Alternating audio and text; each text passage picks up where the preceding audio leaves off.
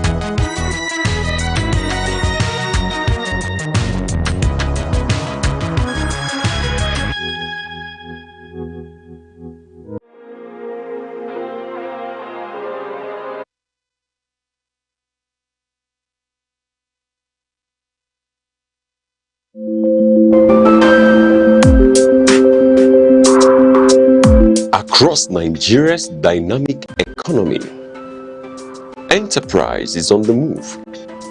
From the resilience of small businesses to the expanding reach of indigenous industries, commerce thrives on innovation, determination, and vision.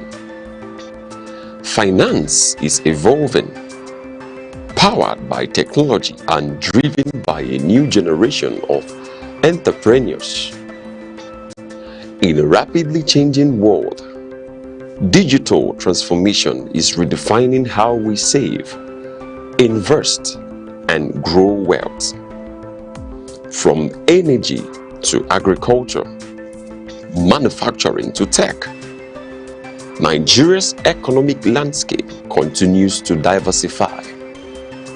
Policies shift, markets respond, and opportunities emerge. Every figure tells a story. Every trend shapes the future. The question is, where is the next opportunity? On Aneke TV, we bring you clarity beyond the numbers.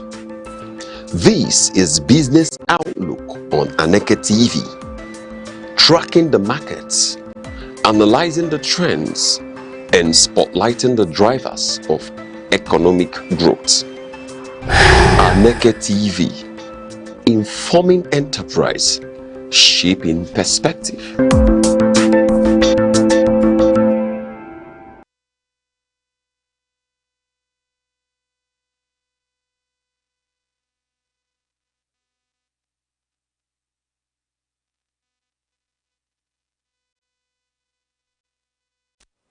Many thanks for joining us on the business segment here on Aneke TV. It's a pleasure to bring the money talks to you.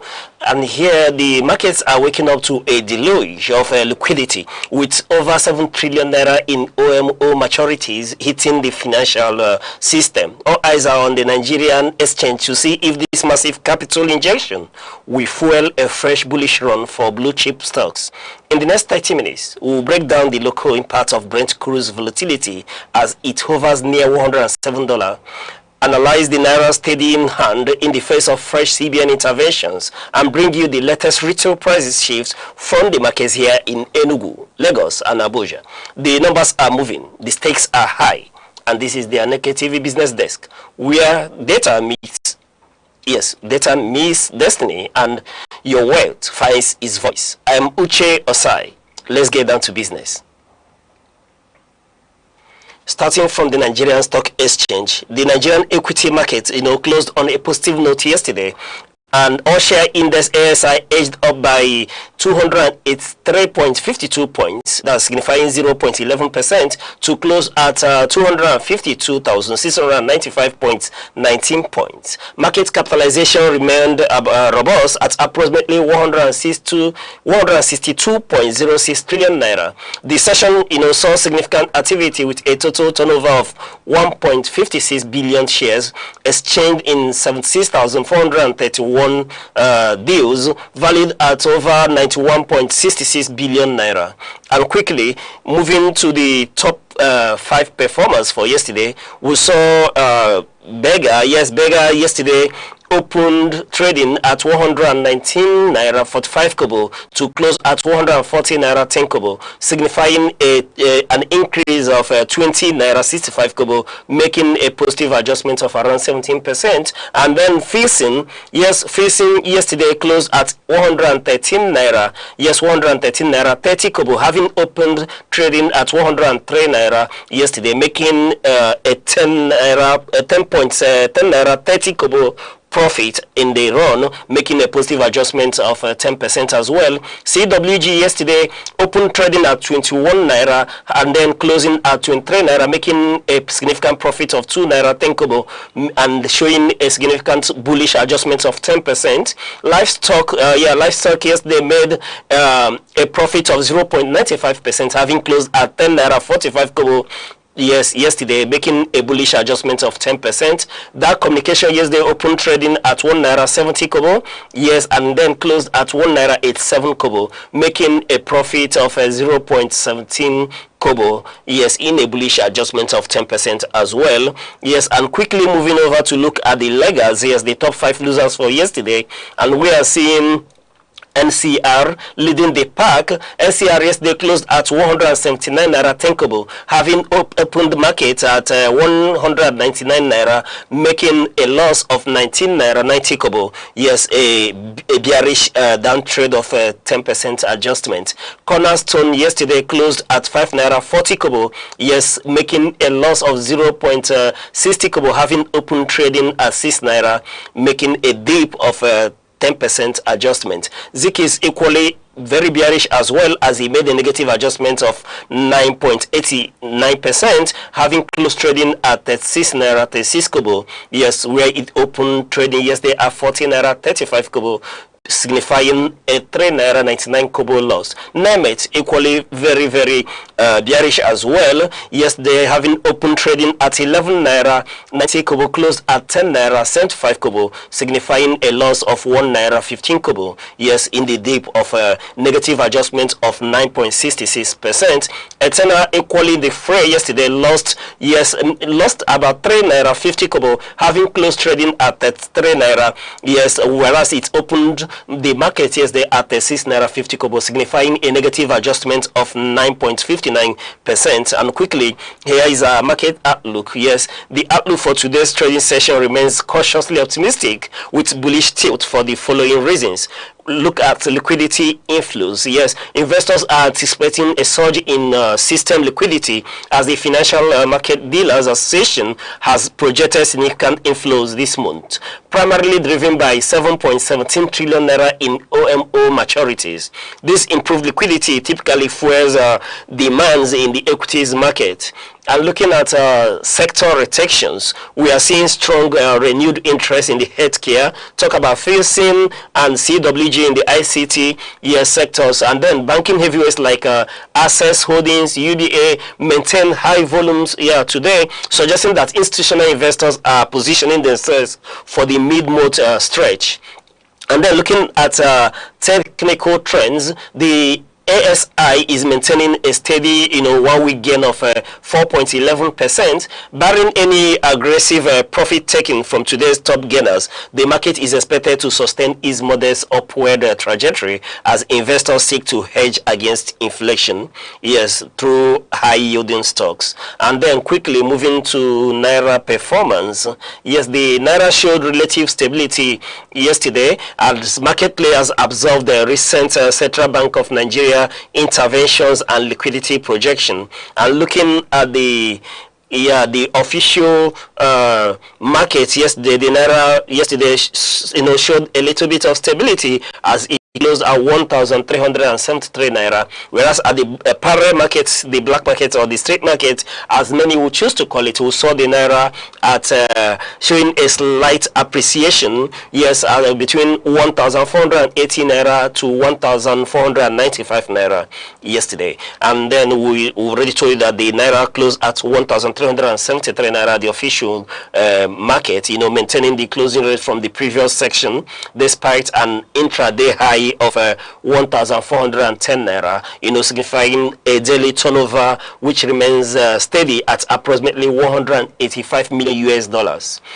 At the parallel market, the local currency gained slightly in the streets, moving from the yesterday's 1,500, average to settle around 1,490 naira per dollar. This is attributed to reduced speculative demands as the market anticipates fresh dollar sales to breed the change operators. And quickly moving to market outlook for today, yes, the outlook is neutral to positive based on the following indicators. One is CBN liquidity injection. Yes, expectations of improved FS supplies are highly following recent open market operation, OMO. Yes, this typically allows the CBN more room to defend the currency in the short term.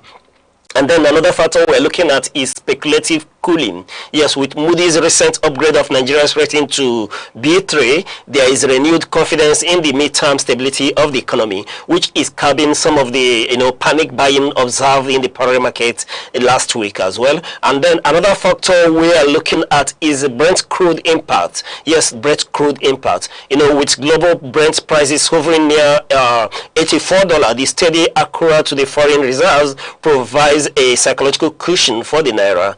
So we anticipate the naira will trade within the narrow band of 1,365 naira to 1,385 naira in the official window today. While at the parallel market may see further consolidation below the 1,480 naira mark if the BDC fundings are confirmed. And then quickly moving to Brent crude. Yes, looking at Brent crude, prices remained highly volatile yesterday. Yes, being Wednesday, May the 13th, as the market reacted to a mix of supply shocks and cooling demand. Yes, and after a sharp 3-day rally, prices eased slightly during this section, and we're looking at Brent crude futures, which settled around $106.95 to $107.50 per barrel, and that's showed a daily change, a decline of approximately $0.82 in this instance, signifying a 0.76% from the previous close. Though prices remain up over 5.4%, for the month. The intraday volatility, speaking to spot prints, peaked as high as $110.87 early in the day before pulling back. And then quickly looking at the key market drivers. Yes, the key market drivers for yesterday, we're looking at geopolitical squeeze. The ongoing US-Iran conflict and the near closure of the Strait of Hormuz, continue to keep a massive risk premium on oil. Analysts estimate that nearly 13 million barrels per day of supply have been disrupted since the start of the year, and then we're looking at shrinking inventories. Yes, the International Energy Agency, IEA, reported today that global oil stockpiles fell by roughly 4 million barrels per day through March and April, making a record, pace of decline as well. Then we're looking at demand reckoning. Yes, offsets the demand reckoning, is offsetting supply fears higher than expected. The U.S. inflation at about 3.8%. A surge in treasury yields have raised concerns about higher for longer interest rate environment, which traditionally, dampens global energy demand. And another factor is the refinery bottlenecks.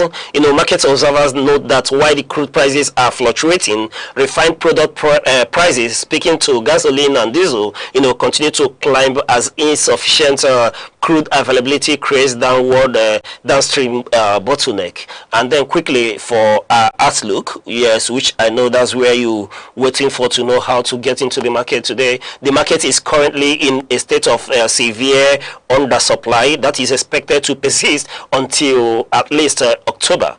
While diplomatic talks between the US and China this week are being watched closely for potential de-escalation signals, JP Morgan analysts project that Brent will average $96 per barrel for the full year 2026, assuming the strait reopens by June. Yes, barring a breakthrough, further volatility is granted heading into the peak summer demand season.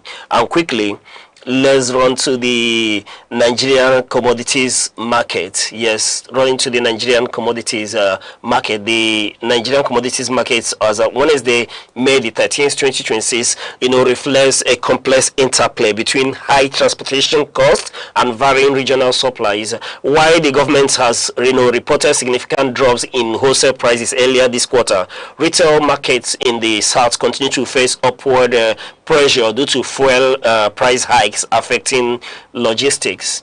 On the FS Commodities Exchange, grain prices remain stable but elevated. Maize and sorghum are trading in a narrow band as the market anticipates the mid-year harvest cycles. Then looking at the producer price index (PPI) for food, rose to 0.2% in April, suggesting that while the hyperinflation of early 2025 has cooled, wholesale costs are becoming more embedded. Now, prices vary significantly across the three major hubs based on the proximity to production zone and local demand. And quickly, let's run to the market here, starting from Enugu, that's the Ogbete new market, then the Abuja, Use, Utako, and Lagos, Mile 12, and K2. These are places we look at the price recession for yesterday to get a view of what is happening in the market. And starting from Enugu, yes, the Ogbete market in Enugu, the local rice 50 kg bag of it that in Enugu sold for 72,000 to 88,000 naira, whereas Abuja is always getting it on a bargain. Yes, Abuja for yesterday bought at 68,000 to 82,000 naira. Lagos is sold for between 75,000 to 95,000 naira. That's the 50 kg bag of local rice. And then looking at gari, the yellow paint, the yellow gari, a pint of it in the Enugu, for yesterday still sold at 2,200 naira to 2,800 naira. Yes, and in Abuja it sold between 2,500 naira and 3,200 naira, depending on the very location in Abuja. And Lagos in this time around, paid between 2,400 to 3,500 naira for a pint of the yellow gari. Remember, some people prefer to soak or make their food with the yellow gari, placing a premium on that very staple food. And then quickly looking at beans, 100 kg bag of beans in Enugu as yesterday sold for between 95,000 naira to 150,000 naira, depending on the market where you are in Enugu. But this price is basically between Ogbete new market, and then when you go as far as the major markets, the price is higher than this as well. And Abuja yesterday, the 100 kg bag of these beans is sold between 85,000 naira to 105,000 naira, and in Lagos is sold between 100,000 to 125,000 naira. Remember, Lagos is always paying a premium on these staple foods. And then yam tuber, the large yam tuber, in Enugu is sold between 3,500 to 5,500 naira, whereas Abuja, always having a bargain, bought for 3,000 to 4,500 naira, and in Lagos it went for 4,500 naira to 7,000 naira as well. And then looking at palm oil, palm oil, the 5 liters of palm oil in Enugu, is sold between 8,500 to 10,000 naira as yesterday, depending on the location in Enugu. But these prices mainly are from the Ogbete new market in Enugu. And Abuja is sold, the 5 liters of palm oil is sold between 10,500 naira to 12,500 naira for yesterday, and Lagos is sold for 11,000 naira to 13,500 naira. That's the 5 liter of this palm oil. Yes, and one would always feel that Enugu should have better bargain. Yes, better bargain when it comes to oil, and that seems to be the case. As in Enugu, it went for 8,500 naira to 10,000 naira, having a bargain in this very product. And then quickly we'll look at the Enugu market. Yes, as a transit hub for the southeast, Enugu enjoys relatively lower for palm oil and tubers compared to Lagos. However, the prices of beans and onions remain high, as these are hauled from the north and with transportation surcharges added at the point of sale. And then looking at Abuja, markets in the FCT benefit from closer proximity to the food basket states like Benue and Kaduna.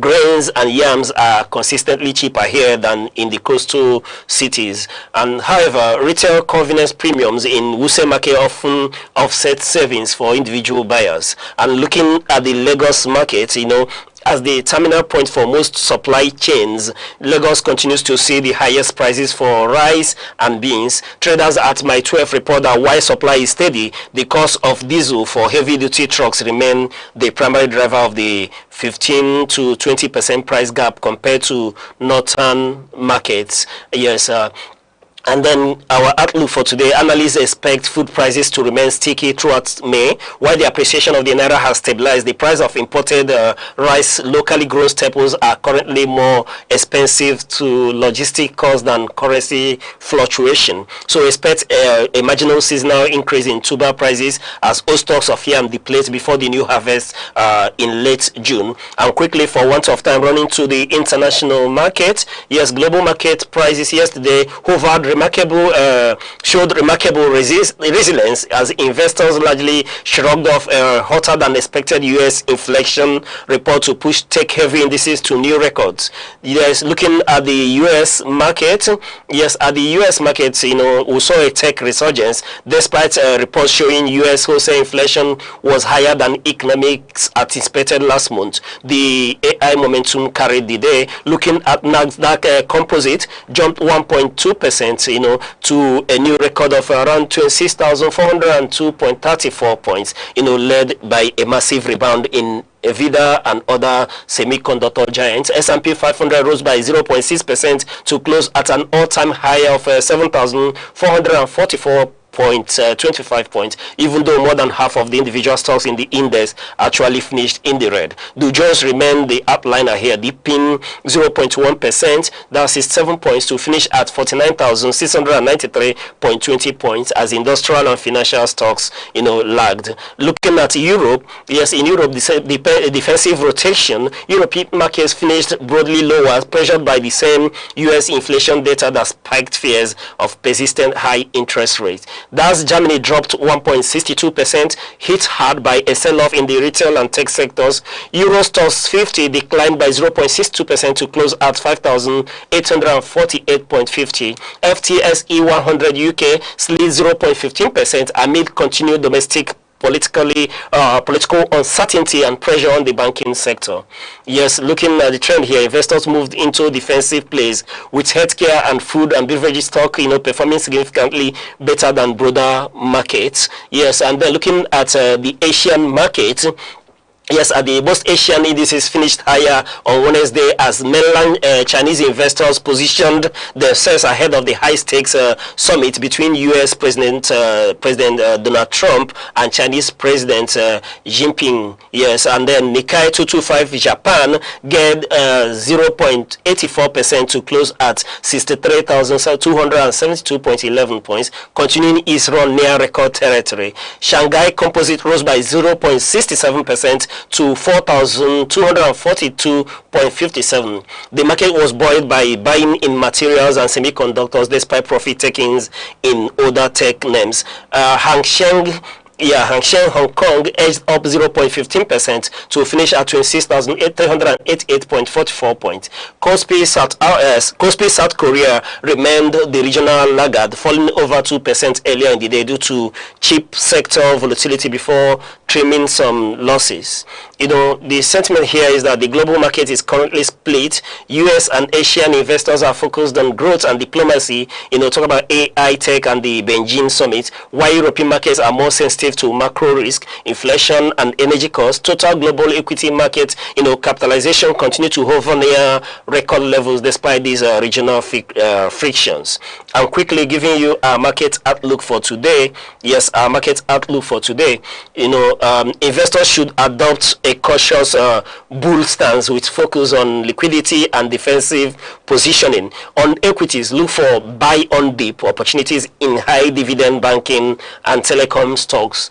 And then on forex, avoid speculative panic buying in the parallel market. Avoid speculative panic buying in the parallel market. On fixed income, prioritize short-term treasury bills. Yes, prioritize short-term treasury bills. Then on commodities, for those in agribusiness, prioritize stock holding in grains like maize, shogun, as logistics costs remain the primary driver of price increases over currency fluctuation. So for us, the bottom line for today is watch the opening 30 minutes of the Nigerian exchange for volume signals. If institutional buyers are present and if institutional buying is heavy, the market may test new resistance level by midday today. And that's where we'll draw the curtain today here on the Aneke TV business segment. We're urging you to stay tuned for the news around the globe. I am Uche Osai. Invest wisely.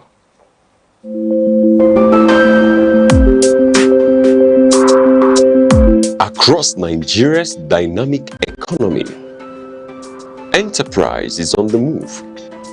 From the resilience of small businesses to the expanding reach of indigenous industries, commerce thrives on innovation, determination, and vision. Finance is evolving, powered by technology and driven by a new generation of entrepreneurs. In a rapidly changing world, digital transformation is redefining how we save, invest, and grow wealth. From energy to agriculture, manufacturing to tech, Nigeria's economic landscape continues to diversify. Policies shift, markets respond, and opportunities emerge. Every figure tells a story. Every trend shapes the future.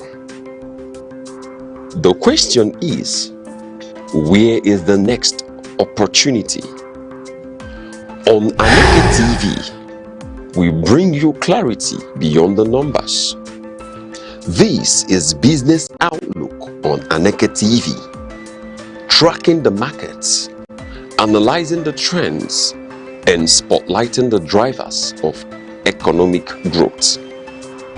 Aneke TV, informing enterprise, shaping perspective.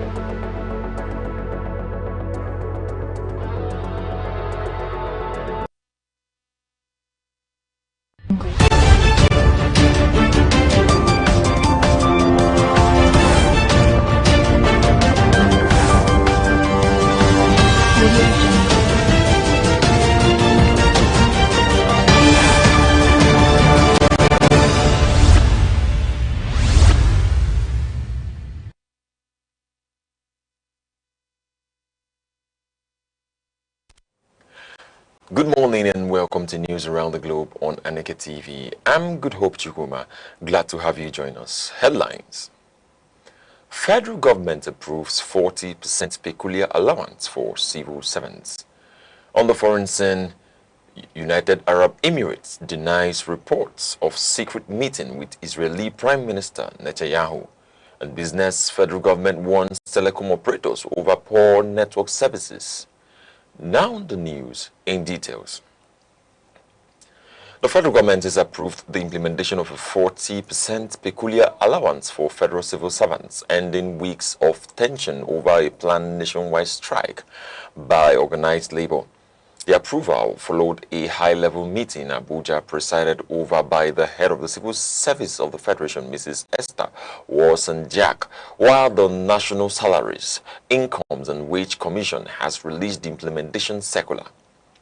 Chairman of the Joint National Public Service Negotiating Council, Mr. Benjamin Uyanto, said the intervention of the head of service helped restore confidence between labor unions and government officials after nearly 2 years of agitation over workers' welfare.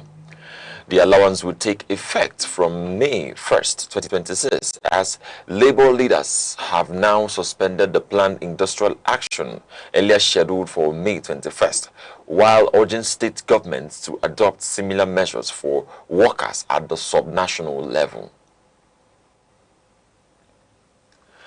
The Enugu state government has partnered with the Nigerian Nuclear Regulatory Authority to strengthen radiation safety standards in health facilities across the state. Speaking in Enugu State, the Commissioner for Health, Professor George Ugu, said the state government remains committed to protecting lives through strict compliance with radiation safety regulations. Professor Ugu stated that health facilities operating radiative equipment must comply with Nigerian Nuclear Regulatory Authority procedures, periodic inspections, and safety standards, adding that the state's new 300-bed international hospital had already received certified equipment inspected by the regulatory authority.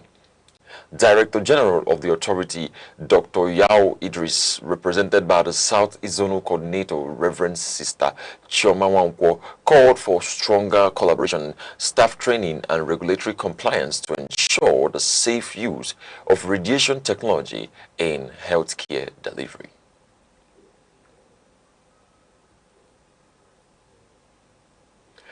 The Nigerian Medical Association Akwa Ibom State Chapter says it will file a 1 billion naira lawsuit against the Economic and Financial Crimes Commission, EFCC, over the alleged assault of Professor Eyo Ekme of the University of Uyo Teaching Hospital. The association accused EFCC operatives of invading the hospital and humiliating the professor while attempting to verify a medical report linked to a suspect under investigation. Speaking at a news conference in Uyo, the Nigerian Medical Association chairman, Professor Aneke, described the incident as degrading and unacceptable, insisting that medical professionals must be treated with dignity while carrying out their duties. The association, which has commenced an indefinite strike, demanded a public apology from the EFCC and prosecution of officers allegedly involved in the incident before doctors return to work. International medical charity Doctors Without Borders, also known as MSF, says Nigeria is facing its worst malnutrition crisis in recent years, with more than 404,000 children treated for malnutrition in 2025 alone. According to the organization's latest country activity report, over 350,000 children received treatment through outpatient programs, while nearly 91,000 others were admitted for severe complications linked to hunger and disease outbreaks. MSF said northern Nigeria remains the worst affected region, with the rising cases of malaria, measles, and diphtheria, worsening conditions in communities already struggling with poverty, displacement, and lack of clean water.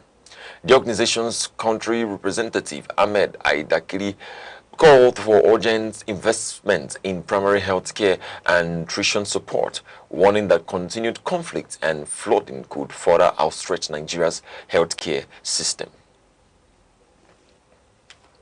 Rivers State Governor Sir Siminalayi Fubara has denied reports linking him with defection from the All Progressives Congress (APC) to the Nigerian Democratic Congress (NDC). Governor Fubara dismissed the rumors while inspecting ongoing healthcare projects in Port Harcourt, insisting that he remains committed to the APC and focused on governance. The speculation followed the reported defection of his brother, Mr. Blessing Fubara, to the NDC amid claims of political disagreements within the ruling party in the state. The governor also used the occasion to inspect a newly completed general hospital and a remodeled neuropsychiatric hospital, describing improved healthcare delivery as a major priority of his administration. The Anambra State House of Assembly has received a second batch of commissioner nominees from Governor Chukwuma Soludo for screening and confirmation. Speaker of the House, Mr. Osumto Chukwu Udeze, announced the development during plenary in Oka and referred the nominees to the House Committee on Screening and Electoral Matters. The nominees include architect Henry Arinze for the Ministry of Housing, Mr. Nonso Chukwuma Ibom for the Ministry of Commerce, and Dr. Ezeaka Augustine Weme as Executive Secretary of the Anambra State Health Insurance Agency. A statement by the Speaker's Special Assistant on New Media, Mr. Franklin Osankwa, said the screening process would commence in line with legislative procedures. Delta State Commissioner of Police, Mr. Yemi Oyeniyi, has called for stronger collaboration between the police and the judiciary to improve criminal justice administration in the state.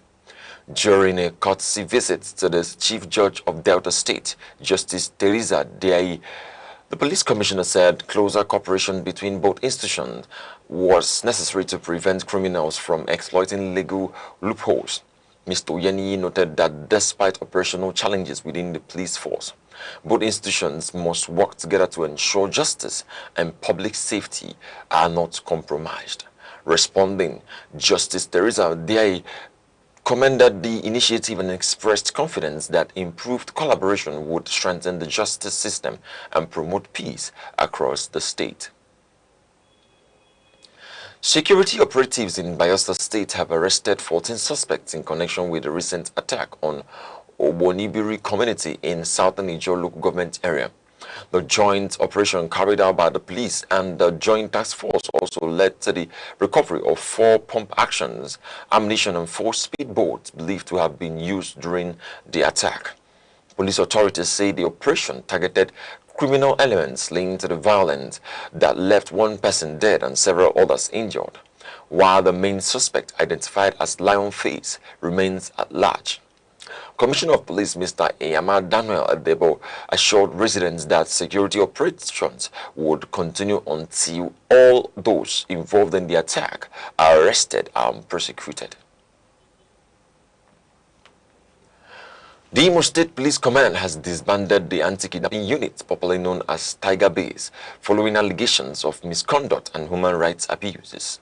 Commissioner of Police Mr. Audu Garuba Boso also announced the dissolution of the Scorpion Unit and Lion Squad during the inauguration of the new Violent Crime Response Unit, VCRU, in Owerri. Mr. Boso said the reform approved by the Inspector General of Police, Olatunji Disu, is aimed at promoting professionalism, intelligence-led policing, and respect for human rights. The command also inaugurated a civilian oversight board comprising representatives of the Nigerian Bar Association and civil society groups to monitor the activities of the new unit and address public complaints.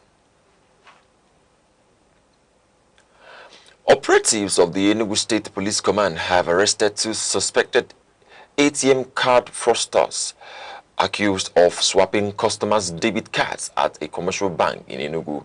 The suspects, Aneke Timothy and Philip Chiwa, were arrested by officers attached to the Central Police Station after they were rescued from an angry mob at Obara Avenue.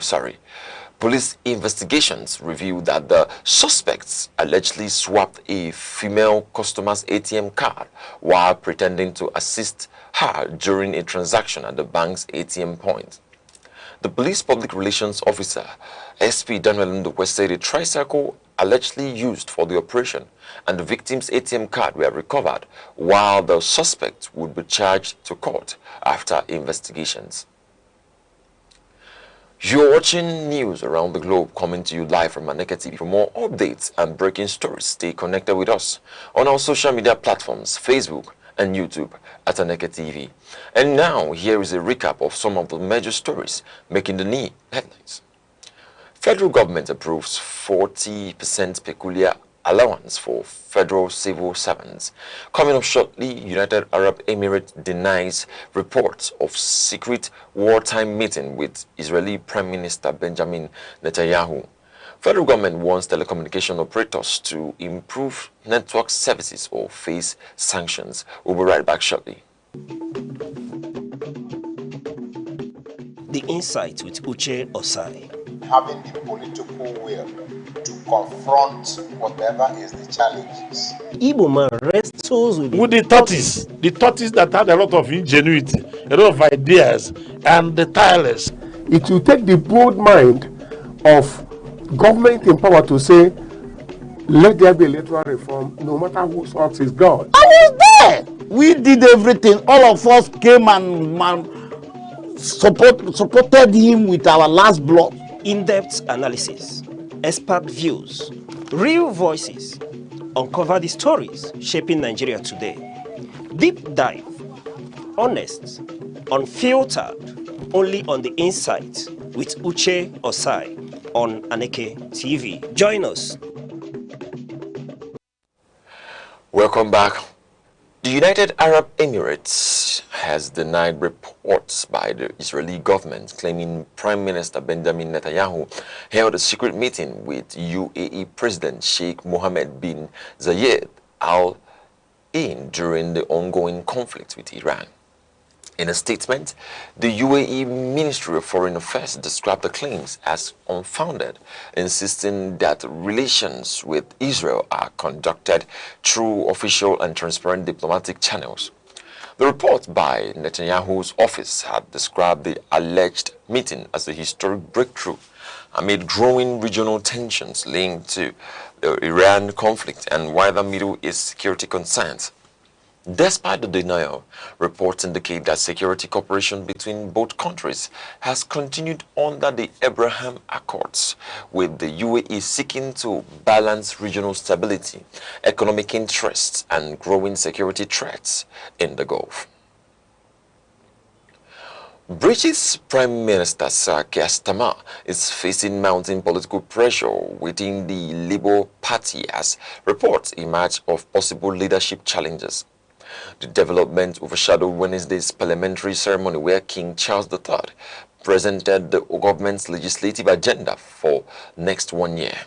Reports in Westminster suggest Health Secretary Wes Streeting is considering a leadership bid following Labour's poor showing in recent local elections. Although no formal challenge has been announced, despite the growing tensions, Prime Minister Starmer says his administration remains focused on governance and delivering its legislative program, while political analysts continue to monitor developments within the ruling party. French authorities have placed sections of the luxury cruise ship Ambition under quarantine following an outbreak of gastroenteritis among passengers on board. The vessel, carrying more than 1,200 passengers, mostly British and Irish nationals, remains docked in Bordeaux as health officials work to contain the spread of illness. Passengers allowed to disembark were advised to observe strict hygiene measures, including regular hand washing and self-isolation for anyone showing symptoms of the stomach infection. Officials also clarified that the recent death of a 92-year-old British passenger from cardiac arrest was unrelated to the outbreak, while medical teams continue treatment and monitoring on board the ship. Now in business, the federal government has warned telecommunications operators to improve service delivery or face regulatory sanctions over poor network performance across the country. Minister of Communications, Innovations and Digital Economy, Dr. Bosu Tijani, said the government had already addressed major industry challenges through policy reforms and infrastructure protection measures. Dr. Tijani noted that the government's nationwide fiber expansion project, known as Project Bridge, would further strengthen digital connectivity and support improved telecom services. He added that the Nigerian Communications Commission has been empowered to enforce compliance, stressing that subscribers deserve better call quality, improved internet access, and reliable digital services. The federal government says Nigeria's long-awaited digital switch over platform will be officially launched on June 17, 2026. Minister of Information and National Orientation Alhaji Mohammed Idris announced during a tour of the Nigerian Communications Satellite Facility alongside the Director General of the National Broadcasting Commission, Dr. Charles Ebuebu. The minister said the transition from analog to digital broadcasting would provide viewers with access to over 100 channels, improved picture quality, and expanded broadcasting opportunities. Alhaji Mohammed Idris added that certified installers and technical support teams will be deployed nationwide to ensure seamless access to the new digital broadcasting platform. Main Power Electricity Distribution Limited has appealed to residents of Emene and surrounding communities in Enugu State to remain patient over the prolonged power outage affecting the area. Managing Director of the company, Dr. Ernest Mupwaya, said ongoing repair works on the damaged Emene industrial lines 1 and 2 had experienced delays due to additional technical faults discovered during repairs. The outage has affected several communities, including Emenite, Akanu Ibem International Airport, Sunrise Estate, Tinkas Corner, Transikulu, and parts of Itukwozala. Dr. Mupwaya assured residents that engineers were reinforcing damaged towers and replacing affected lines to ensure safe and stable electricity supply following the windstorm that disrupted power infrastructure earlier this month. Now in sports, Nigeria's Falconets will participate in Friday's draw for the 2026 FIFA Under-20 Women's World Cup scheduled to hold in Poland. The Nigerian side has been placed in Pot 2 alongside teams such as the United States, Canada, Mexico, and Colombia ahead of the tournament draw at the EC1 Cultural Center. Coach Moses Aduku's team secured qualification after defeating Malawi 3-2 on aggregate, extending Nigeria's record of appearing in every edition of the competition. The tournament is scheduled to begin on September 5th and run until September 27th, with Nigeria hoping to make another strong impact on the global stage. Now in entertainment, a federal high court sitting in Efurun, Delta State, has awarded 30 million naira damages against social media personality Martins Otse, popularly known as Very Dark Man, for defaming the wife of comedian Mr. Jollof. Justice R. Hariman ruled that allegations made against Mrs. Esin Jomoyotan Atspoi, accusing her of extramarital affairs, were defamatory and unsupported by evidence. The court ordered the defendant to publish a formal apology and retraction in 2 national newspapers across all his social media platforms within 14 days. The judgment also restrained Very Dark Man and his associates from making further defamatory statements against Mrs. Atsepoyi, describing the publication as damaging to her reputation. And now to end the news, here are the major stories again. The federal government has approved the implementation of a 40% peculiar allowance for federal civil servants, following negotiations led by the head of the civil service of the Federation, Mrs. Esther Wasson-Jack, with organized labor and relevant government agencies. On the foreign scene, the United Arab Emirates has denied reports of a secret wartime meeting between Israeli Prime Minister Benjamin Netanyahu and UAE President Sheikh Mohammed bin Zayed, insisting that diplomatic engagements are conducted through official and transparent channels. And on business, the Minister of Communications and Innovation and Digital Economy, Dr. Bosun Tijani, has warned telecommunications operators to improve network quality and service delivery or face regulatory sanctions from the Nigerian Communications Commission. And that was the news. For more updates and breaking stories, follow us on all social media platforms, Facebook and YouTube at Aneke TV. Many thanks for watching. I am Good Hope Chukuma. Good morning.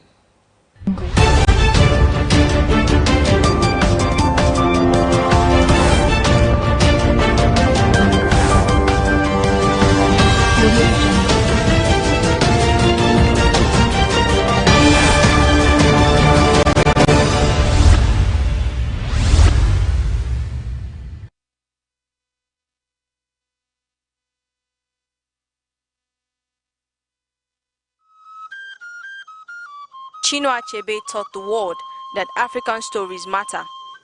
Through Things Fall Apart, gave voice to the colonized and challenged stereotypes. His legacy is proof that the pen can shape perception and preserve identity. Time, the silent witness to human courage, the keeper of memory, the archivist of greatness. Across the vast landscapes of Africa, from the savannas to the bustling cities, voices once rose, ideas once bound, and visions once dared to challenge the limits of their age. They were not merely individuals. They were epochs in human form. In literature, minds such as Chinua Achebe, Wole Soyinka, and Ngugi wa Thiong'o reclaimed the African narrative.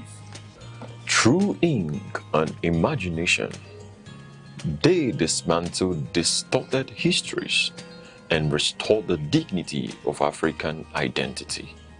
Their words were not just stories. They were mirrors, reflecting a people long misunderstood, and windows opening the world to the depths of African civilization. In the realm of science and knowledge, pioneers like Philip Emeagwali proved that African intellect could reshape the frontiers of computing and technology. Their work was a quiet revolution, reminding the world that innovation knows no geography. And in leadership, towering figures emerged when history demanded courage. Men like Nnamdi Azikiwe, Kwame Nkrumah, Nelson Mandela, and Julius Nyerere redefined freedom, not as a privilege bestowed, but as a right reclaimed. They spoke for millions. They endured prisons, exile, and resistance. Yet, their vision transcended the politics of their time. They dreamed of a continent awakened. Today, their echoes travel through generations. In every African classroom, in every curious mind, in every dream that refuses limitation. For history is not merely what has passed, it is the foundation upon which tomorrow stands. The past still speaks. Its lessons remain. Its voices endure. This is not just remembrance, it is inheritance. Echoes of the past, where history breathes and legacy lives on.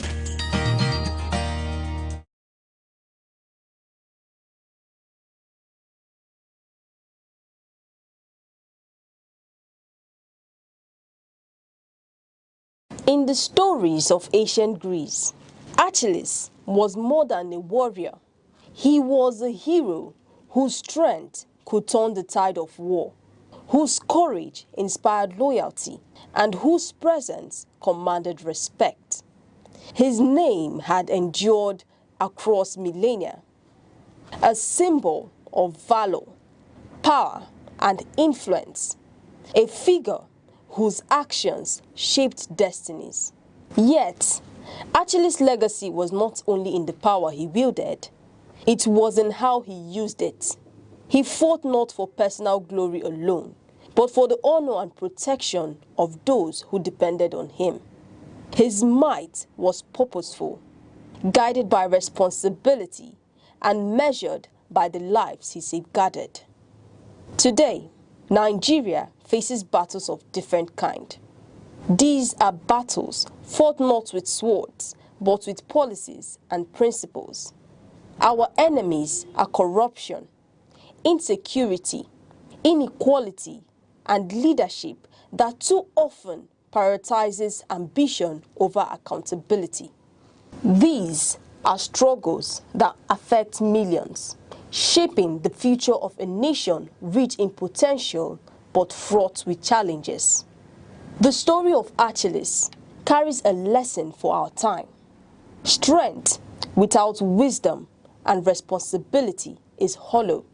Power without vision can destroy more than it builds. Leadership in Nigeria demands more than force. It requires courage, foresight, and a commitment to the people. True heroism is not in personal triumph, but in the welfare of those entrusted to your care. The heroism Nigeria needs is tangible.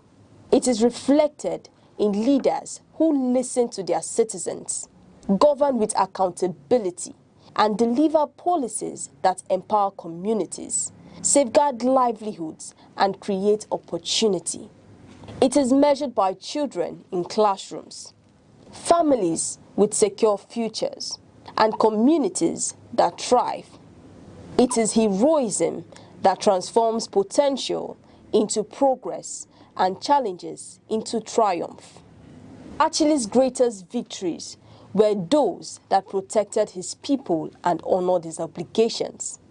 Similarly, Nigeria's most enduring successes will be those that prioritizes its citizens, safeguard their future, and uphold accountable people-centered leadership. Strength exercised for the common good, rather than personal gain, is the truest measure of greatness.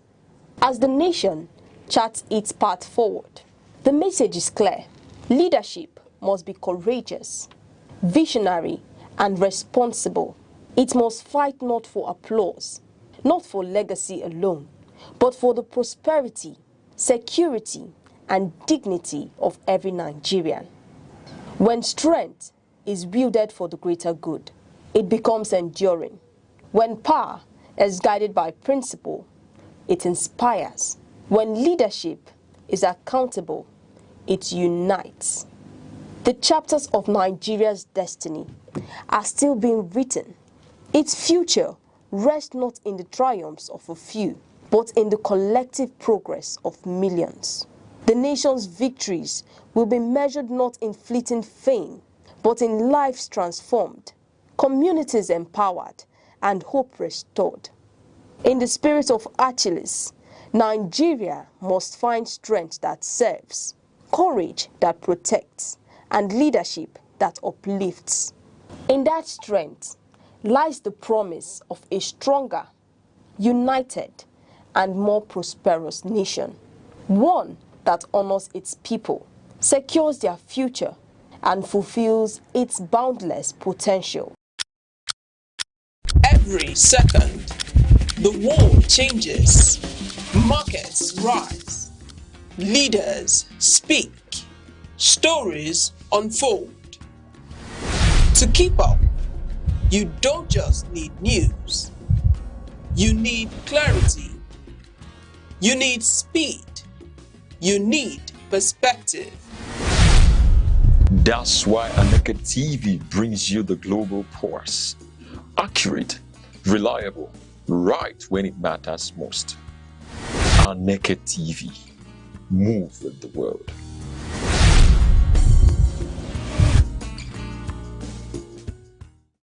Hello and welcome to our Vox Pop segment on Aneke TV, where we engage residents on issues affecting daily life and development.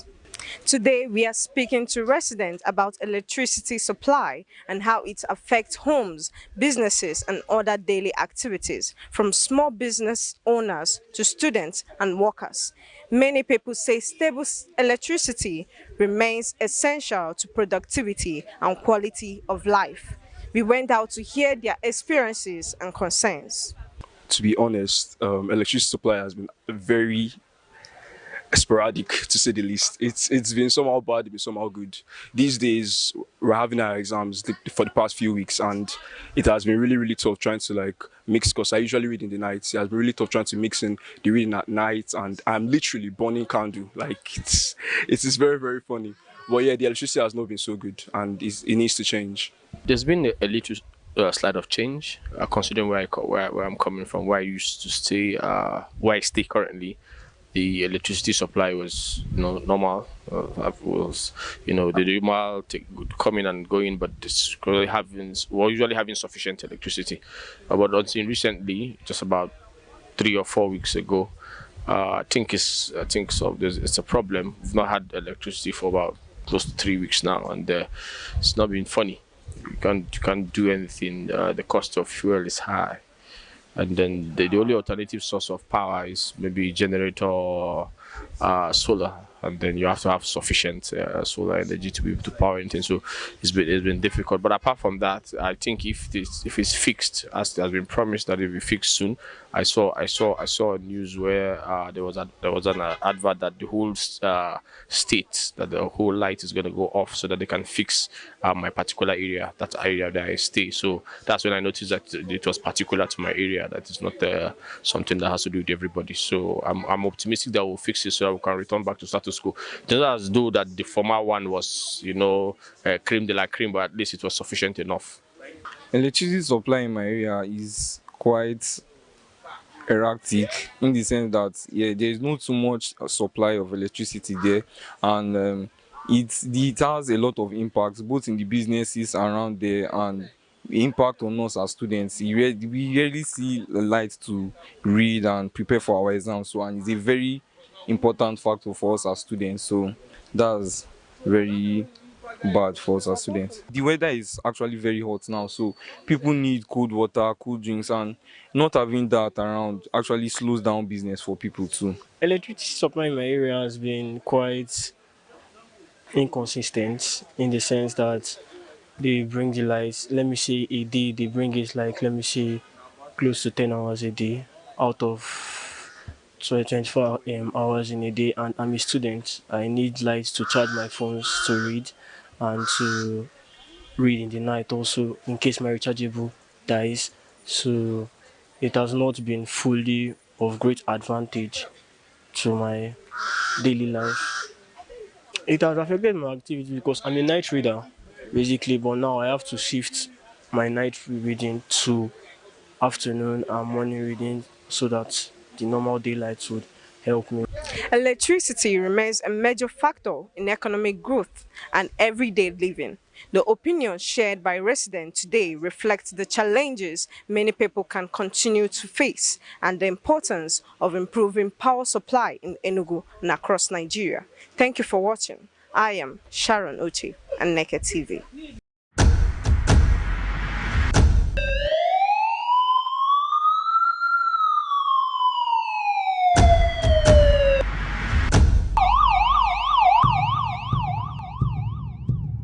In a world where safety matters and vigilance saves lives, Information is power. Awareness is protection. from our streets to our homes, from local communities to national security, Security Watch brings you timely reports, expert analysis, and trusted updates on security issues that matter to you. Stay alert. Stay informed. Stay safe. Security Watch, every week only on Aneke TV.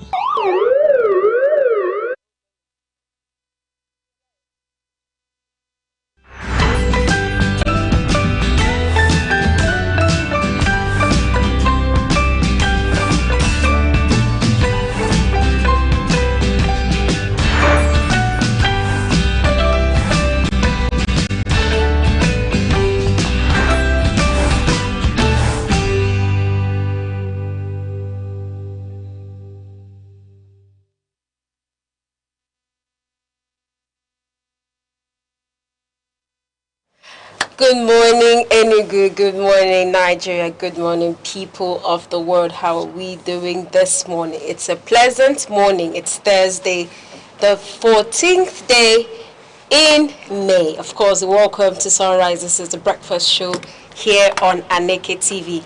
I am Princess Ken Choma. Thank you for joining us this morning, and I hope you enjoyed today. And of course, it's Throwback Thursday.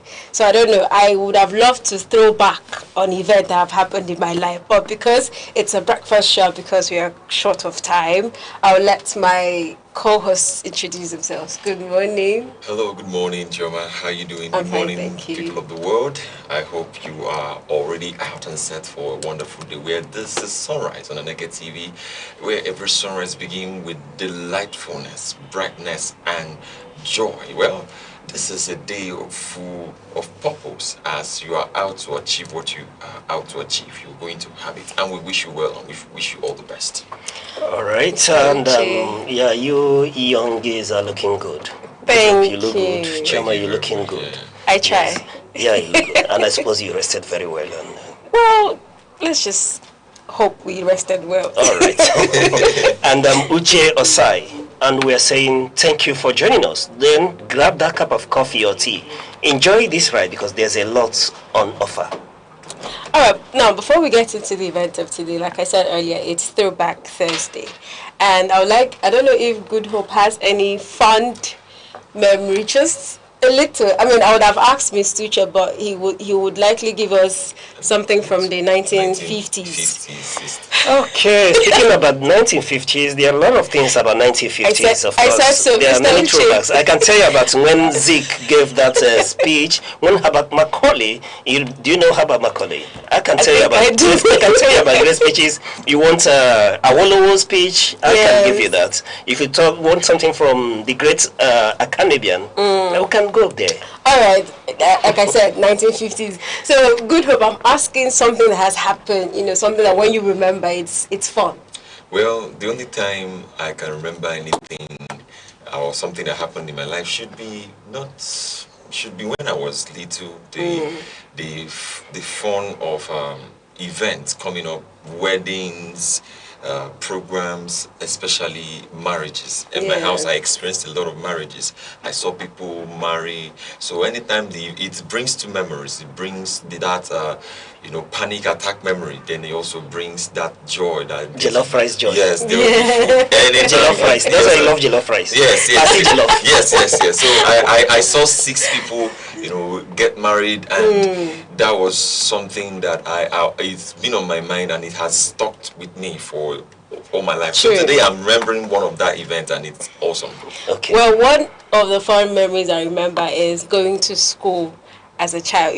When you're in secondary school, you have 2 uniforms. You have the PE and you have the main uniform. So you have that picture where you are dressing so smartly with your properly ironed dress. You went to school when they wear 2 uniforms. Yes. The PE and the major. I had a pinafore. I mean, I can still picture. I can still picture. No, I can imagine you in that. I was a delight. I was a delight.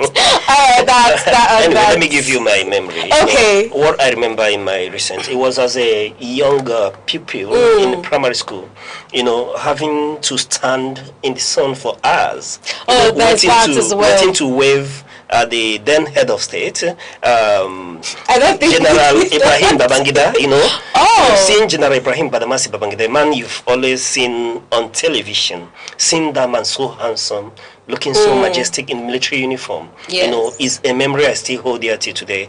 And upon sighting him, we forgot that we've been under the sun for hours waiting for him. Yes. And these were moments when Nigeria was sweet. You would see the head of state, visit. You see him parade through the streets, driving in that open convoy with those motorcyclists, making those, swabs and all that. So it's a memory I cherish so much, and it has brought me on to one day I want to get there. And all right. All right. I mean, we have lots and lots of memories. It's just quite unfortunate that, with the Nigeria that we have now, there's some things that we experience as children that we can't dare dream of. They're just memories in our minds. And on that note, we bring to you our quote for the day.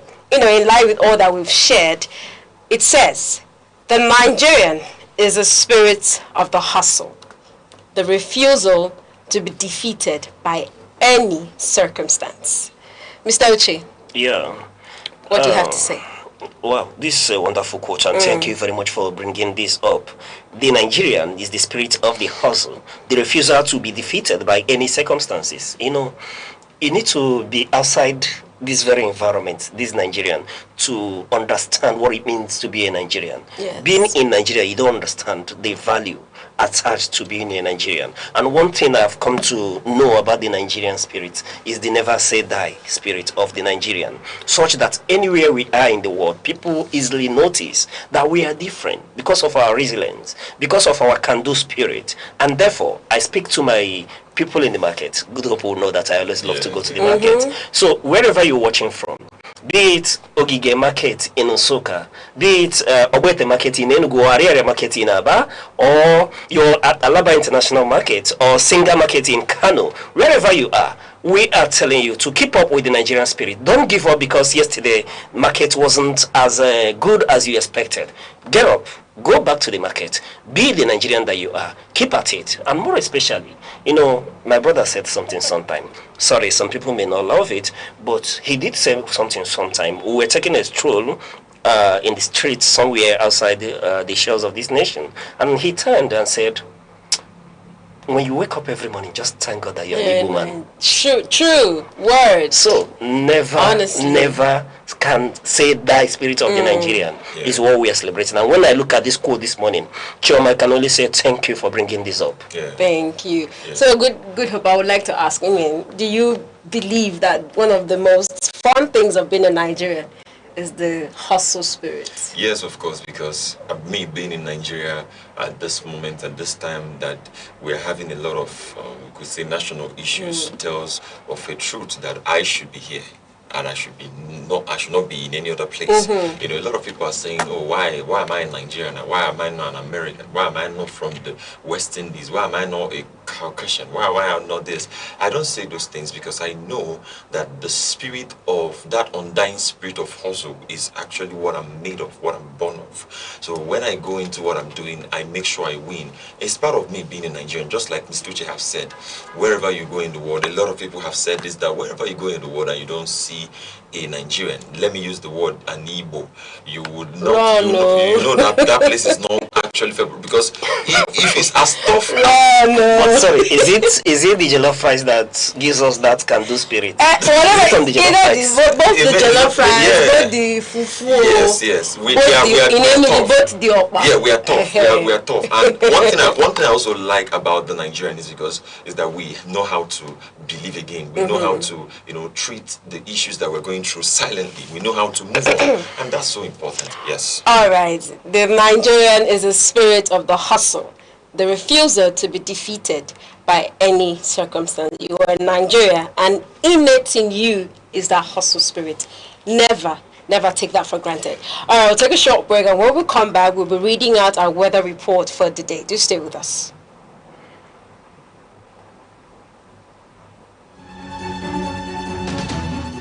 Seven days, countless moments, stories that shape the week. From decisions in the corridors of power to developments affecting everyday lives. From moments of challenge to stories of resilience and progress. This is where the week comes into focus. Week in retrospect, only on Aneke TV.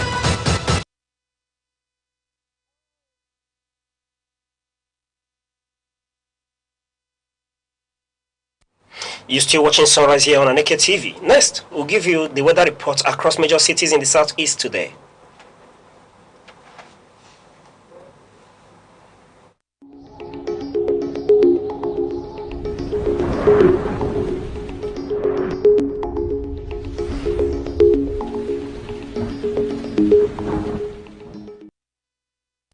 Good morning, Oka, Anambra State. Anambra begins the day warm and calm with temperatures around 25 to 27 degrees Celsius. The early morning atmosphere feels peaceful, but by afternoon the heat becomes more intense, rising to about 33 to 35 degrees Celsius. Busy road and markets will feel hotter than usual. By evening, clouds are expected to gather, bringing rain and possible thunderstorms that will cool the state and create a calm night. And here in the cold city, Enugu, we wake up to cooler and fresher than most parts of the southeast, with temperatures around 24 to 26 degrees Celsius. The morning breeze keeps conditions pleasant before temperatures rise gently to about 30 to 32 degrees Celsius later in the day. Rainfall is expected earlier here, making the evening cooler, quieter, and very relaxing. Good morning, Abakaliki, Ebonyi State. Ebonyi this morning begins cool at around 24 to 26 degrees Celsius, but the heat builds rapidly as the sun strengthens. Afternoon temperatures may reach 33 to 35 degrees Celsius in Ebonyi, making it one of the hottest places in the southeast today. Thunderstorms are expected later in the evening, bringing cooler air and much-needed relief. Owerri wakes up warm and humid, around 25 to 27 degrees Celsius, with moisture noticeable in the air from early morning. Afternoon temperatures could rise to about 32 to 34 degrees Celsius, making the weather feel heavy and sticky. By evening, showers and thunderstorms are likely, bringing relief from the heat and a cool night temperature and atmosphere. Good morning, Umuahia, Abia State. The day opens mild and comfortable around 25 to 27 degrees Celsius, giving residents a calm start. Afternoon temperatures move up to about 31 to 33 degrees Celsius with a mix of sunshine and clouds. Evening rain showers are expected later, helping to cool the environment and create a peaceful night. So, wherever you are in the southeast today, stay safe, stay cool, dress light, and do keep an umbrella handy. Remember that either rain or shine, we've got you covered. And this is your weather report here on Sunrise Aneke TV. We'll go on a short break and we'll return with more updates. Please stay with us.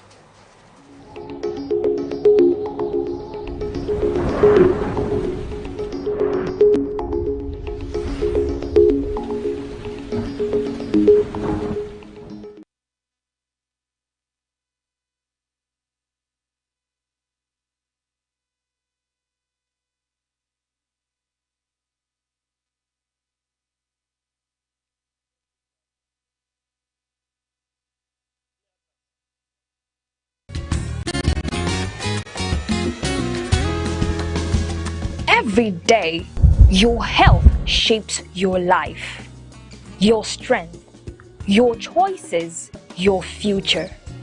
Because knowledge is the first step towards well-being. This is Health Matters, only on Aneke TV.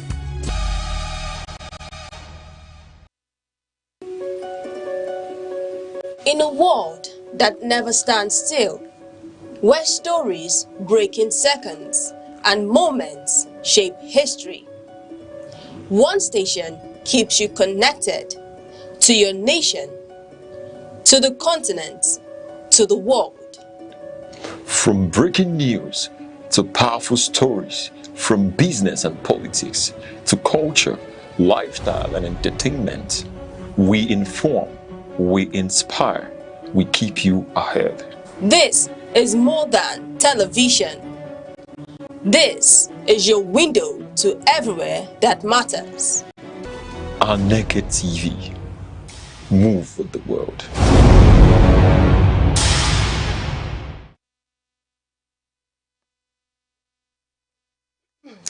All right, welcome back. We're getting into our newspaper for the morning. We have the Vanguard, we have the Daily Sun, we have the Punch, the Guardian, the Nation, Daily Trust, and of course we're introducing two new papers. We have the Arab News and Financial Times.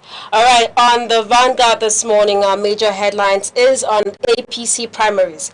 It says petitions pouring as party clears Uzodimma, Fubara, Ali, others. All right, axes dangle on Adelabu. No governor qualified, alert in position threatens Oyo APC.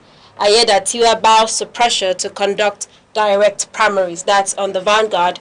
Then on the Daily Sun, ex-power minister bags jail term. Guba ambition crashes. Found guilty in 33.8 billion naira fraud to spend 75 years in prison. That's on the Daily Sun. Dangote rejects NNPC offer to increase stake in refinery. That's the major headline on the Punch. Refinery supplies over 3.2 trillion naira petrol to local market in 3 months amid falling imports. US-Iran conflict boosts refinery earnings. Output climbs to 661,000 BPD. And Dangote Group eyes $100 billion revenue target by 2030. Why refinery declined NNPC offer. That's all the major headline for the Punch. Then on The Guardian, IMF exposes Nigeria's budgeting gaps as execution crisis deepen. Nigeria's fiscal fragility, the rising cost of budget indiscipline. APC kicks off with House of Representatives primary. Abbas, Kalu, Iwovere, Doguwa, Faleke, Obasa, Amefule, others in race for tickets. That's the major headline on The Nation this morning. APC kicks off with House of Representatives primaries. And on Daily Trust, as Mambila project stalls, court jails Maman 75 years for 33.8 billion naira fraud. That's on the Daily Trust. And introducing the new paper, it's a foreign newspaper, on the Arab News, the major headlines there are: Israel uses Middle East truce to ramp up its attack on Gaza. Funding shortfalls also forces UN to halve food aid in Syria. And then our last newspaper for this morning, okay, we also have a business showbiz report. On Financial Times, Starmer rallies Labour loyalists in move to see off streeting challenge. All right, that's for the Financial Times. And on the Showbiz Gist, it's a report from Ilebaye's mother addressing a viral video. She says, "We planned it." This is referring to the case of Ilebaye and her father. Joy as Vicky James. Femi Atere welcomes daughter. All right, that's all our newspaper headlines for this morning. We're starting off with our review. Okay, our first newspaper that we are discussing this morning is on the Punch newspaper. It says Dangote rejects NNPC offer to increase stake in refinery. So apparently NNPC was set to acquire 20% stake in the refinery for about 2.76 billion naira. But so far they are at 7.2%, having paid just 1.1 billion naira. So Dangote has rejected on 3 reasons. He said, of course, there's a breach in contract. You say you want 20% to pay a certain amount, and so far you are at 7.2%. Secondly, they said, if you don't pay everything, I still have control over my company. That's Dangote speaking. And of course, he's referencing the issue of, importing crude oil. The international market, the war in Iran has affected the import. So Dangote now has to buy oil from international companies. So these reasons are, basis for his rejecting NNPC's offer to increase their stake in the refinery. Mr. Uche, what do you have to say about this? All right. Looking at this issue, one thing that comes to mind is where would we have been if there wasn't a Dangote refinery at this instant, especially given the crisis that's been bedeviled the world, coming from the Gulf. Speaking to the war between the US and Iran, US, Israel against Iran in this instance. However, when you look at these issues, you see that Dangote refinery has been a sort of a messiah for the Nigerian state, such that if there wasn't a Dangote refinery, one thing that is so certain is that we are complaining to be paying out of pocket.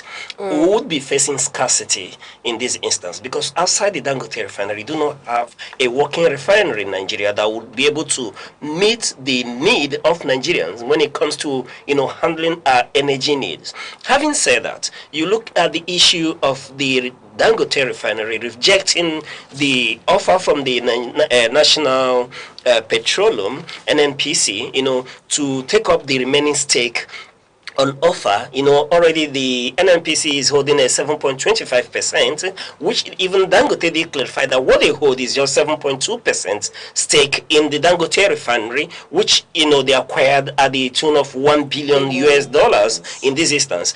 But however, what the point you will note here is the Nigerian, what I call complacency of the Nigerian leaders and those who are the helm of affairs in Nigeria, where they do not, look proactively onto issues. Looking at the fact that they rejected their opportunity to increase their stake in Dangote refinery as at 2024, 2021, 2024, and then now they are requesting to take up that stake that they initially rejected. In fact, the information is that the group CEO, in 2021 thereabouts, so in 2024, speaking to Melagria, did reduce the stake of the Nigerian Petroleum in Dangote refinery. They sold off some of their stakes from the refinery in this instance that brought it down to the 7-point-something% that we are seeing. And then it begins to give need to question what is our policy, what is our outlook when it comes to, pushing forward any interest of the Nigerian state. What is our outlook? That those who are the helm of affairs are not able to project and see that the Dangote refinery is a profitable venture for the Nigerian state, to have a measurable stake in. And look at what is in question here. You're talking about energy. Whoever controls your energy anywhere in the world at this instant would control your national security. In this instance, the Dangote refinery could, on their own, decide to cause a scarcity. What you hold through the NNPCL that is already not a wholly Nigerian government enterprise in this instance is having only a 7% stake in this concern, meaning that you can't even control what is happening there. Having said that, you now begin to look at the profitability and the reasons they've alluded to why they are rejecting, the offer of the NNPC to increase their stake is because Dangote Refinery has already come out, earlier this year to say that they will have a public offering that will allow the generality of Nigerians, to buy into their shares in this instance. And there is a possibility that in this instance they would give dividends, they will pay dividends in dollars, meaning that the Dangote refinery is profitable, leading us to now begin to question the viability of the carcass that will call refineries in Nigeria. What are we going to do with this carcass? Because they become a burden on the Nigerian state. We are still paying salaries to people in that enterprise. Nigeria is still sinking money. And I want to ask, what have come out from the investigation of the MD of this refinery, money that was meant for the rehabilitation of this refinery? What was meant, where is it at this point in time? What have they come out with the investigation? You see money that's been voted for the turnaround maintenance of this refinery unaccounted for, telling you that the Nigerian state will need to redefine what our outlook is when it comes to managing public interest in this aspect. And looking at Dangote refinery, look at the profit alone just in 2026 that domestically is able to, supply, to the tune of 3-point-something trillion naira in this short instance tells you the viability of the refinery and what could have occurred to the Nigerian state if our going concerns in terms of refineries are working. So we need to rethink these things. And for me, I continue to hold the gentleman Dangote to a high esteem, because who have been left, to our own fate, to the mercy of the Nigerian state, where the crisis in the Gulf has now, made it impossible for us to have access, to the importation. Imagine if we were still left to get the, substandard products from Malta and so on, if Dangote refinery is not here. Let me just anchor on that point for now. All right. We'll take a short break. We'll be right back. Just stay with us.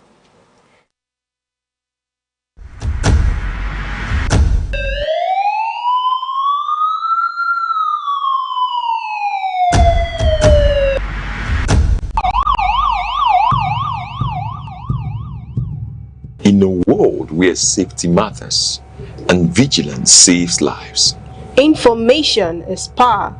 Awareness is protection. from our streets to our homes, from local communities to national security, Security Watch brings you timely reports, expert analysis, and trusted updates on security issues that matter to you.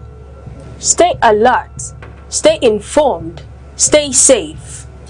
Security Watch, every week only on Aneke TV.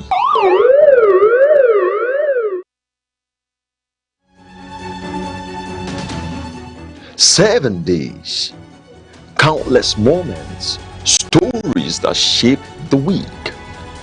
From decisions in the corridors of power to developments affecting everyday lives. From moments of challenge to stories of resilience and progress. This is where the week comes into focus. Week in retrospect, only on Aneke TV. Join us on Arena, Aneke TV's premium current affairs program, where politics, development, and governance come alive. Every Monday, Wednesday, and Friday, we host top professionals and thought leaders who speak their minds on issues shaping Nigeria and the world. It's inclusive, enriching, and absolutely captivating. The roadmap is, let's have our environment secured so that investors can come. If you don't know what economic security is, kidnapping will tell you what it is. You kidnap your ransom. Customers are going to get these meters, and like we said, it's at no cost. There are things that dialogue can handle. But when you leave it, you want to use a kinetic approach alone. You cannot. For discussions that promise insight and deliver truth, stay tuned, stay informed, and keep watching Arena, only on Aneke TV.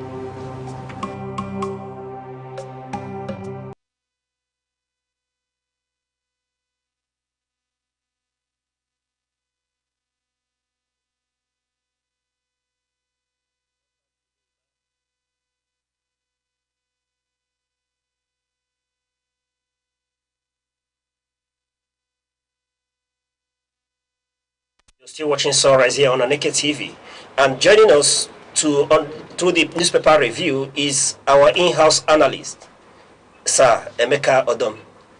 Mr. Emeka, it's a pleasure to have you on Sunrise. Thank you so much for having me, and good morning to our viewers. Good morning. Thanks for joining us. And my signature question: how is Nigeria treating you, Mr. Emeka?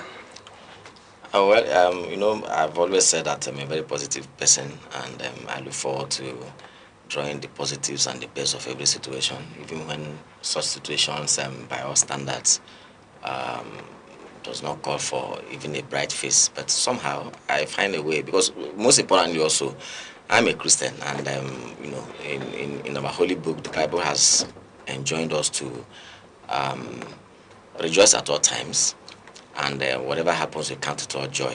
Yeah. But again, also, I'm also very, very quick to add that that is not to deny the fact that too many things are not working in Nigeria. And if you live in a country where too many things are not working, it looks as if life is hard, life is difficult.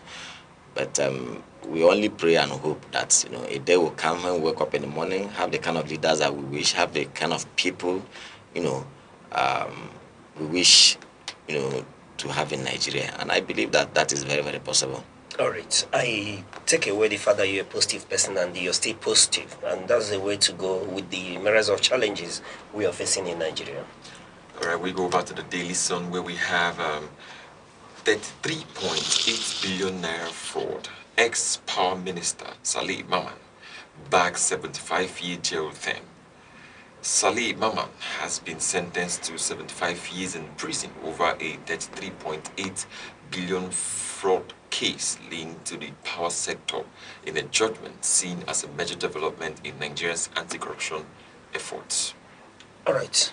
Mr. Meka, yes, please. We are talking about former Minister of Power in Nigeria to the tune of 33.8 billion naira, frittered away, defrauded, laundered by someone we trusted with the resources of this nation to give us stable power supply. Let me get your opinion on this.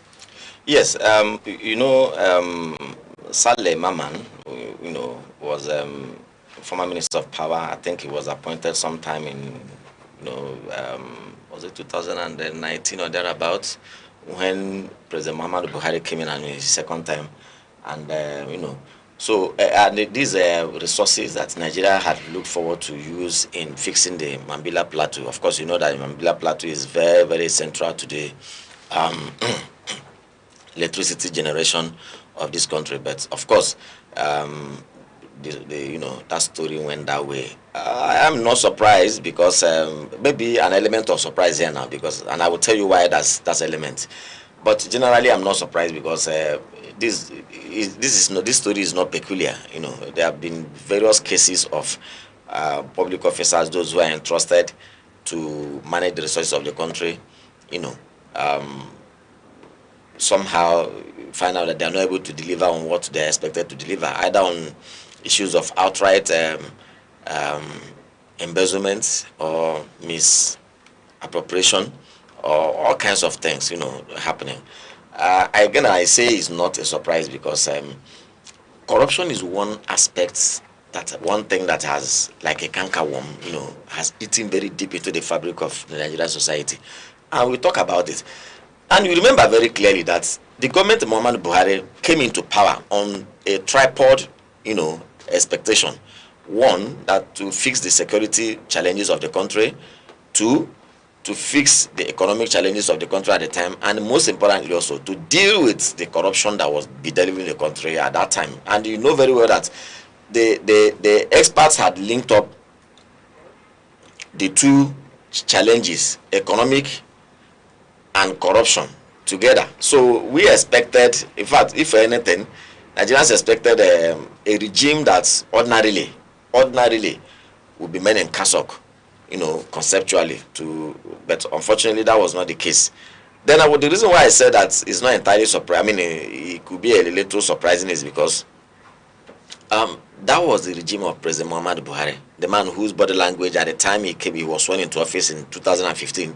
The body language everybody had agreed was enough to scare would-be corrupt people away. But here we are, somebody who even served in his own cabinet where he personally was overseeing. So it's a big paradox, but very unfortunately is a continuation of the Nigerian story. Okay, looking at the sentencing here, Justice James Omotosho sentenced him to 75 years imprisonment, without the option of fine, but for count 4, where he is allowed to pay 10 million naira in this instance. This number of years, to you, is it equivalent to the crime committed in this instance? And do you see this as a deterrent to other politically exposed individuals in Nigeria? Yeah, I'm not a lawyer, first and foremost, and I'm not a lawyer. I don't belong to the bench, nor do I belong to the bar. But basically, as someone who at some point in time had been a judicial correspondent, in my career, I can tell you a few things. Number one, before judges sentence or read out sentence to an accused person or a convicted person, there are a lot of things that they look at. Okay, sorry, let me put this in perspective. We are looking at 12 count charges against Saleh Maman in this instance, which borders around fraud and money laundering in this instance, and most of them were on.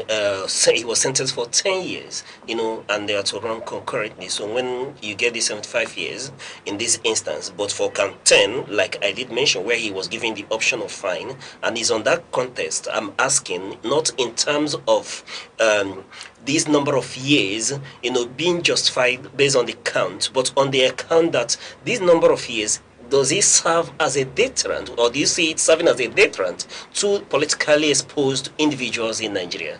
No, that's what I'm trying to explain to you. So, you see, the number of years, you can argue that, well, this crime by far outweighs the offense. I mean, the offense or the crime by far outweighs the sentence that is handed out. That argument is there. Anybody can, proffer the argument. But what is more important is, number one, I don't think that the state doesn't derive any pleasure, when citizens are languishing behind bars.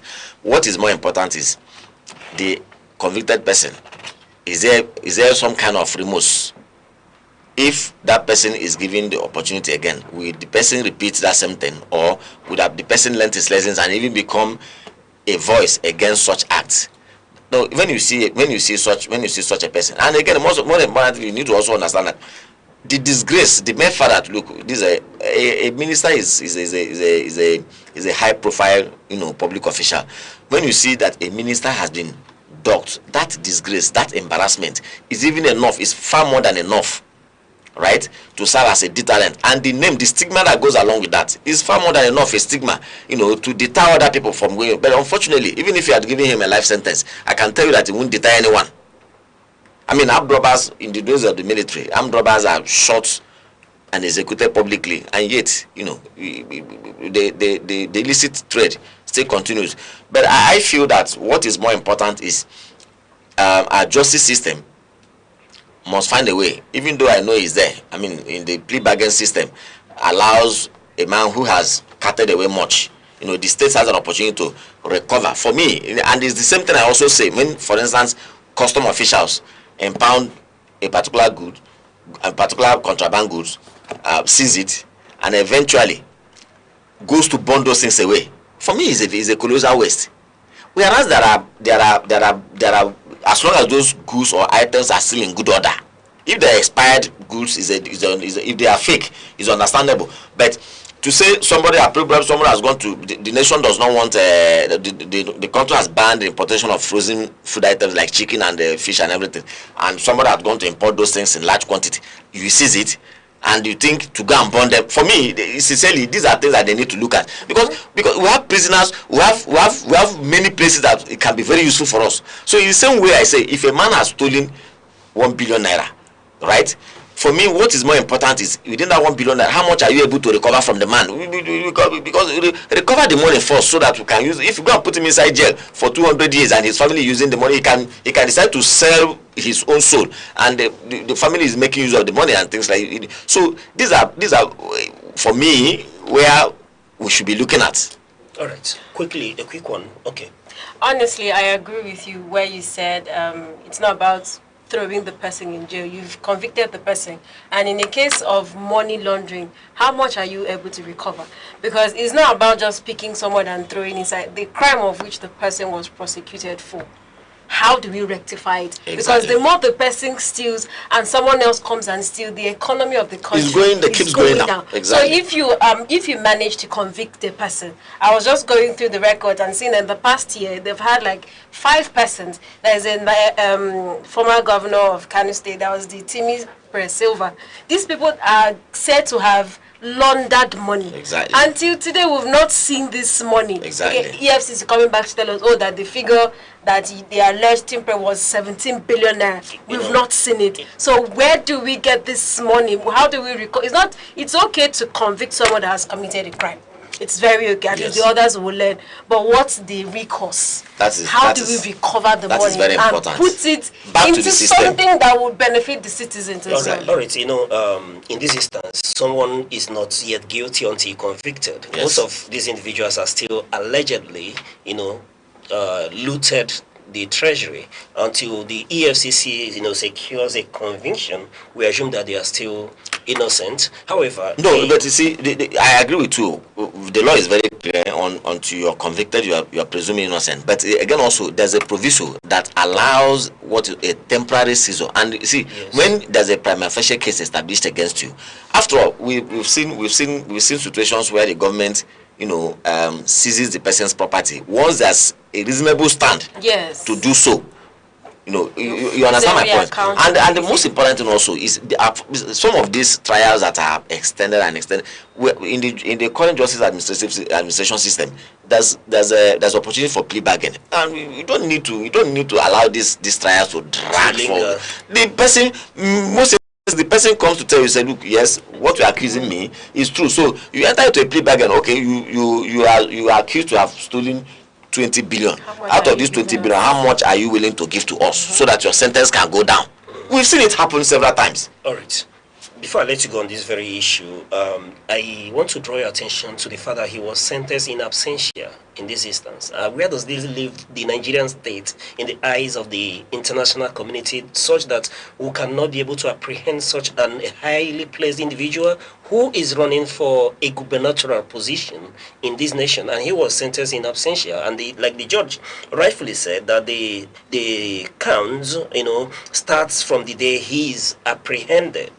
So it might not even be in the next 2-3 years, depending on whenever he's. No, until he's apprehended. Yeah, until he's apprehended, and if the man is out of the country and eventually doesn't come back until God calls him home, and that's the case. But you see, what is more important here is a conceptual issue, and it goes to the fundamentals. Number one, it's a very simple case, which we must understand in our everyday life. In an everyday life, if, for instance, somebody commits an offense and runs into the house of a big man that has all the security in the world, a fortified compound, as long as the big man has opened his gate for him, so okay, come and take shelter here for a reason whatsoever, you have to take another big man of the caliber of that man that he has run into to go there, either negotiate to say, oh boy, somebody has done something, I'm looking for that man, they say he ran into your house. Why now? Why are you shooting this man? So at that level they discuss, and before you know it, he will be the one to go and bring the guy out and hand it over to him. But if you're a man of a lower class,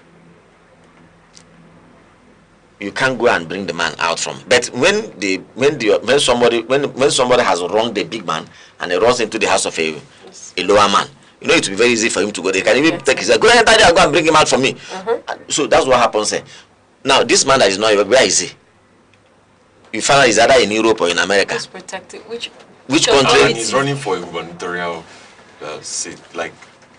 In this country. From where? When the man is not, and this is a man. What kind of gubernatorial? A man has been sentenced. The day he lands at the airport, he's going from there to the prison, not to the detention, to prison. And you think he will come? He will not. How can he come? I mean, which gubernatorial is he running? Best way. So, but the question here is that he was sentenced in absentia. Where is he? Which country is he? That is at the heart of the question he asked. Perhaps he's somewhere in Nigeria, even and unable, like you did say, it may require a bigger man to. So see, the point is that it's very unlikely he's in Nigeria here. I mean, very clearly. I don't think our system had degenerated to that point. But he must be, if he's alive, he's out of the country, obviously, and he's in one of these other, either he's in somewhere in Europe or in America, or maybe in one of the islands, one of the Arabian islands. Chilling in a private country. But the thing there is that country, whatever country that he is, what understanding does that country have with Nigeria in terms of handing over those on corruption charges? I know very well that if you're facing a serious corruption charge against the state, some of these major European and American countries will not hide you. Because when you come to the issue of corruption, they don't support it. Even as much as probably you repatriated the money to, I mean, you traffic the money to their country to keep in their own economy. Yet they won't keep you. They will ask you to go and face the music in your country. But the most important thing is we should be able to know which country is this man. Doesn't Nigeria have an understanding in that country? Why can't he be brought back? Is this whole thing, is it drama? So these are the issues. All right, that is getting quite heated right here in the studio. We'll take a short break. When we come back, we'll delve more on newspapers this morning. We'll be right back.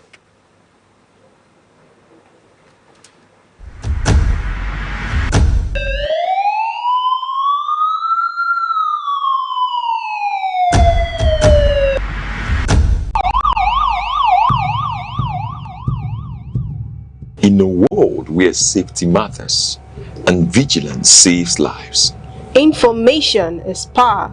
Awareness is protection. from our streets to our homes, from local communities to national security, Security Watch brings you timely reports, expert analysis, and trusted updates on security issues that matter to you. Stay alert. Stay informed. Stay safe.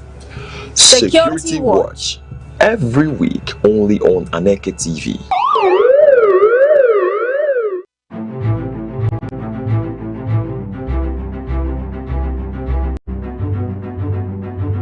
Morning headlines before you step out. Midday updates while you walk. Evening analysis when the day winds down. Wherever life takes you, Aneke TV keeps you informed, connected, and ahead. Aneke TV. Move with the world.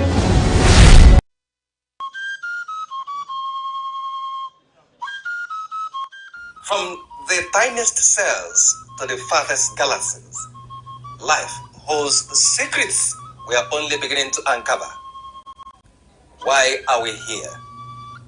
What connects us all? What unseen forces shape our destiny? Join Professor Jude Udenta as he explores the wonders, the questions, and the revelations that define existence. Mysteries of life, where every answer sparks a new discovery. Watch now on Aneke TV every Monday.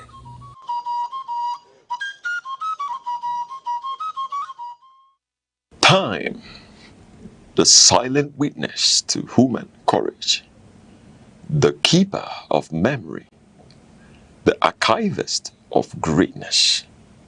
Across the vast landscapes of Africa, from the savannas to the bustling cities, voices once rose, ideas once bound, and visions once dared to challenge the limits of their age. They were not merely individuals. They were epochs in human form. In literature, minds such as Chinua Achebe, Wole Soyinka, and Ngugi wa Thiong'o reclaimed the African narrative. Through ink and imagination, they dismantled distorted histories and restored the dignity of African identity. Their words were not just stories.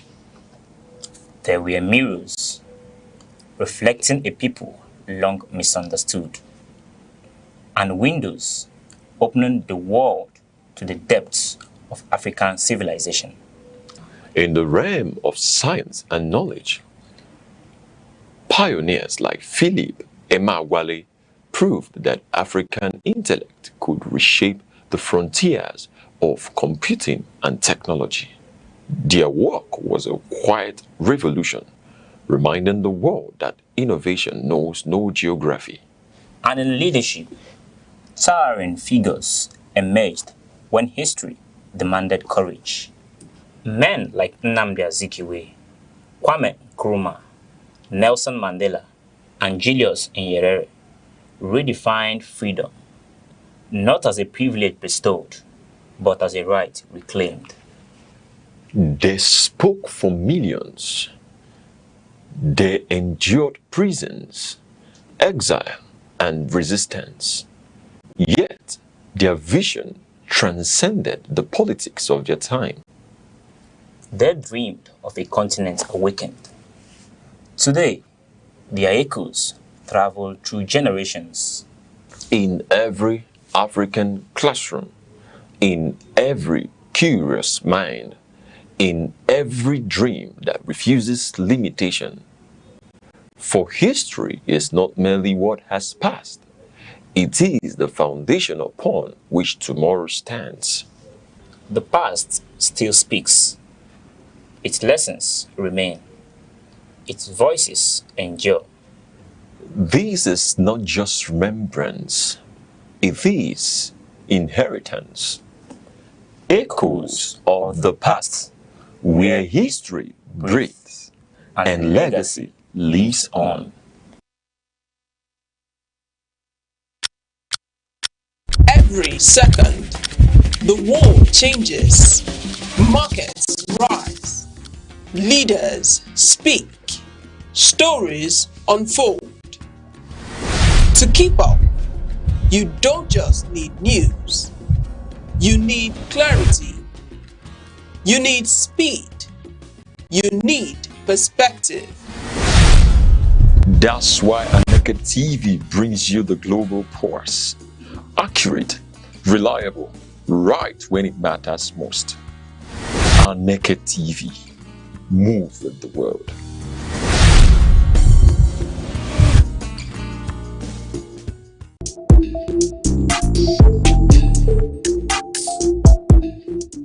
Law is the architecture of civilization, the silent force that orders society and defines justice.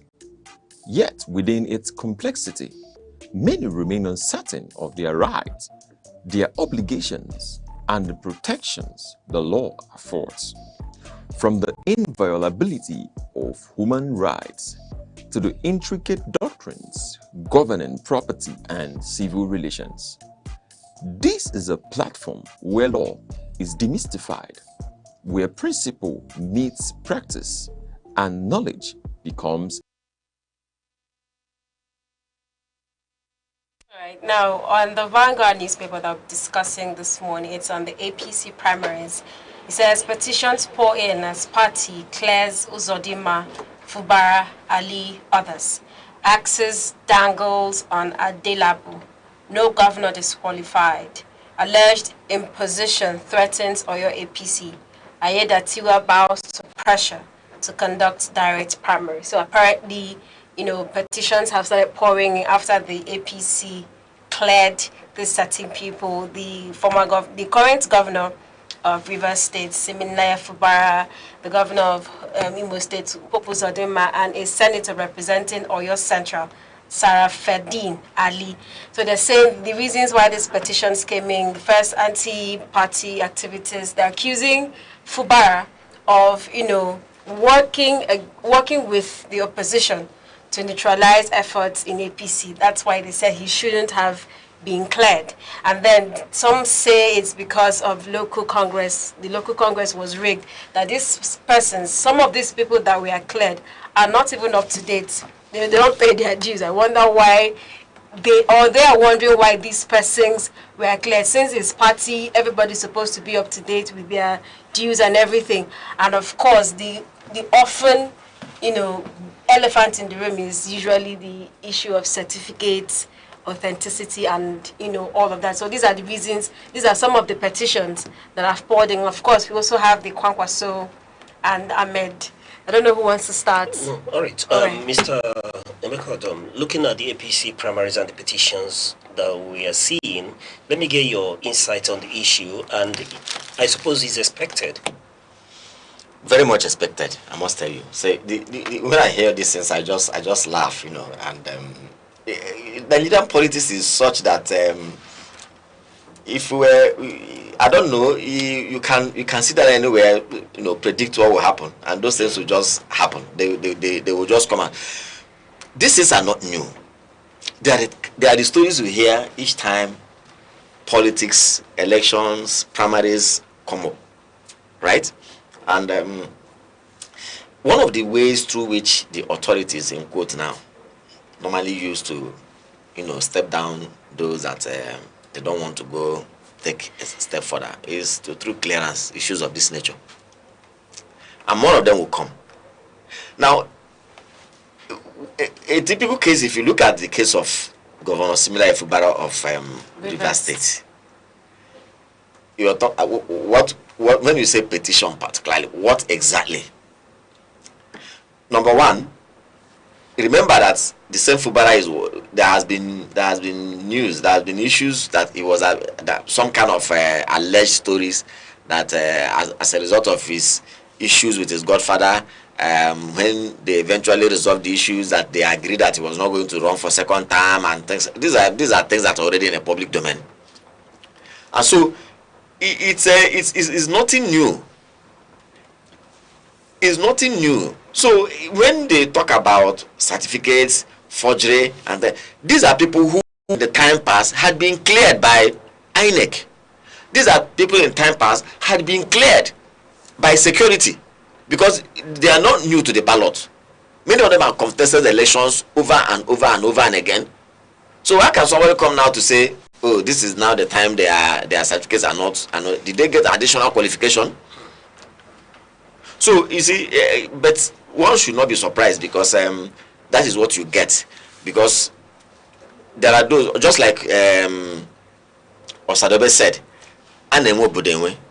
So when you come like this whole electoral process, you know, within a particular domain, there are people that seemingly, in quote, own the domain, and so these are people who determine whether you should go or you should not go. Ordinarily, it should have been the people. Yes. But here, you and I know very clear that the people, you know, their power is less in this kind of situation. All right. She did introduce another issue in between, the issue between Kwankwaso and Baba Ahmed of the PRP. Yes, you know, Hakim Baba Ahmed, you know, who, of course, you know him very clearly.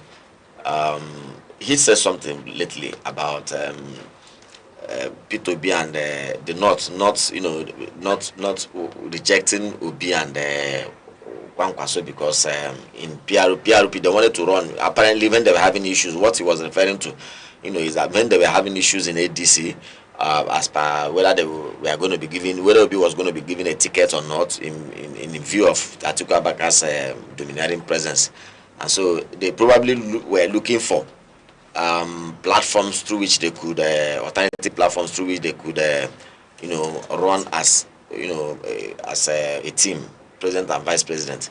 And so they may have approached the PRP asking that they be given that guarantee to pick the ticket automatically, and himself being the chairman of PRP probably declined to say, no, look, if you're going to run on this ticket, you must compete, you know.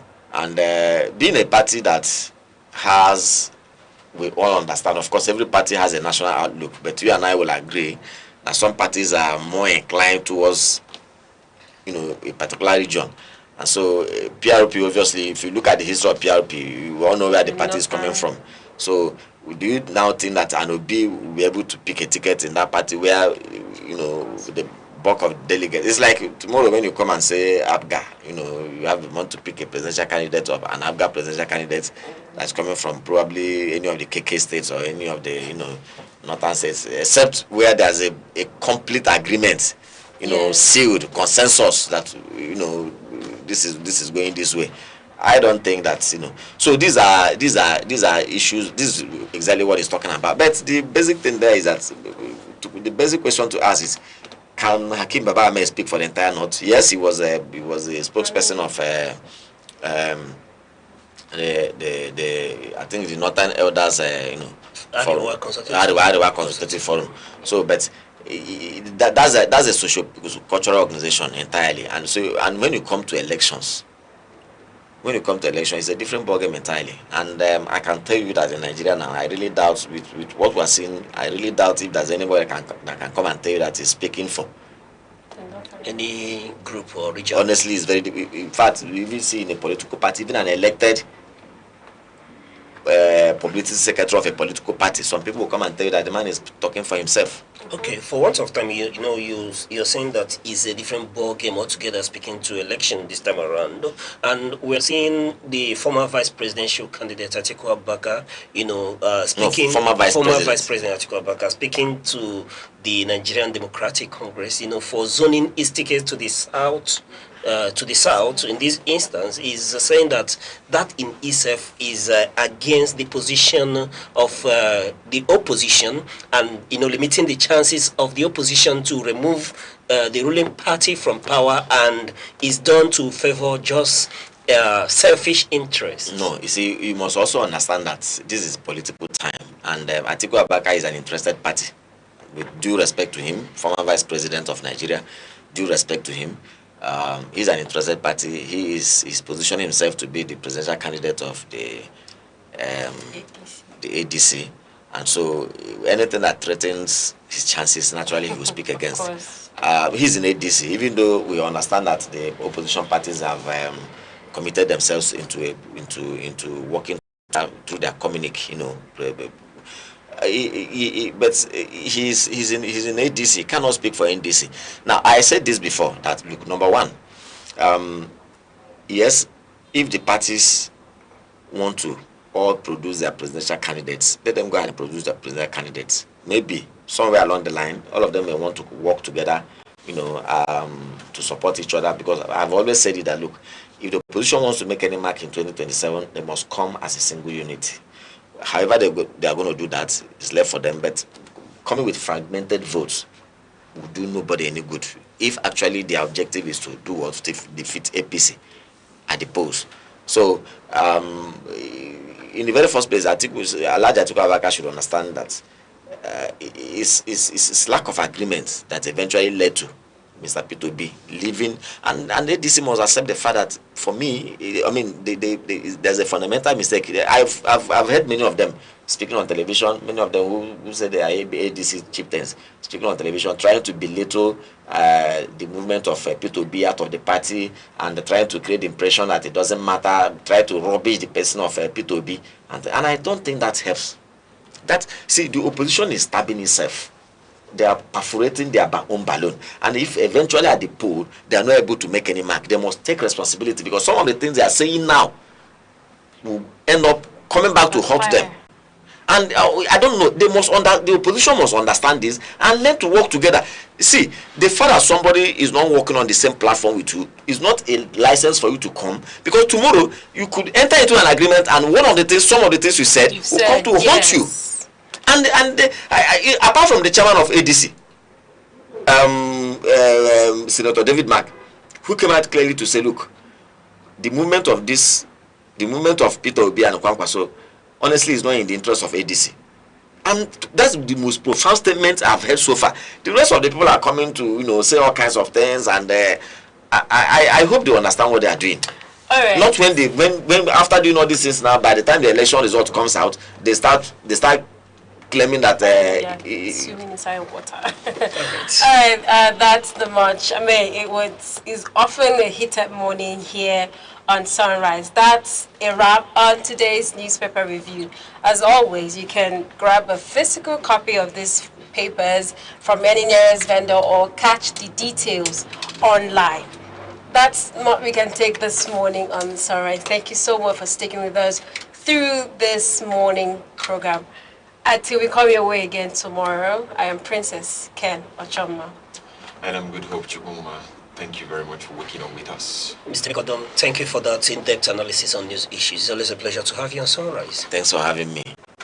And on behalf of all of us here, we say thank you for watching, and keep watching till come your way same time tomorrow. I am Uche Osai. Bye-bye.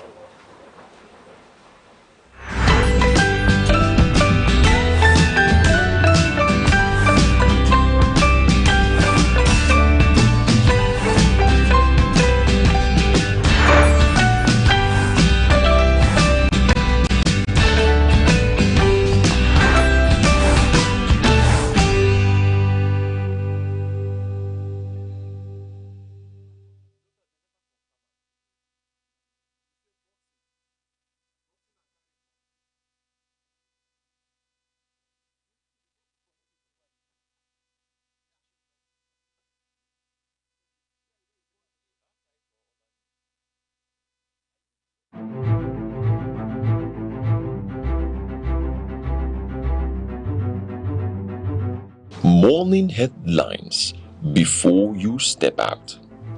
Midday updates while you walk. Evening analysis when the day winds down. Wherever life takes you, Aneke TV keeps you informed, connected, and ahead. Aneke TV. Move with the world.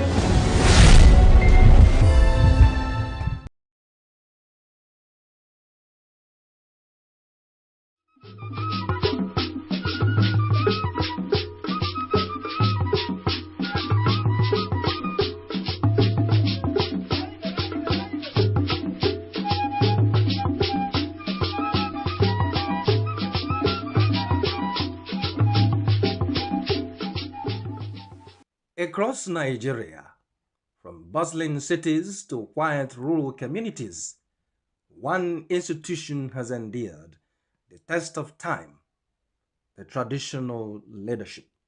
Long before modern governance structures emerged, these institutions were the heartbeat of society, providing leadership, justice, and social cohesion in ways that remain indispensable to this day. Traditional institutions are not merely ceremonial. They are custodians of Nigeria's rich and diverse cultural heritage.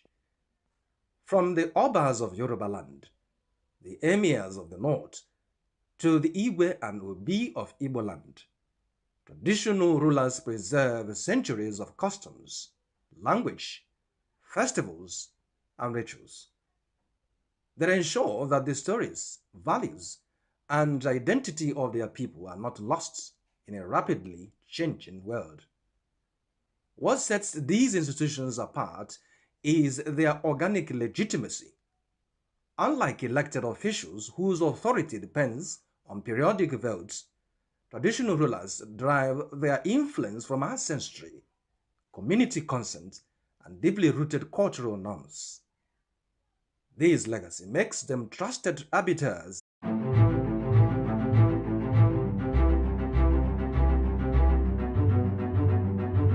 Morning headlines before you step out. Midday updates while you walk. Evening analysis when the day winds down. Wherever life takes you, Aneke TV keeps you informed, connected, and ahead. Aneke TV. Move with the world.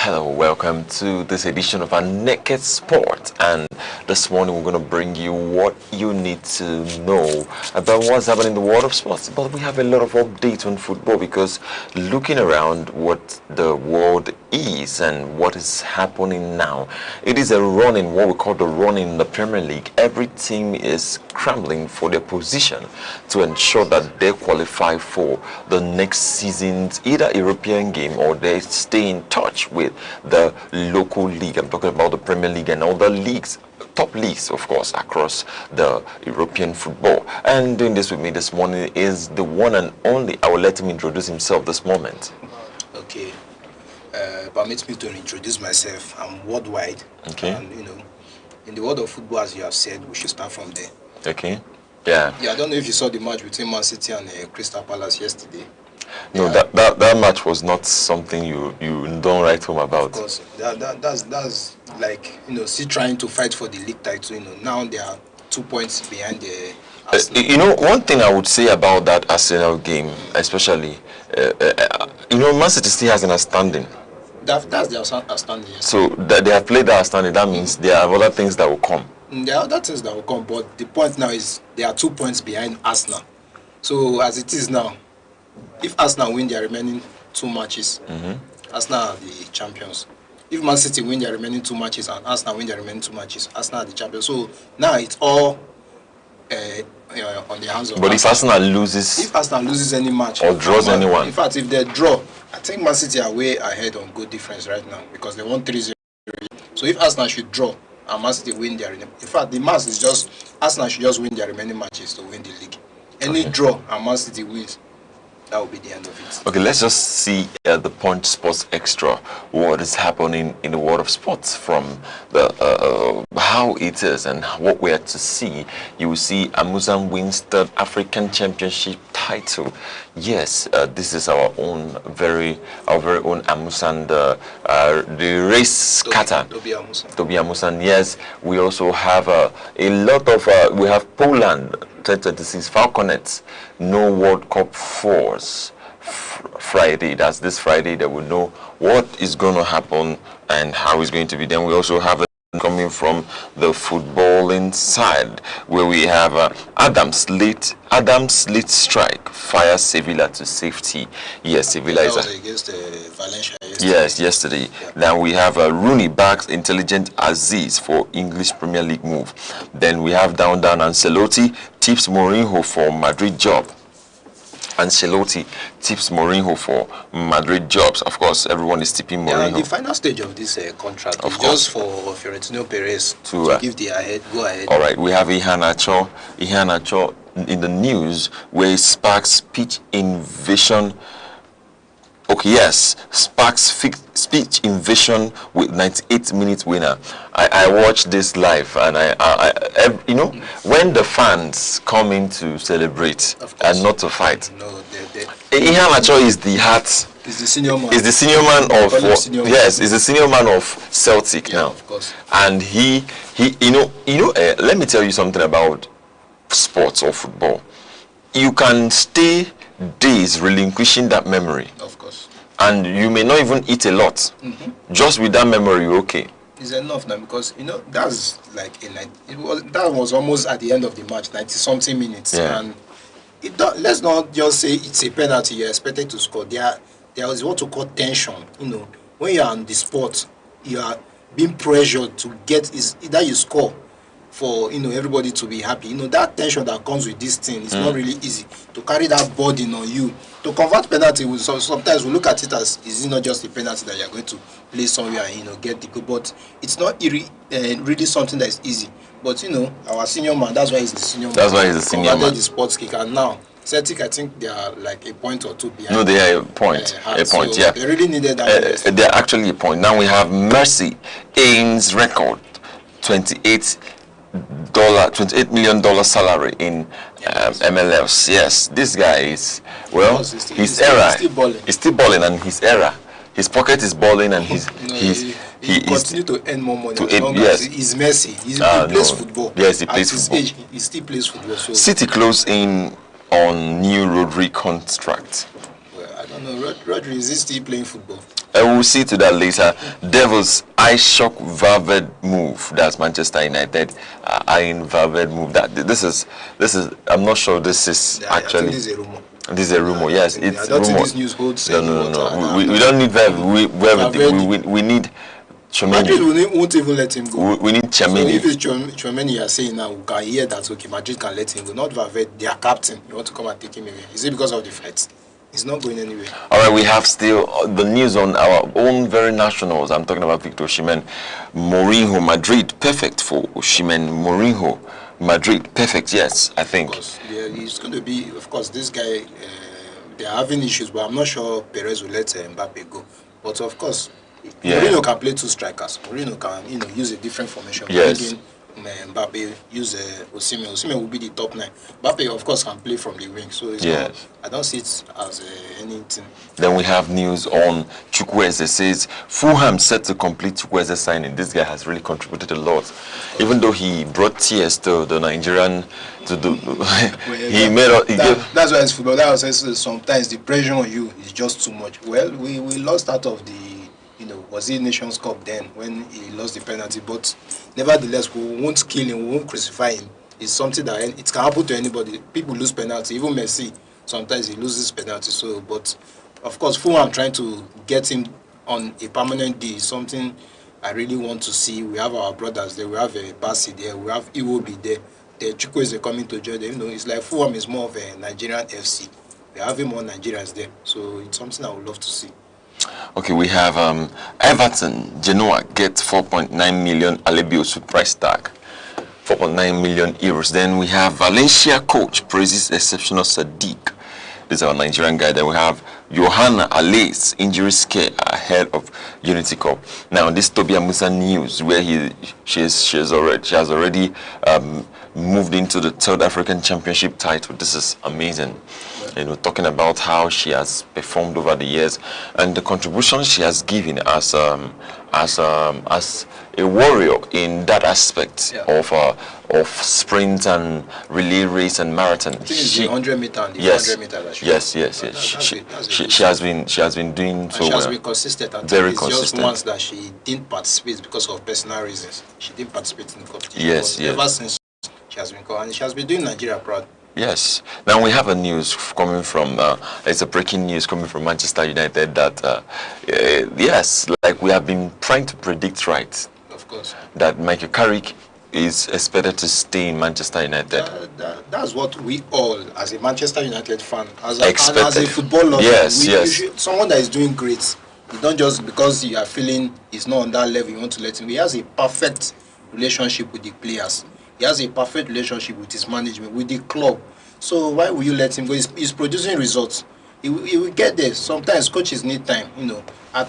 This guy at Arsenal, Arteta, they are on the same level. So he has proven that he's worth the job. Yeah. So it's a good news for Yes, him. yes, very good news. And we also have PSG has, you know, lifted their trophy. Yes. I'm telling you, these leagues, if you put Manchester United or even Everton or Fulham in France, I'm not sure PSG will be lifting that league as them. PSG will still lift that league because But PSG not- are proving themselves. But not in a push me, I push you. It's going to be more in of Champions a League now. You have seen PSG have played so many Premier League teams. They have played Liverpool, they have played Chelsea, they have played Man City, they have played Tottenham also. They have played, in fact, they have beaten almost everybody. They have encountered in Premier League. So PSG, they are an exceptional club right now. So if you put Everton or Manchester United in that league, they will still win that league. But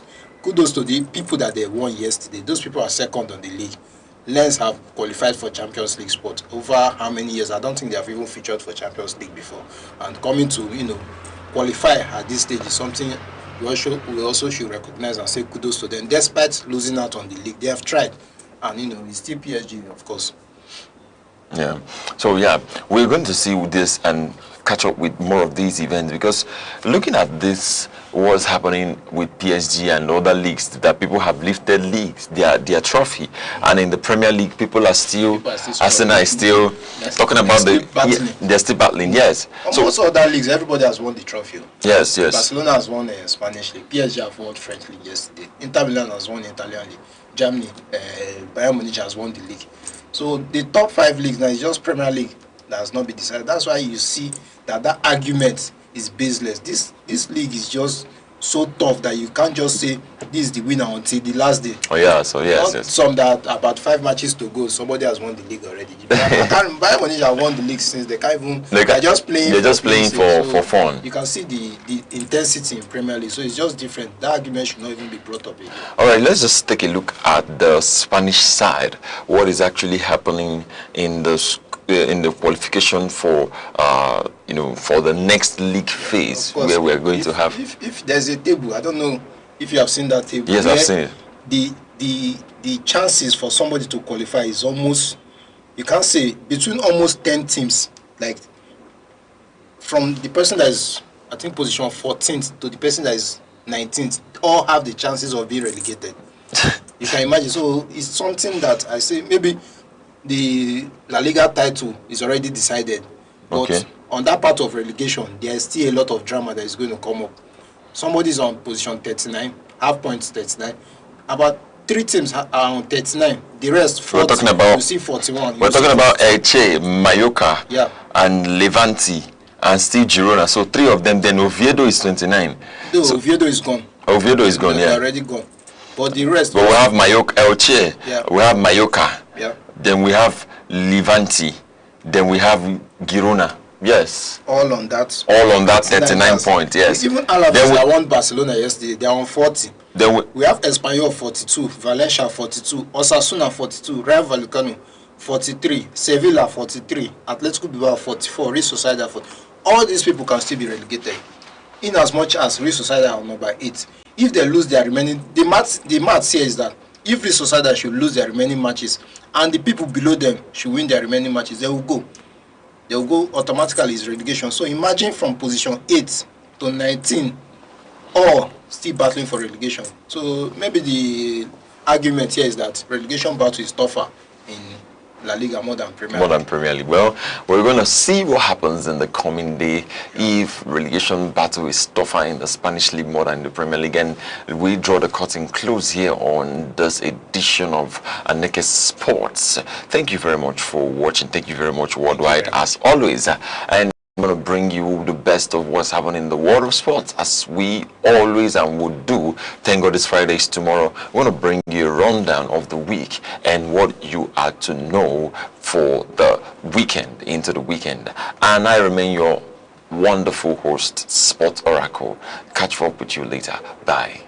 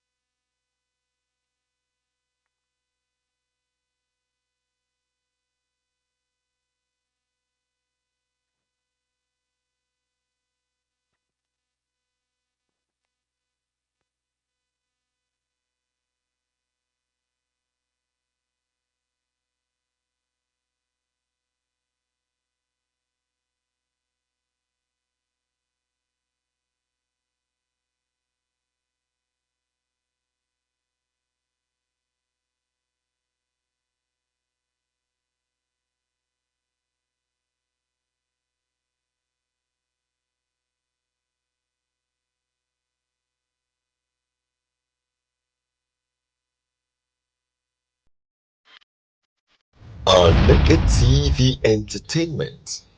Your world of entertainment begins here.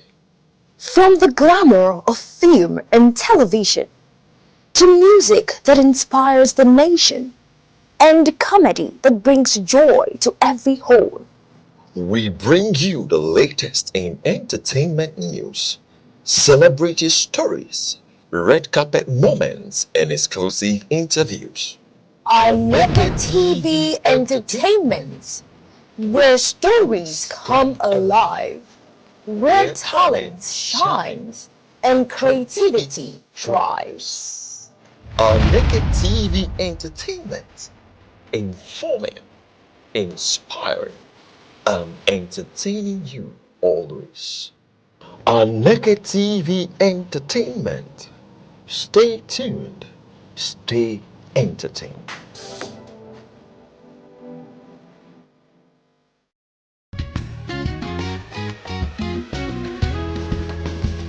Every day, your health shapes your life, your strength, your choices, your future.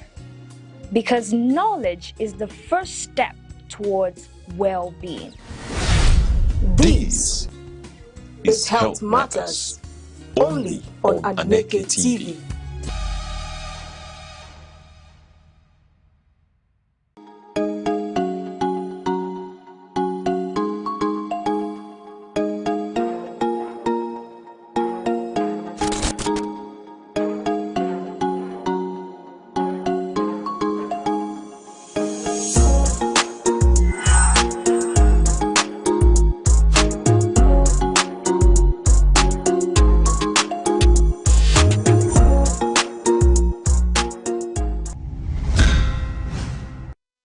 Thanks for joining us and welcome to The Insight. Remember, The Insight is that program where we bring to you a habit of issues, politics, power, personalities shaping our nation.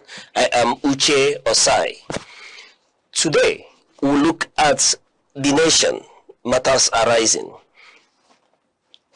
Nigeria today, we stand at a critical crossroad in the Nigerian journey. A moment where the ink on the World Bank's 1.25 billion naira loan, 25 billion US dollar loan is still not dry, the ink is not yet dry. Then we continue to look at other boiling issues. We are witnessing a republic in a state of flux, where the lines between governance and the chess game of 2027 have become dangerously blurred. In the seat of power, the president has just appointed a new Homeland Security advisor, signaling a tightening of the internal grip, even as the nation grapples with the heaviest debt burden in history. But while the center attempts to consolidate, the opposition is a house divided against itself. From the dramatic Ibadan declaration to the legal quagmires within the ADC, the stakes has never been higher. We are seeing former Vice President Atiku Abubakar openly clash with the NDC over his decision to zone the presidency to the south, a move he calls political self-defeat. Meanwhile, the whispers of a peterobi and Ribadu Rabiu Kwankwaso, alliance have turned into a loud roar as the Obedient and Kwankwasia movement attempt to forge a third way, the OK movement within the National Democratic Congress that could dismantle the traditional two-party hegemony. And right in the eye of the storm is Rivers State, where Governor Similayo Fubara's definitive search for continuity has rewritten the rules of regional loyalty. Is this a realignment for stability or the birth of a new political warfare? To help us cut through the noise and find the signal, I am joined today by a man who has seen the inner workings of power from the front lines, a seasoned political analyst, a strategist, a former commissioner for information strategy culture as well, and I'm speaking of a man who has observed, seen, formulated policies shaping polity. We are talking about Ozo Igboneku Ogazimora. Thank you very much. It's a pleasure to have you on the Insight. It's my pleasure. All right. The Insight with Uche Osai. Having the political will to confront whatever is the challenges. Igbo man wrestles with the tortoise that had a lot of ingenuity, a lot of ideas, and the tireless. It will take the broad mind of government in power to say, let there be electoral reform, no matter whose heart is God. I was there. We did everything. All of us came and supported him with our last blood. In-depth analysis, expert views, real voices, uncover the stories shaping Nigeria today. Deep dive, honest, unfiltered, only on the Insight with Uche Osai on Aneke TV. Join us. Also, without wasting much time, let's dig into this issue. Let's start with the money. Just quite recently, it filtered in, Mr. President is borrowing 1.25 billion US dollars from the World Bank. And looking at this humongous amount, not the first time. In fact, when we look at this figure and begin to examine the administration from May 2023 to date, we are looking at a borrowing that would, when cumulated, would surpass the already 9.35 billion US dollars that will get it to around 10.6 billion US dollars. Let's get your opinion on this. And I'm asking again, are we borrowing away our future? Yes, it is certain that we are borrowing our future. But then, you don't look at our present debt profile and the possibility of expanding that debt profile from one angle. To be honest with you, in the kind of global economy we have, it is necessary to borrow. Because without borrowing, you are not going to attain the industrialization standard required for the growth of the economy. But the question is, the extent you have borrowed, how has it impacted on the people? It's not just a matter of borrowing. Ordinarily, when you borrow, over a very short time, the proceeds of what you have borrowed will join in repayment of the loans. But in our own case, in the third world, you have borrowing that disappears before the fund touches any Nigerian bank. Pardon me. You said something. In the Nigerian space, we have a borrow that disappears. Yes. The borrowing disappears. It doesn't go into what you are borrowing for. You know, ordinarily, for you to get a loan, you have to specify what you want to use the money for. And the details are worked out. After working it out, what is left now is to release the money.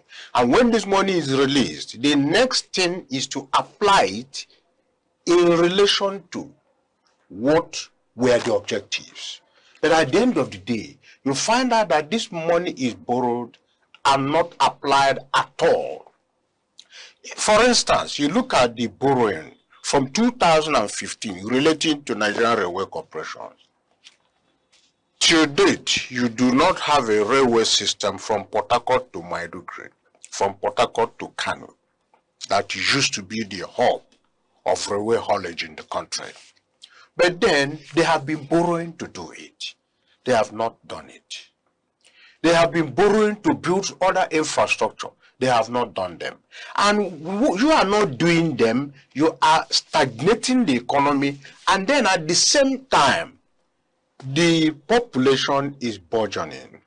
Meaning that whenever you wake up to now begin to work at that project for which you borrowed, the population explosion would have outstripped whatever fund you are planning for. So, the borrowing ordinarily is not bad because of our kind of predatory economy. I mean global economy, which is predatory. Sometimes if you don't borrow, it becomes a problem in international politics. If you don't borrow, you are targeted. So many presidents have been overthrown or even killed in the world because they refuse to borrow, because they refuse to have anything to do with IMF, World Bank, and the rest of them. But now, you borrowing, and the design is for you to pay. But you borrowed, and the lender is not monitoring the usage, and you frittered away that money. By the time you do that, the country is indebted, the future is arrested and tied down. No matter the leadership you install in future, it is not going to be capable of paying this money. Because the reason for which it was borrowed, it was never applied. You take, for instance, you borrow for development of tertiary health institutions. That is the teaching hospitals and the rest of them.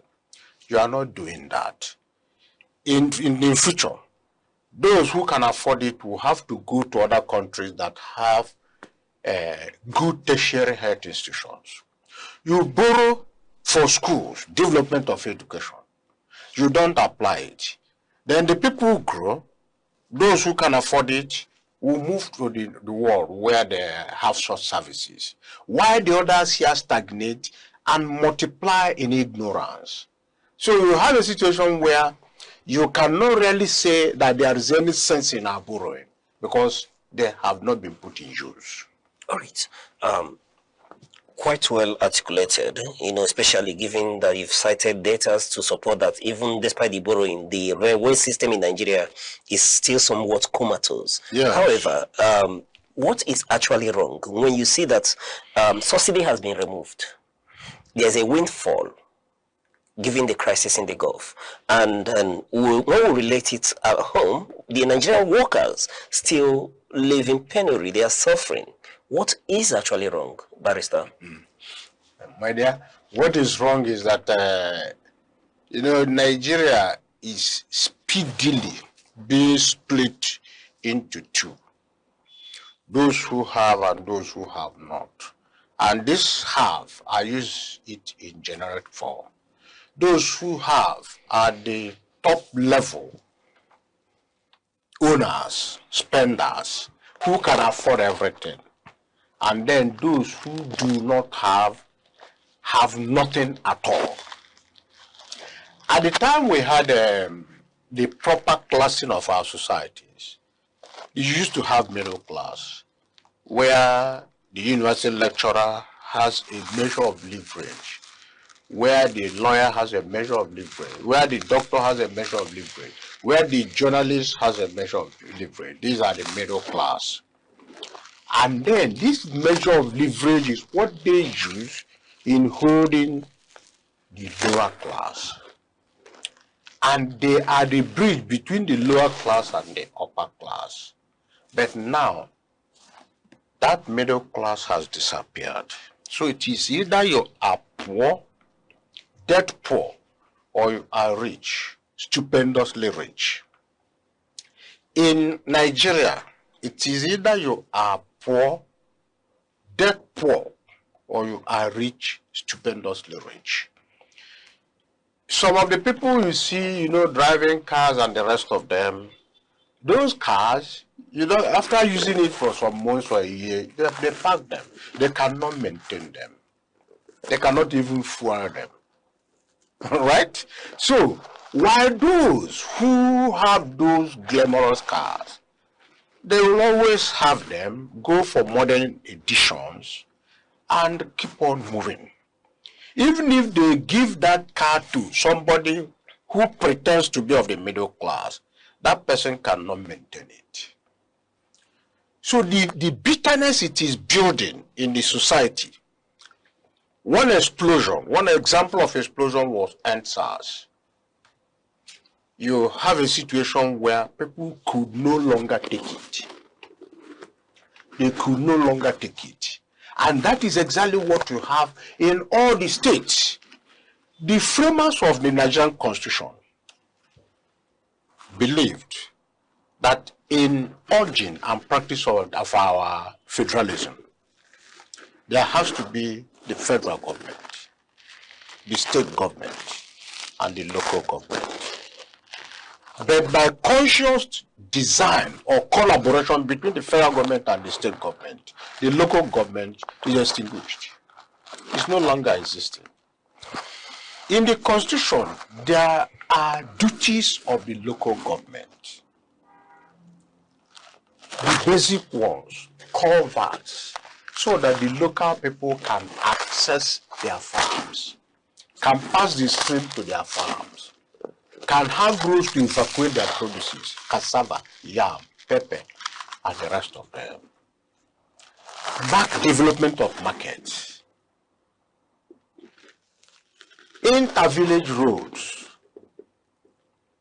wide roads, inter-village roads, earth roads, they don't have to be asphalted, but have it in place. All these things would have stemmed the security challenges we are having. Because if you have a road that connects from this Ugui now to Ngo, without passing the Merkin here, without passing the express, it is easier, it is healthier. You won't have chokeholds. You won't come to New Market and meet a terrible hold-up. You won't get to Works Road and meet a horrible hold-up. You have people easily moving.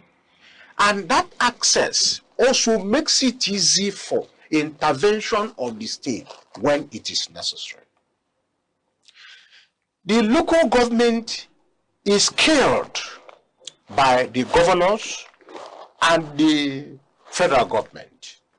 If the money that is being allocated to local governments are allowed to be used in the local governments, things are not likely to be as hard as they are. Let that money be used in the local government. Let it be used in development of markets. Let it be used in doing village roads and the rest of them. And security, providing security. You see that the hardship will reduce. You see that the pressure in the urban centers will reduce. Why is it that over the years since 1960 when we got independence, that somebody looking for a basic thing has to travel like 40 kilometers to Enugu to get it. You want to swear to an affidavit at Uzuwan, you have to come to Enugu or you go to Nsukka to do it. Is that development? So you have a situation where we are deliberately or consciously designing the greater part, the greater segment of our society into the ungoverned region. The ungoverned region, by the ordinary international standard, is the place where the assistance, intervention of government will take more than 45 minutes to get to. You have a snake bite somewhere in Afa. How do you get the person to get a good anti-snake venom? You have fire outbreak. How do you get quick modern fire service into the place? You have some crime, maybe murder, multiple murder. How long will it take the police with capability, not those policemen that are not even dressing well, who they call themselves the people in the stations? Also, now that you've ventured into security, okay. Yes, on May 11th, 2026, the nation was greeted with appointment of Major General Adeyinka, retired, as a special advisor on Homeland Security. Yeah. And then I'm looking at this issue and then I'm asking, this very position, doesn't it overlap with the position of Nuhu Ribadu's office as the National Security Advisor and ONSA? Are we seeing another move from the presidency, just like we saw the removal of Wole Edun, but Olayinka was appointed first, sort of a shadow or understudy before Edun was removed? Are we seeing similar scenario play out here? Or what do you think may have informed this decision? You see, you know the reason I don't want to see it that way? My reason is that in other environments, we have the National Security Advisor's Office, we have the Homeland Security Advisor's Office. We have all those things. But they are working.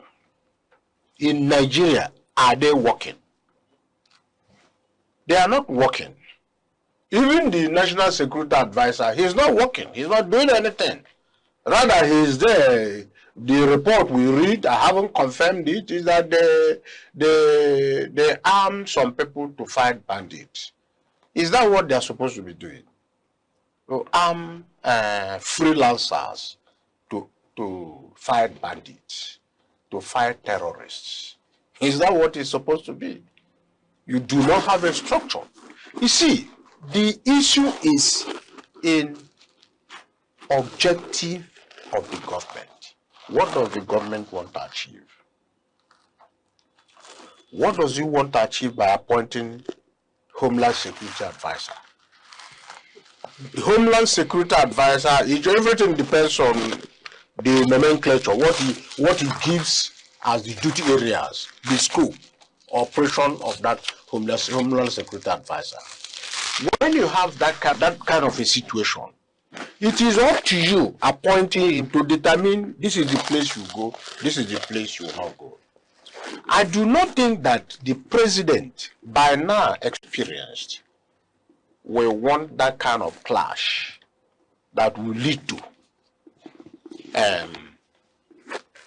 squabbles between the Homeland Security Advisor and National Security Advisor. The job of the National Security Advisor is such a super top job that attempt at undermining it will be a blow. If the president is not satisfied with his services, let him remove the man. He can remove him. But sorry to interject. Can we infer or see this as a precursor to, towards getting the state police that many Nigerians have been clamoring for? No, I do not see that. Let me tell you the truth. The community policing or state police that is proposed From what I am able to make out, it's not being caused by the president. It's caused by the governors. The governors do not welcome it. Reason, the budgetary burden. What it will take to pay them to sustain the state police is huge. Most governors don't want it because it is going to eat deep into their earnings, and they do not want to do that. It looks to me like Mr. President himself wants a state police, but the governors are not taking it. Many have spoken openly against it, that they do not want it. Other individuals have spoken against it in the sense that they are afraid that the state police will become a political tool among governors. Governors will use state police to intimidate people, to drive people out of their state, to run with impunity. And there is the likelihood of their doing that. I agree. I also accept it. There is the likelihood of their doing that. Because already, even with the federal police, which is in existence, the state governors use the police to intimidate citizens, to dispossess citizens, to disobey orders, including orders of court. It has happened. The governors have been doing that. Any person who has power in Nigeria uses Nigerian police. Even at the moment when the present government said no more executive protection for big people, those big men still dress vigilante or individuals, hurt individuals with police uniform, and they follow them around. You can easily know them when you see them. They carry these lower guns, pump action, instead of the conventional police guns. They carry those small guns. They are dressed in police uniforms. They are not policemen. Because Nigeria is such a place that people know that they are doing the wrong thing. And they continue doing it, but they also know that there is the threat of reaction from the lower people. That is why they are desperate about the security. That is why they are desperate about paying 250,000 to a DPO every month to be sending 4 policemen to him. 50,000 to each policeman who comes to be in his entourage. For a month? Yes, and it is lucrative for the policeman. You take your salary, you are in the big man's house, you eat good food, you ask him for money to help you buy clean boot, clean clothes, and he buys it for you. So he gives you the money. You have some privileges. You are no longer part of those who are chasing armed robbers with the likelihood of being shot or killed. So it's a soft job. You are hired now to protect the wives and children of the so-called big people. And you are paid. And you also draw your salary. And the DPO is paid for releasing them. So you have a situation where it is going to take a long time to crash. Unfortunately, in Nigeria, we do not try to harvest experience. Elsewhere in the world, you have people who provide those securities, executive protection as private business, well-trained men. That is why in places like the United States, you have private armies. Although regulated by the government, there are private armies fighting international war on behalf of the government, and they are paid. But in Nigeria, people are just lazy. The people at the police hierarchy won't want it because it will take their money. Every second, the world changes, markets rise, leaders speak, stories unfold. To keep up, you don't just need news, you need clarity, you need speed, you need perspective. That's why Aneke TV brings you the global pulse. Accurate, reliable, right when it matters most. Aneke TV. Move with the world.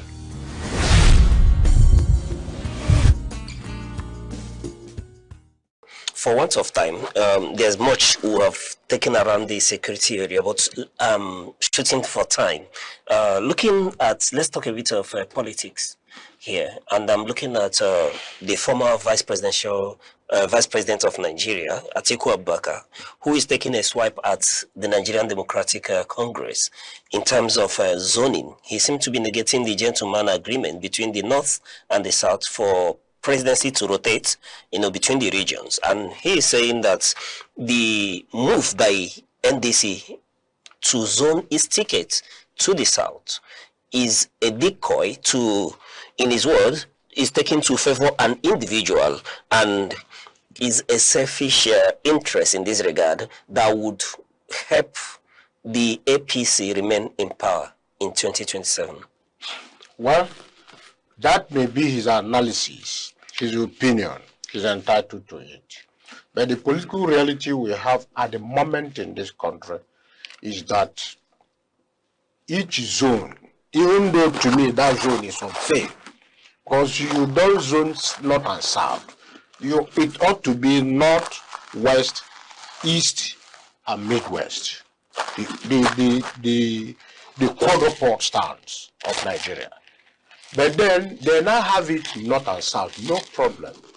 Any northerner who is trying to contest now, when a southerner is just about doing 4 years, the person knows that he is into unfair practice. For Atiku to say that, to me, lately I'm beginning to see Atiku as being in the agenda of somebody else. Being in the agenda of somebody else? Yes. It looks to me that Atiku is actually in the agenda of the APC. That's the Tinubu's government. What is his business? He's the ADC man. What is his business with NDC? Why not let him continue with his NDC? He cannot tell me that he has shown us the leverages that if he contests, he will win. He has contested many times. And we know the results. So for him to say that it was betrayed over what? Did he enter into agreement with the other distance? The reality is that he looks to me like he's working for the other group so as to perpetuate Tinubu in power. Why is he following the other group from this party to the other party? Let him remain where he is, where he was the reason those people left. He was the reason they left. So why is he now following them to NDC? To talk about NDC. Nobody is going to die if you contest the election and lose. Let him wait, let him contest, let the other people contest. Let's see how the vote goes. He was given the second position in the election of 2023, but we know the facts. What are the facts? He wasn't in the second place. He was actually in the third, and peterobi was in the first.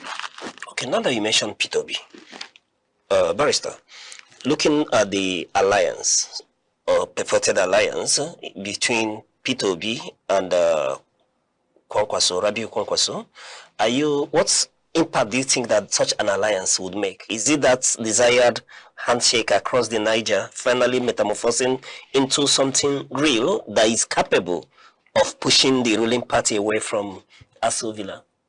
You see, that alliance is actually what it should be. Because in politics, you have to get the real vote gatherers.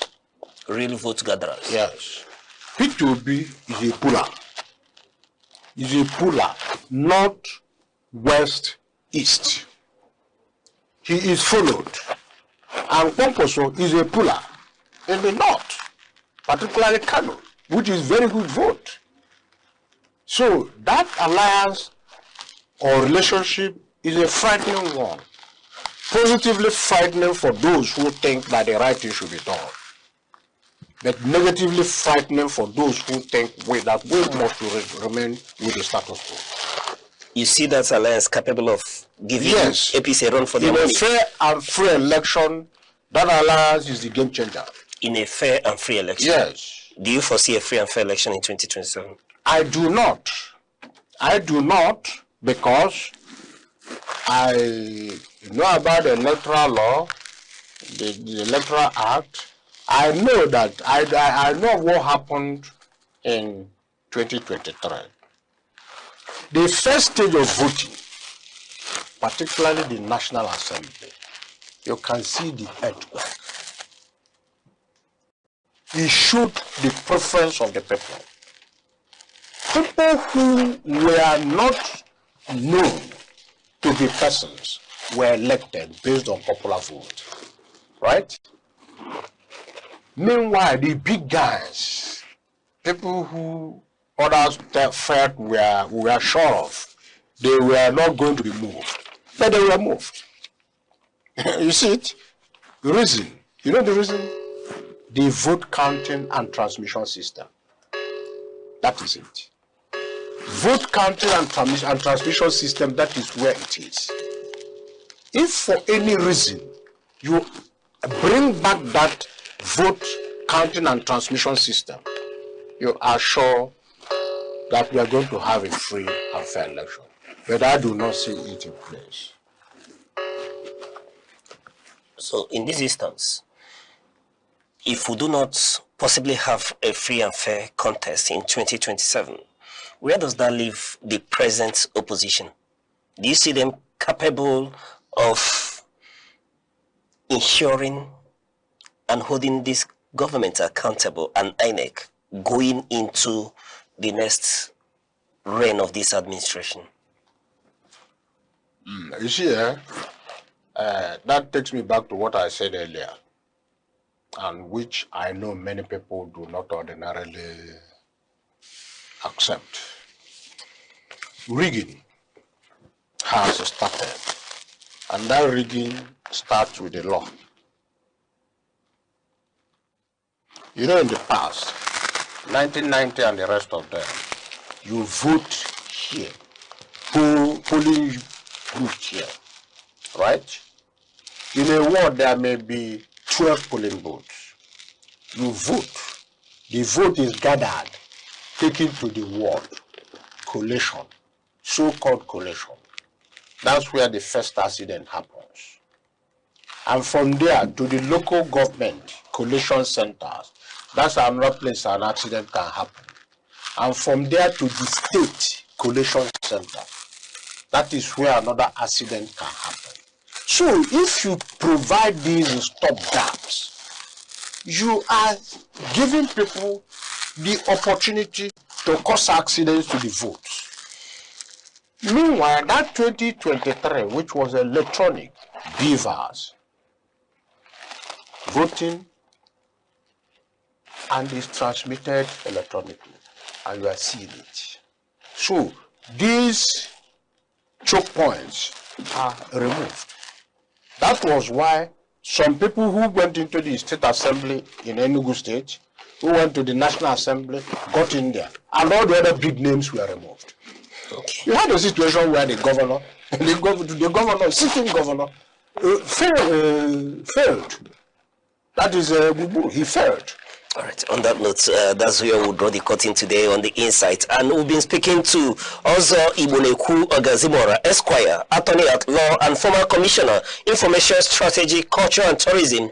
And it's been a pleasure talking to you, sir. It's my pleasure. Thank you very much. And to you, our wonderful viewers, let us know what you think about this conversation. Reach us with the hashtag, the Insight, all at Aneke TV on our social handles. I remain your host, Uche Osai. Till we come your way same time tomorrow. Bye-bye.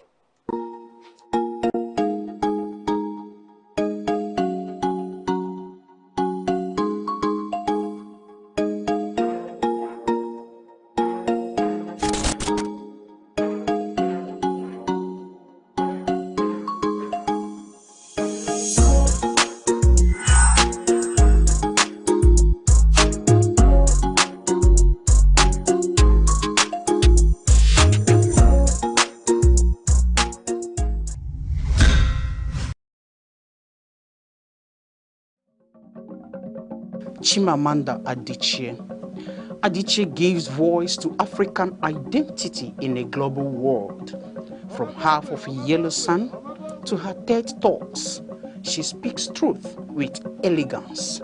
She urges us to reject the single story and celebrate complexity, a modern cultural beacon.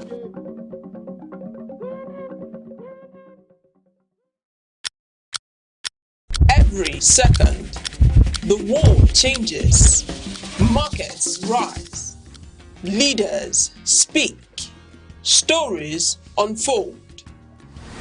To keep up, you don't just need news, you need clarity, you need speed, you need perspective. That's why Aneke TV brings you the global pulse. Accurate, reliable, right when it matters most. Aneke TV. Move with the world.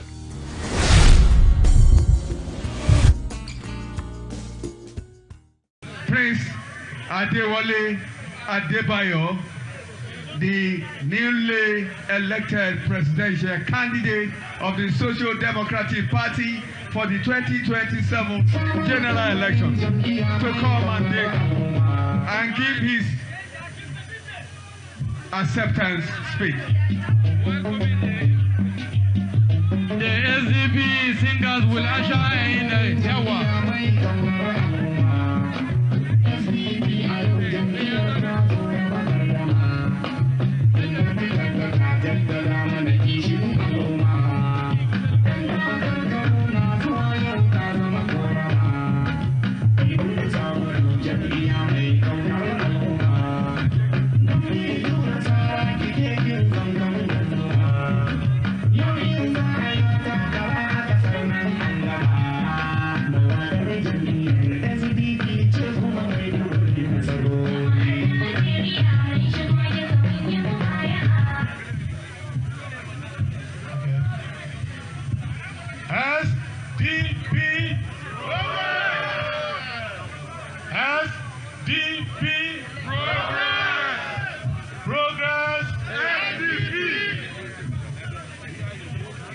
I thank the Almighty God for making today a reality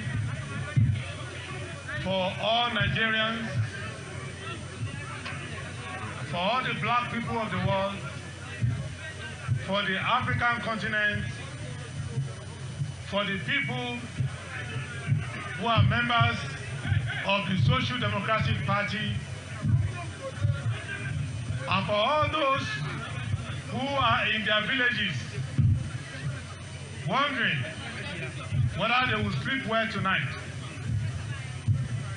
Those who, many years after graduation from universities, polytechnic colleges, are wondering, where is this job going to come?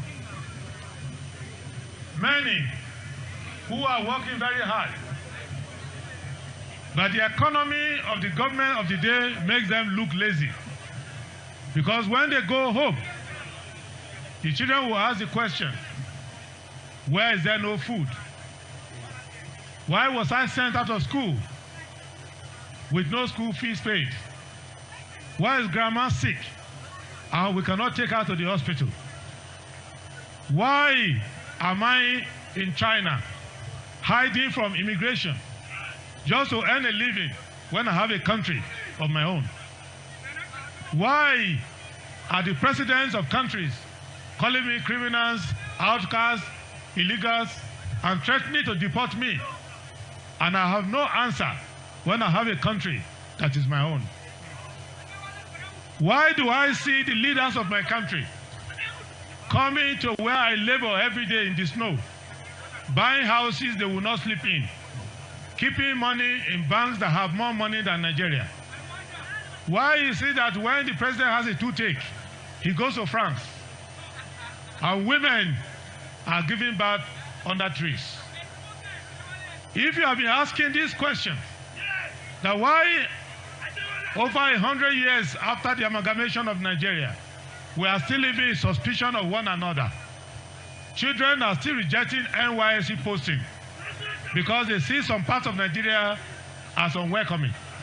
Why do politicians come on television every day and practically bath with the blood of the innocent?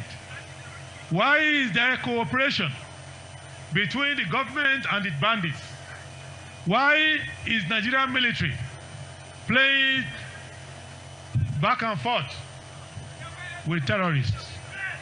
Why do we lose our lives and still lose our money?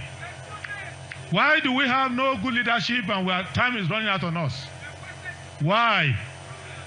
The answer is that God is taking his time to give us a day like this. So anyone who is here, I thank you for coming. I know what it has taken to be here. You travel through insecurity, through difficulty, through bad roads. You travel to come here despite the threats. We saw earlier today how the powers that be have been putting pressure on the government of this state to kick us out. So I congratulate Governor Bala Muhammad, the governor of Bauchi State, from being a true representative of democracy and from being a great successor to our leader, Malam Saidu Zungu, the father of revolutionary politics in Nigeria. For being a great successor to Malam Aminu Kanu.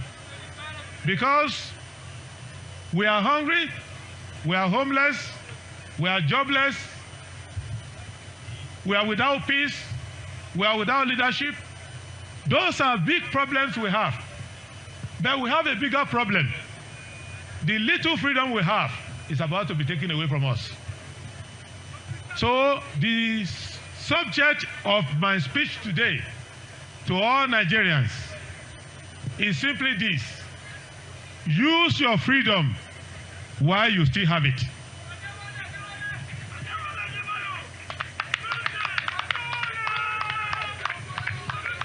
Use your freedom to give yourself multi-party democracy. People have told me that Nigeria is at the danger of one-party rule. I said, don't worry about that.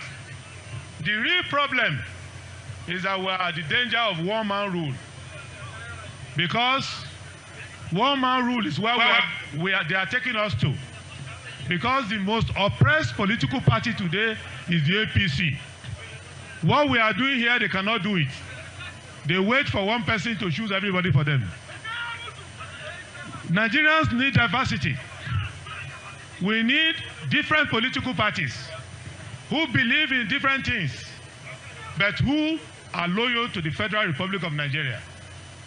The Social Democratic Party, we are always victorious because the mere existence of the SDP, the mere ability to gather in Bauchi today to hold our convention, despite the terror of the government, despite the pressure put on INEC, the saddest man in Nigeria today, the most oppressed man in Nigeria today is Joash Amukwita, the chairman of INEC.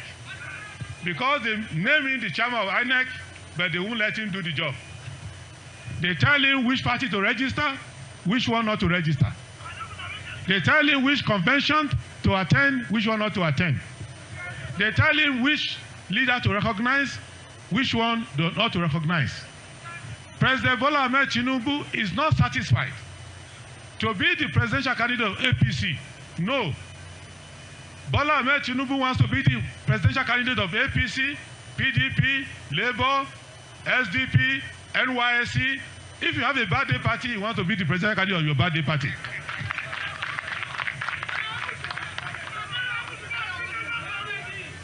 The greed for power has been defined. The greed for money has been detected. But the greed for the soul of the country, that one we cannot allow. That is why we in the SDP are going to contest the presidential election taking place in January 2027 with me as your flag bearer.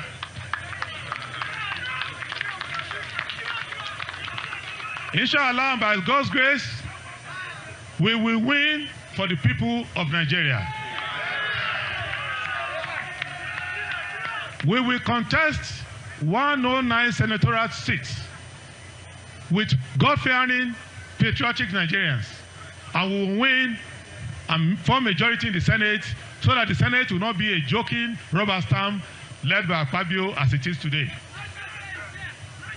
We will run 360 seats of the House of Representatives, and we will win so that we can have a people's house that is truly representative, not the houseboy speakership we have now with Speaker Abbas.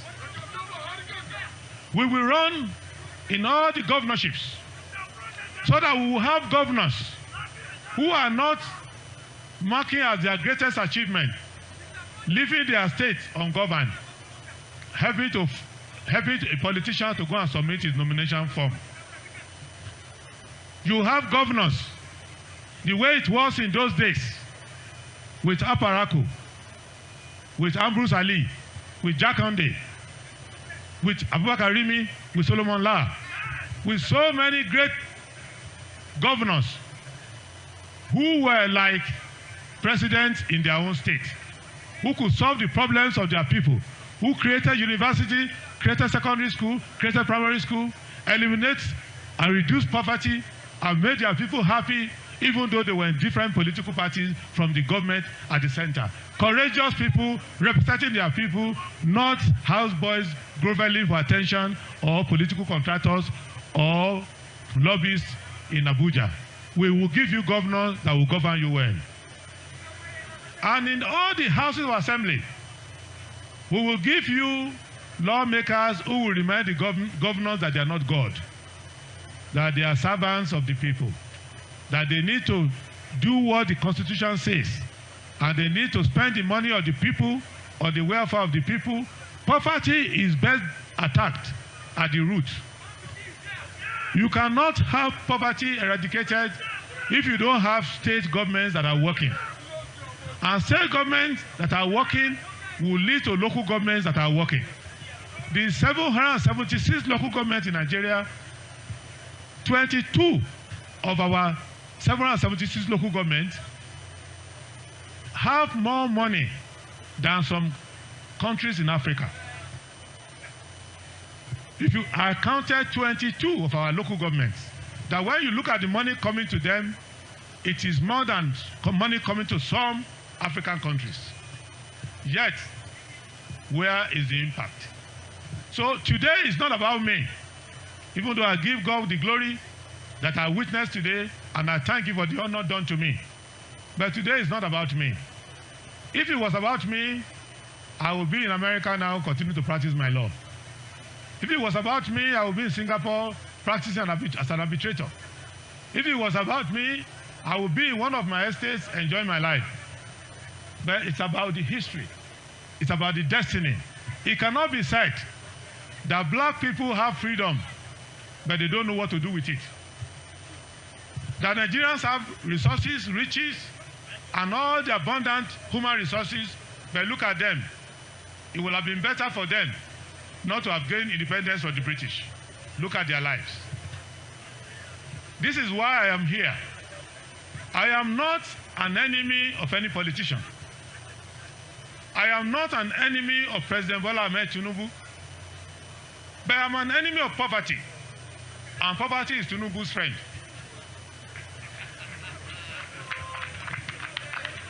I'm an enemy of corruption, and corruption is his profession. I am an enemy of injustice. Injustice is his hobby. I'm an enemy of unaccountability, and Tinubu is a wannabe emperor. I am an enemy of autocracy, and no greater tyrant is around than Bola Ahmed Tinubu. That is the essence of our quarrel. That is why he wants to destroy the SDP and destroy what we are doing today. But what we are doing today, the courage comes from God. I want President Bola Ahmed Tinubu to know that Nigerians have shown him love. Even those of us who didn't want him to get there. When he got there, we did not give him any trouble. It was with tears in my eyes when I congratulated him when they said he won the election. I first prayed to God for forgiveness, but I congratulated him. And I told him, go and win now, because you did not win to get there, but go and win now by doing good. And when he came, every idea that I knew, I went on television selling the ideas to him. Go and do this. Go and do that. Don't punish your people. Those of us who came to our convention in Abuja on June 8, 2022 at the International Conference Center, the money with which you came to the convention, you needed 15 times that amount to take transport now. Why? Because somebody who did not win election, was given the election, congratulated by everybody, came there and said, subsidy is gone. He had no minister, no advisor, chose nobody. He just went there, couldn't even stand well on his leg, but he said, subsidy is gone. At that moment, I knew Tinubu's chance of succeeding was gone. Today, he has not created any jobs, but trillions of subsidy savings have disappeared. He has borrowed more money than we have borrowed since independence. Yet, he cannot pay contractors, and he cannot account for the money. He had a very bad Minister of Finance who used to be right once in a month. Now he has brought one tax collector who knows nothing about economics. Every day, tax, tax, tax, tax. So, he's making it impossible for him to even execute the remainder of his term. And we need to pray to God Almighty for President Bola Ahmed Tinubu to have good health to finish his term May 29, 2027, and to choose a country of his choice and go and do his retirement there. Therefore, let us focus on the next challenge. I can tell you, by the grace of Almighty God, inshallah, by May 27, 2027, Tinubu is gone. But don't let us waste the subsidy of Tinubu being gone. The way Tinubu wasted the subsidy of petrol. Let us not waste our votes. It will be the greatest tragedy, and God forbid, that after Tinubu's terrible underperformance, misbehavior, malfeasance, corruption, that the next president will look like him. Let Tinubu not laugh at us and say, you have kicked me out now. See, the person who replaced me is even worse than me. So we need to be cautious. We need to come together. I appeal to the opposition elements in Nigeria. By opposition, I don't mean politicians. Anybody who opposes corruption, who opposes insecurity, who opposes cheating, who opposes division, tribalism, who opposes injustice, they are the real opposition. Forget about your differences about religion, ethnicity, gender, age, political party. Come together. Rally with the SDP.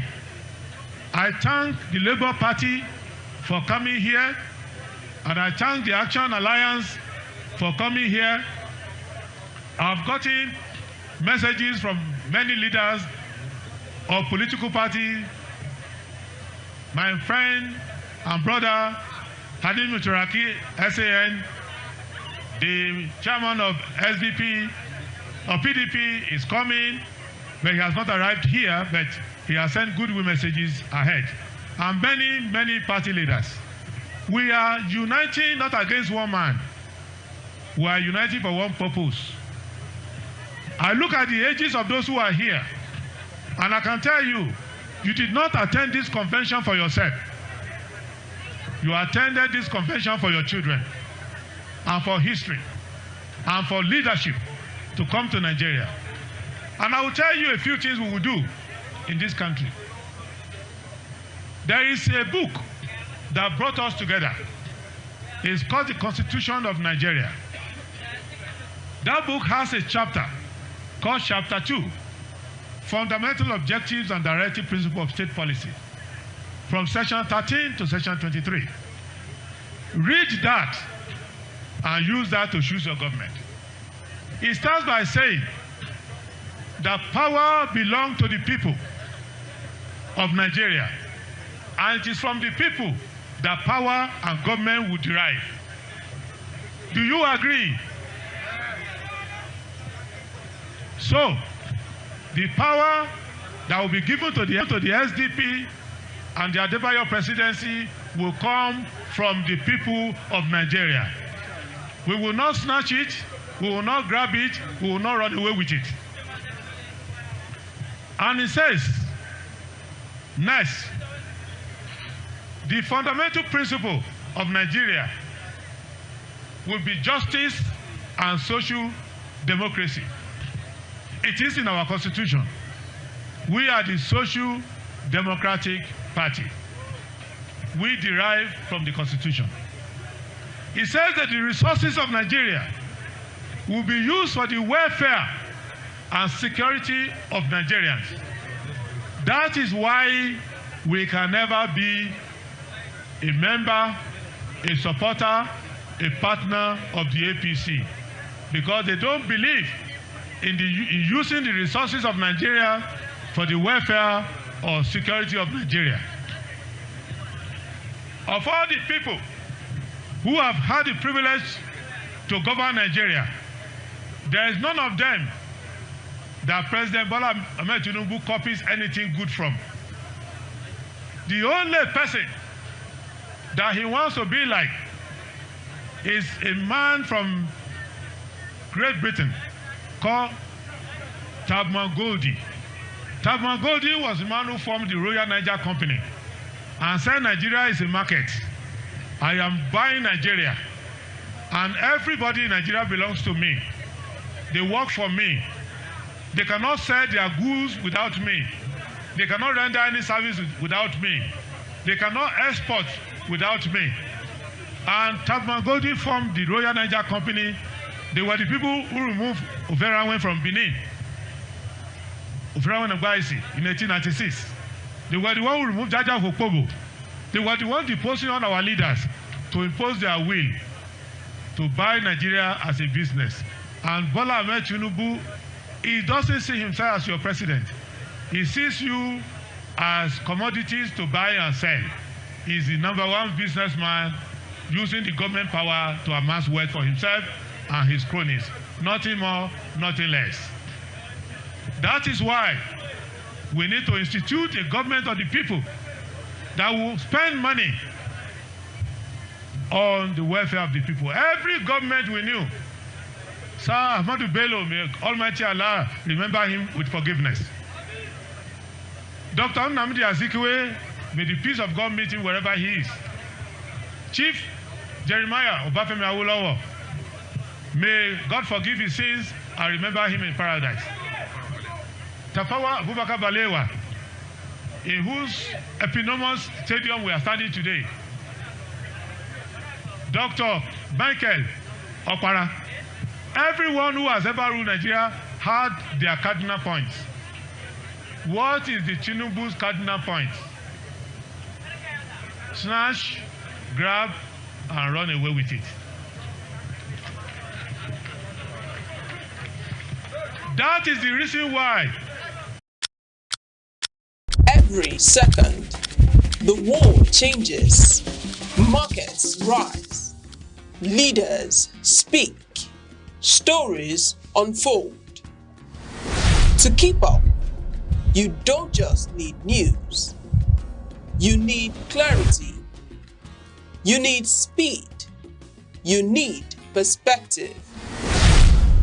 That's why Aneke TV brings you the global pulse. Accurate, reliable, right when it matters most. Aneke TV. Move with the world.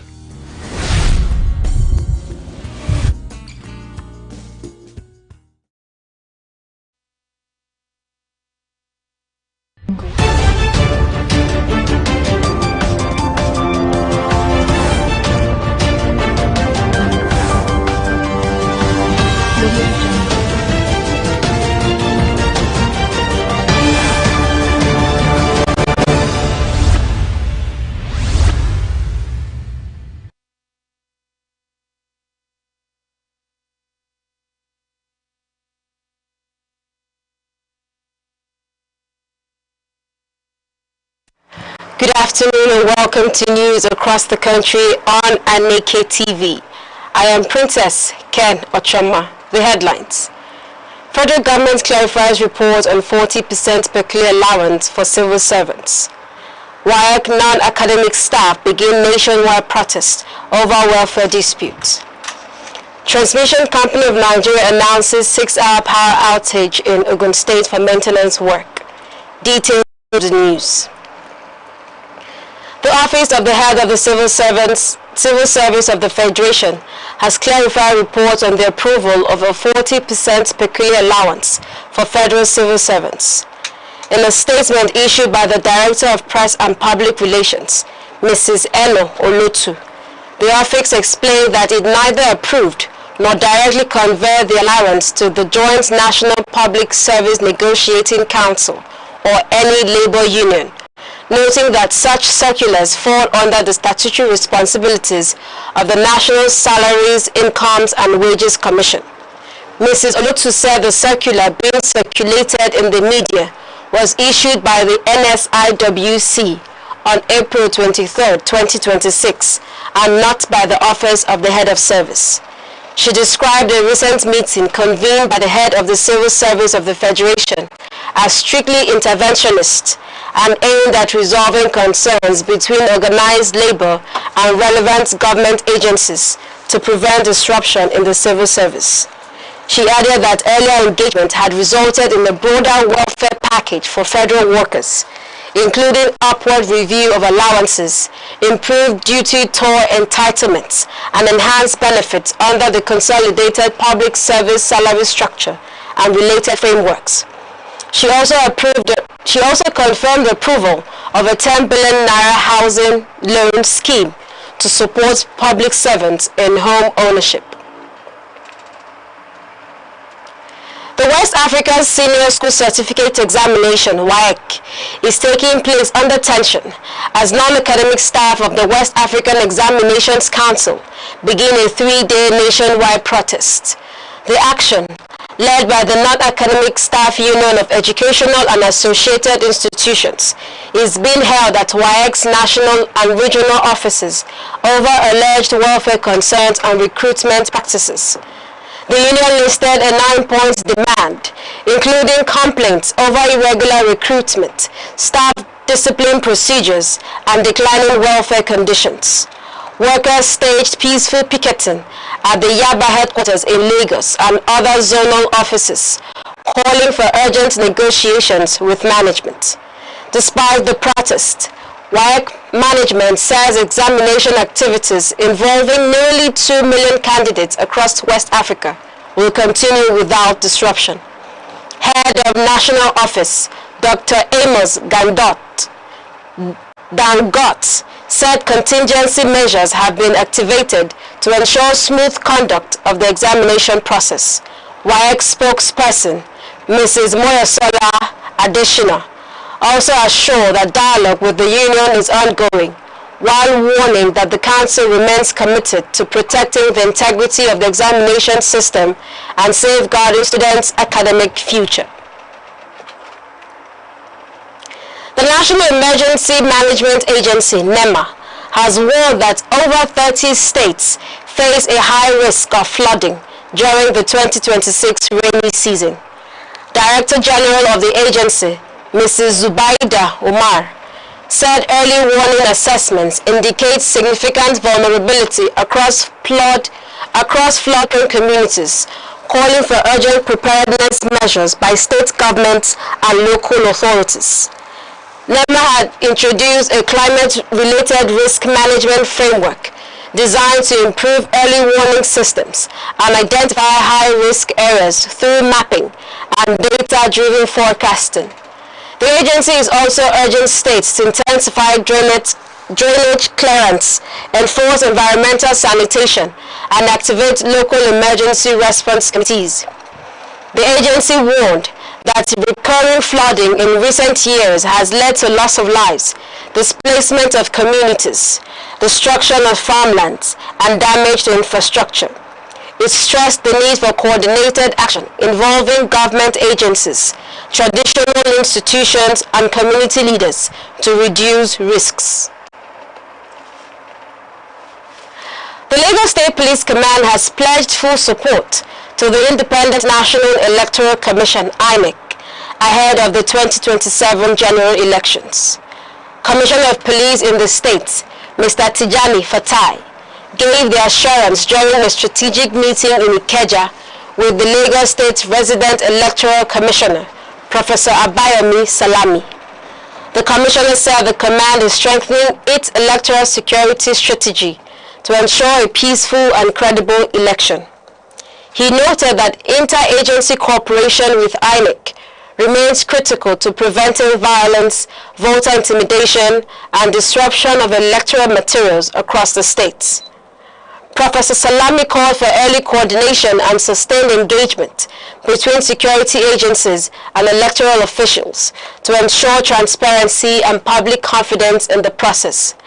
Both institutions agree that a peaceful environment is essential for credible elections in Nigeria's most populous state.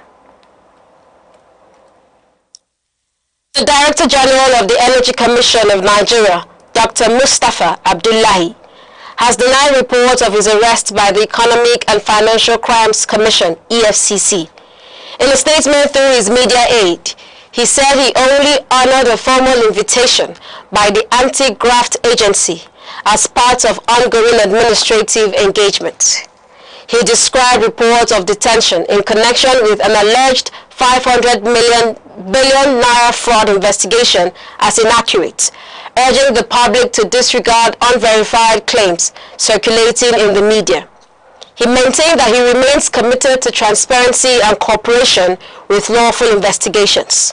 Dr. Abdullahi stressed that he is entitled to the presumption of innocence while due process is followed, adding that his engagement with the EFCC was routine and not an arrest situation.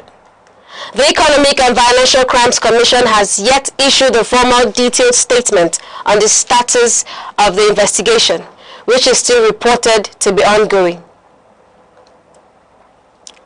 The Imo State Police Command has intensified security operations in Ihiagwa and surrounding communities in Owerri West, following a failed kidnapping attempt on the Umuokwo-Ihiagwa-Eziobodo Road. The operation involved police tactical units, vigilantes, and community members who helped repel the attackers. The victim sustained a gunshot injury during the attack and is currently receiving medical treatment.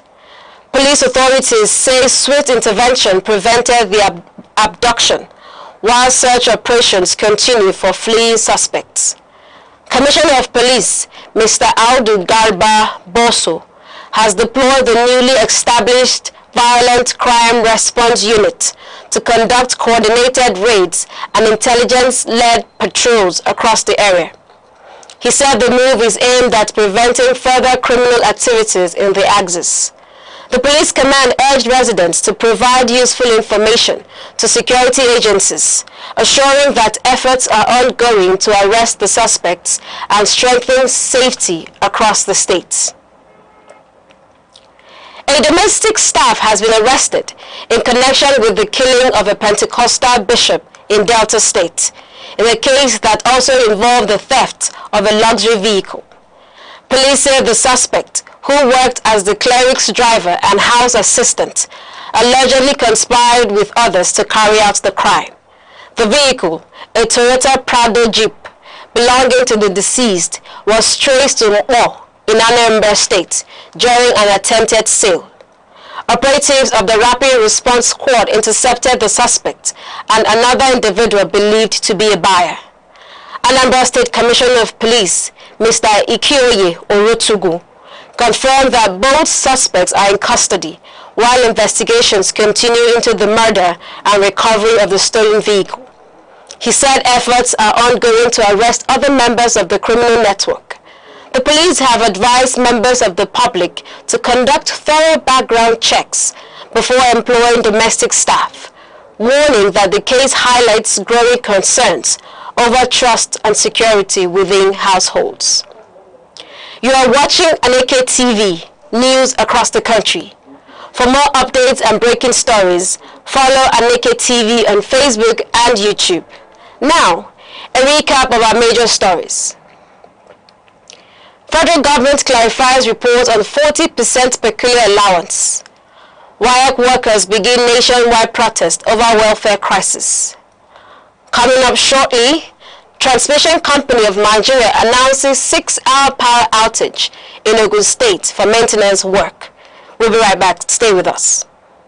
Aneke TV Entertainment.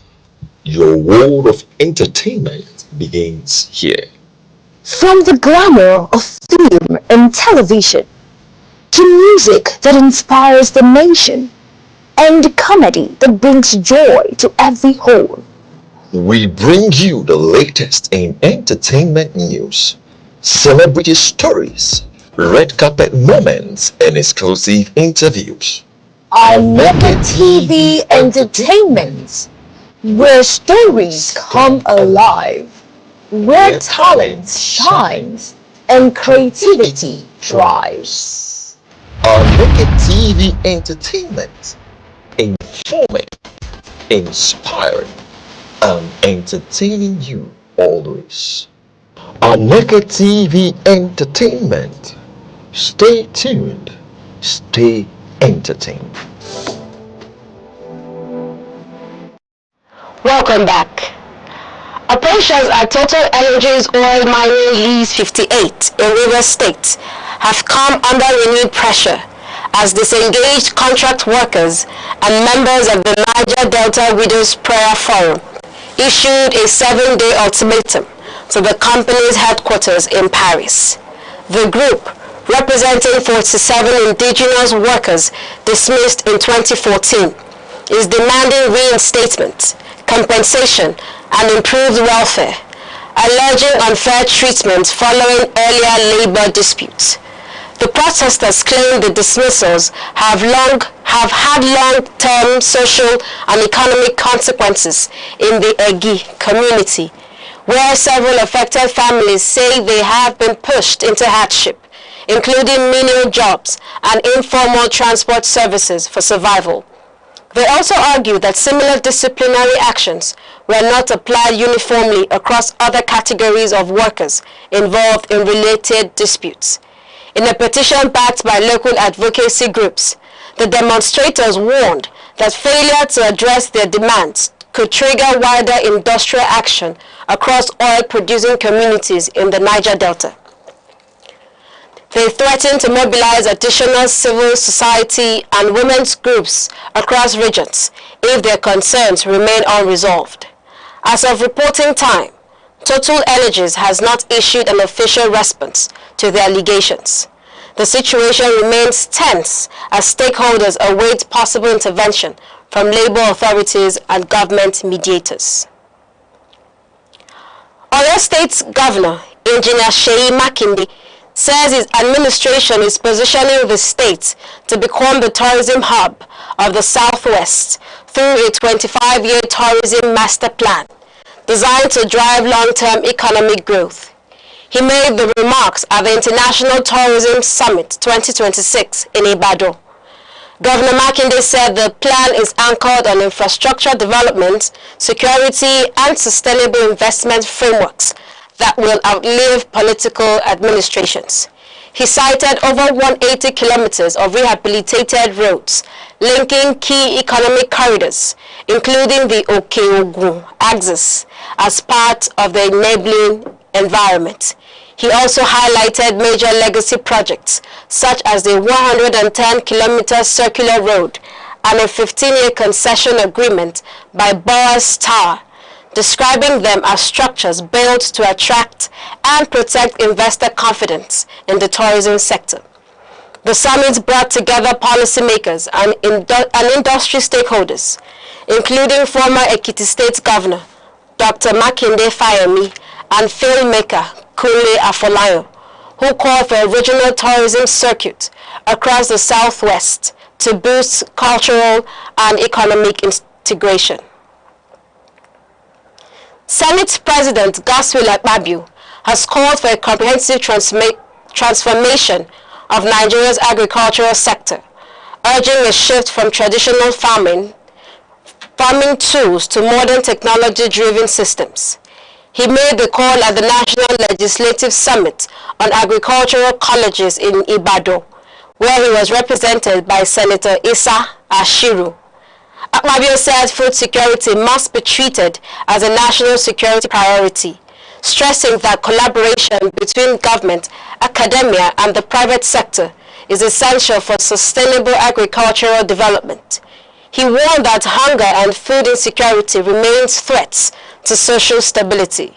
He advocated the rebranding of agriculture as a viable economic frontier to attract young Nigerians, proposing the use of artificial intelligence, drones, and smart irrigation systems to modernize production and processing. The Director General of the International Institute of Tropical Agriculture, Dr. Simon Ehiu, supported the proposal, noting ongoing initiatives including plans to establish soil testing laboratories across all 774 local government areas to strengthen productivity and research capacity. The Transmission Company of Nigeria, TCN, has announced a 6-hour planned power interruption in parts of Ogun State to allow for scheduled maintenance of a 40 MVA transmitter, a 40 MVA transformer at the McPherson Transmission Substation. The outage is set for 10 a.m. to 4 p.m. TCN said the maintenance exercise is part of routine preventive work aimed at improving the reliability and stability of the national grid. The exercise is expected to prevent future system failures and enhance overall electricity delivery. Communities expected to be affected include McPherson University, Ogunmake areas, where the Ibadan Electricity Distribution Company will be unable to supply power during the maintenance window. The General Manager of Public Affairs at TCN, ndlea, assured residents that the work is necessary and temporary, adding that engineers are working to ensure minimal disruption and timely restoration of supply. FIFA President Gianni Infantino says preparations for the 2026 FIFA World Cup are on track, describing the tournament as one that will deliver a seamless and memorable experience across all host nations. The competition will be jointly hosted by the United States, Canada, and Mexico. Infantino said final preparations are ongoing across stadiums and host cities, with infrastructure upgrades, pitch installations, and logistics coordination nearing completion ahead of kickoff.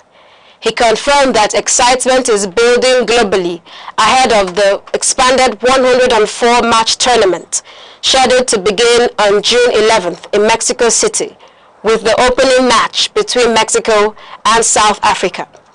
FIFA says all three host countries are working in close coordination to ensure security, transport, and operational readiness as the tournament enters its final preparatory phase.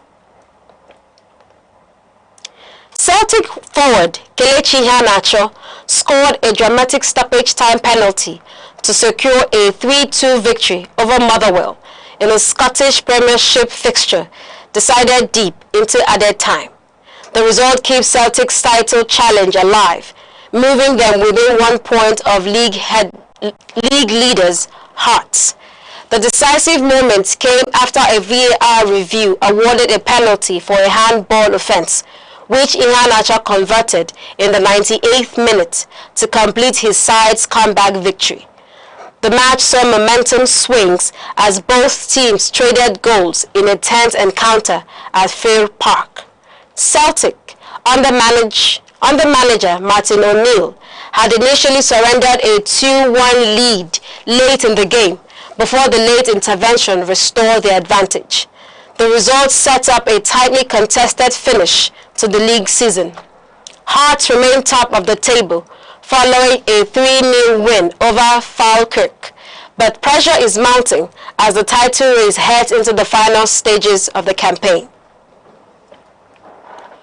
Former Big Brother Naija housemate Queen Mercy Atang has gained international attention after appearing in a viral red carpet outfit at the African Magic Viewers' Choice Awards AMVCA, designed to resemble loaves of bread. The appearance sparked widespread debate on social media. The Guinness World Records Organization responded online, noting that while there is no category for a bread dress, it currently recognizes records such as the largest wearable cake dress, weighing at 131 kilograms. The attention has shifted public discourse from criticism to brand strategy, with observers noting the publicity impacts on her bakery business and entrepreneurial identity.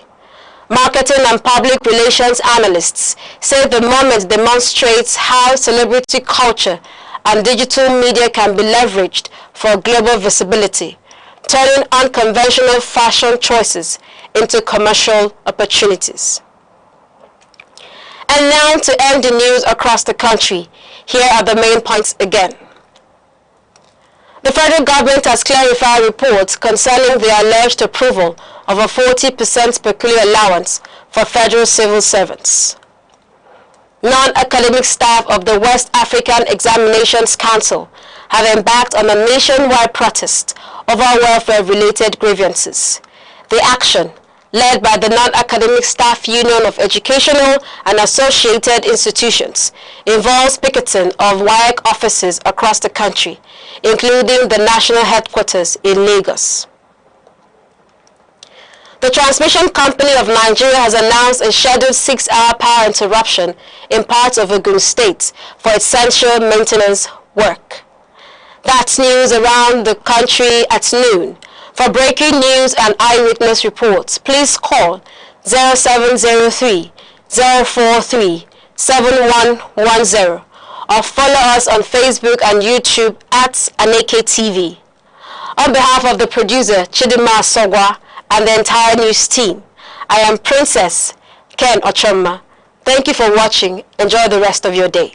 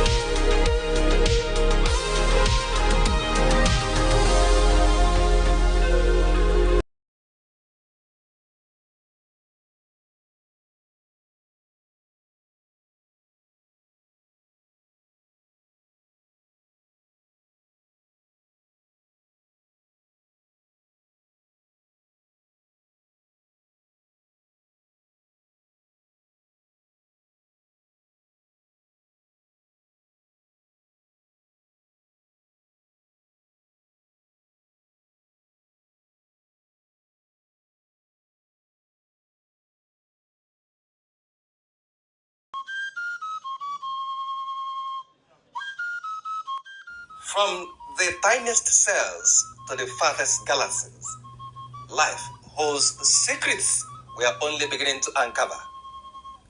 Why are we here? What connects us all?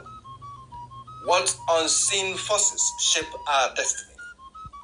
Join Professor Jude Udenta as he explores the wonders, the questions, and the revelations that define existence. Mysteries of life, where every answer sparks a new discovery. Watch now on Aneke TV every Monday.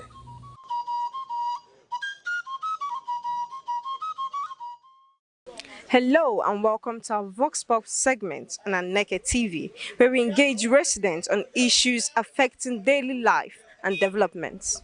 Today, we are speaking to residents about electricity supply and how it affects homes, businesses, and other daily activities, from small business owners to students and workers.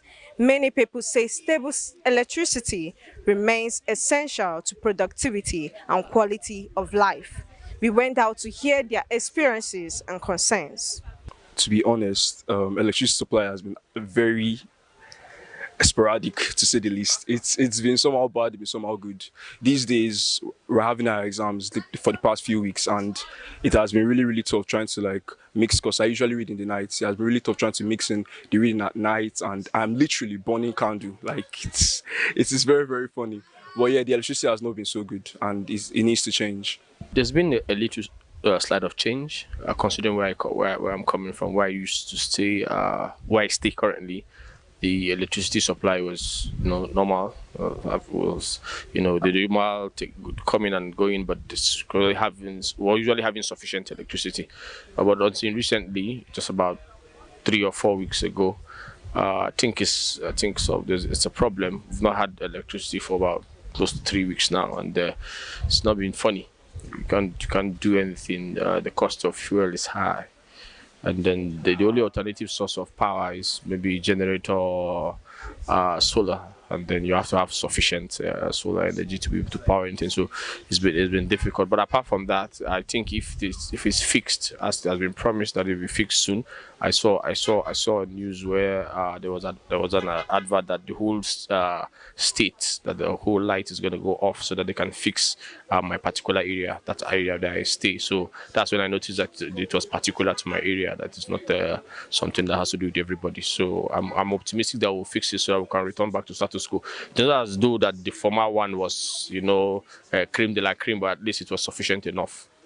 Electricity supply in my area is quite erratic, in the sense that there is not too much supply of electricity there, and it has a lot of impacts both in the businesses around there and impact on us as students. We rarely see the light to read and prepare for our exams, and it's a very important factor for us as students. So that's very bad for us as students. The weather is actually very hot now, so people need cold water, cool drinks, and not having that around actually slows down business for people too. Electricity supply in my area has been quite inconsistent, in the sense that they bring the lights, let me say a day, they bring it like, let me say, close to 10 hours a day out of 24 hours in a day, and I'm a student. I need lights to charge my phones to read, and to read in the night also, in case my rechargeable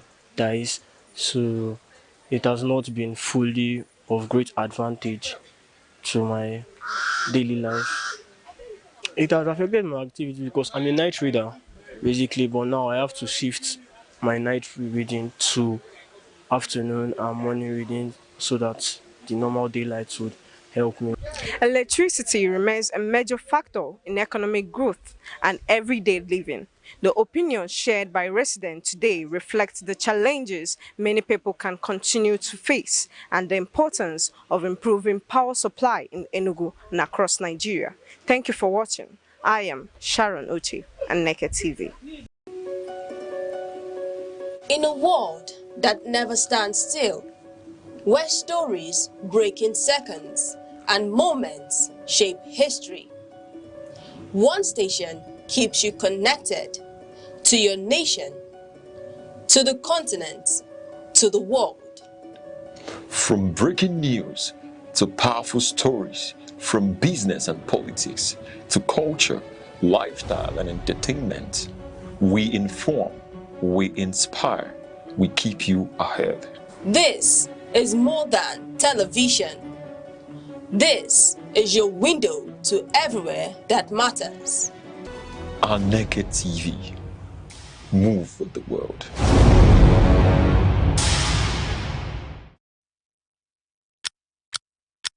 Every second, the world changes, markets rise, leaders speak, stories unfold.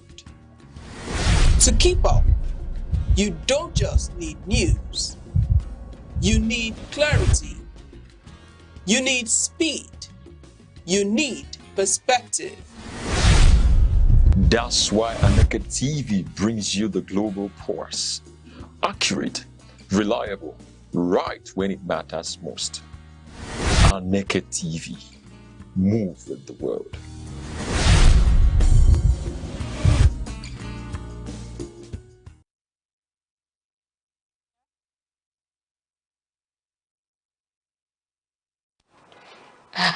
Good afternoon, my beautiful people of Nigeria. Good afternoon, Enugu, what is going on wherever you are? What is happening? The society is hot and all. Everybody's still, we are always remembering the fall of our great, warrior. And he is Alex Ikubu. We are still grieving, we are still mourning. But anyway, my name is Gift Obodo, properly called Shoshule, aka Black, Blue, Pink, all kind of pepper that will spice a day. I'm giving you this hot gist. You know what we do here is, entertainment. We spill out hot gist and groove. Well, we tell you what is going on in the entertainment, industry. And it is your, one and only show, your best show, the Vibe Central, live telling you what is going on. And the celebrities you are anticipating, bad bulls, we dish it out. I do what you wanted. And I'm not here alone. I have my baby girl, my own personal person, Ma Sinachi. Ma, how you doing? How you doing? How you doing? Fine. Fine. Who broke your heart? This is why you're eyeing me. Who actually broke your heart? Because you're actually eyeing me. My heart is something that is inevitable. Which is that? Yes. We talked about it yesterday, so let's just change topic. I don't want to cry like yesterday. I don't want to cry today. Yesterday, I was literally very sad when I came in here. I was very, very sad for the news that we got from our legend. I call him legend. Our handsome crush. I'm sure he's our crush, everybody's crush. I don't know about you. He was my crush. He's still my crush, okay? Yeah. So what's my first gist for today? I want to talk about something that people are talking about just every day. At this point, I'm even scared to marry. Someone Clinton called, said some say my divorce was obviously going to happen because my ex-wife was white, but in 13 years of being with her, I've been in Nigeria, marrying Nigerians, Yoruba to Igbo to Igbo, and they barely lasted 2 years. Success of marriage is far from just race. What do you think? Some people say, what are you even saying? People say marriage to the white doesn't last. I think it has to do with Nigerian mentality.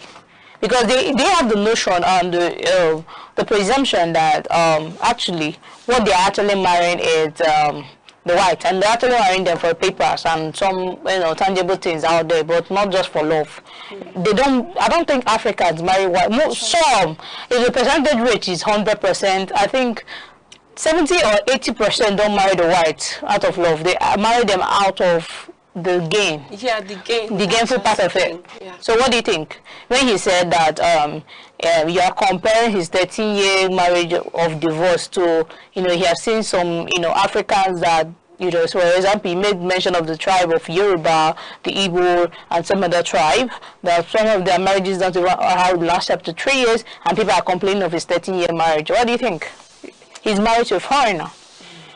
Marriage. How did we come about this marriage? Because, man, it's gonna take, it's gonna be, it has to be, it's not easy to live with someone for over a decade for eternity, because you're spending your whole life with this person. It's more like a school without graduation.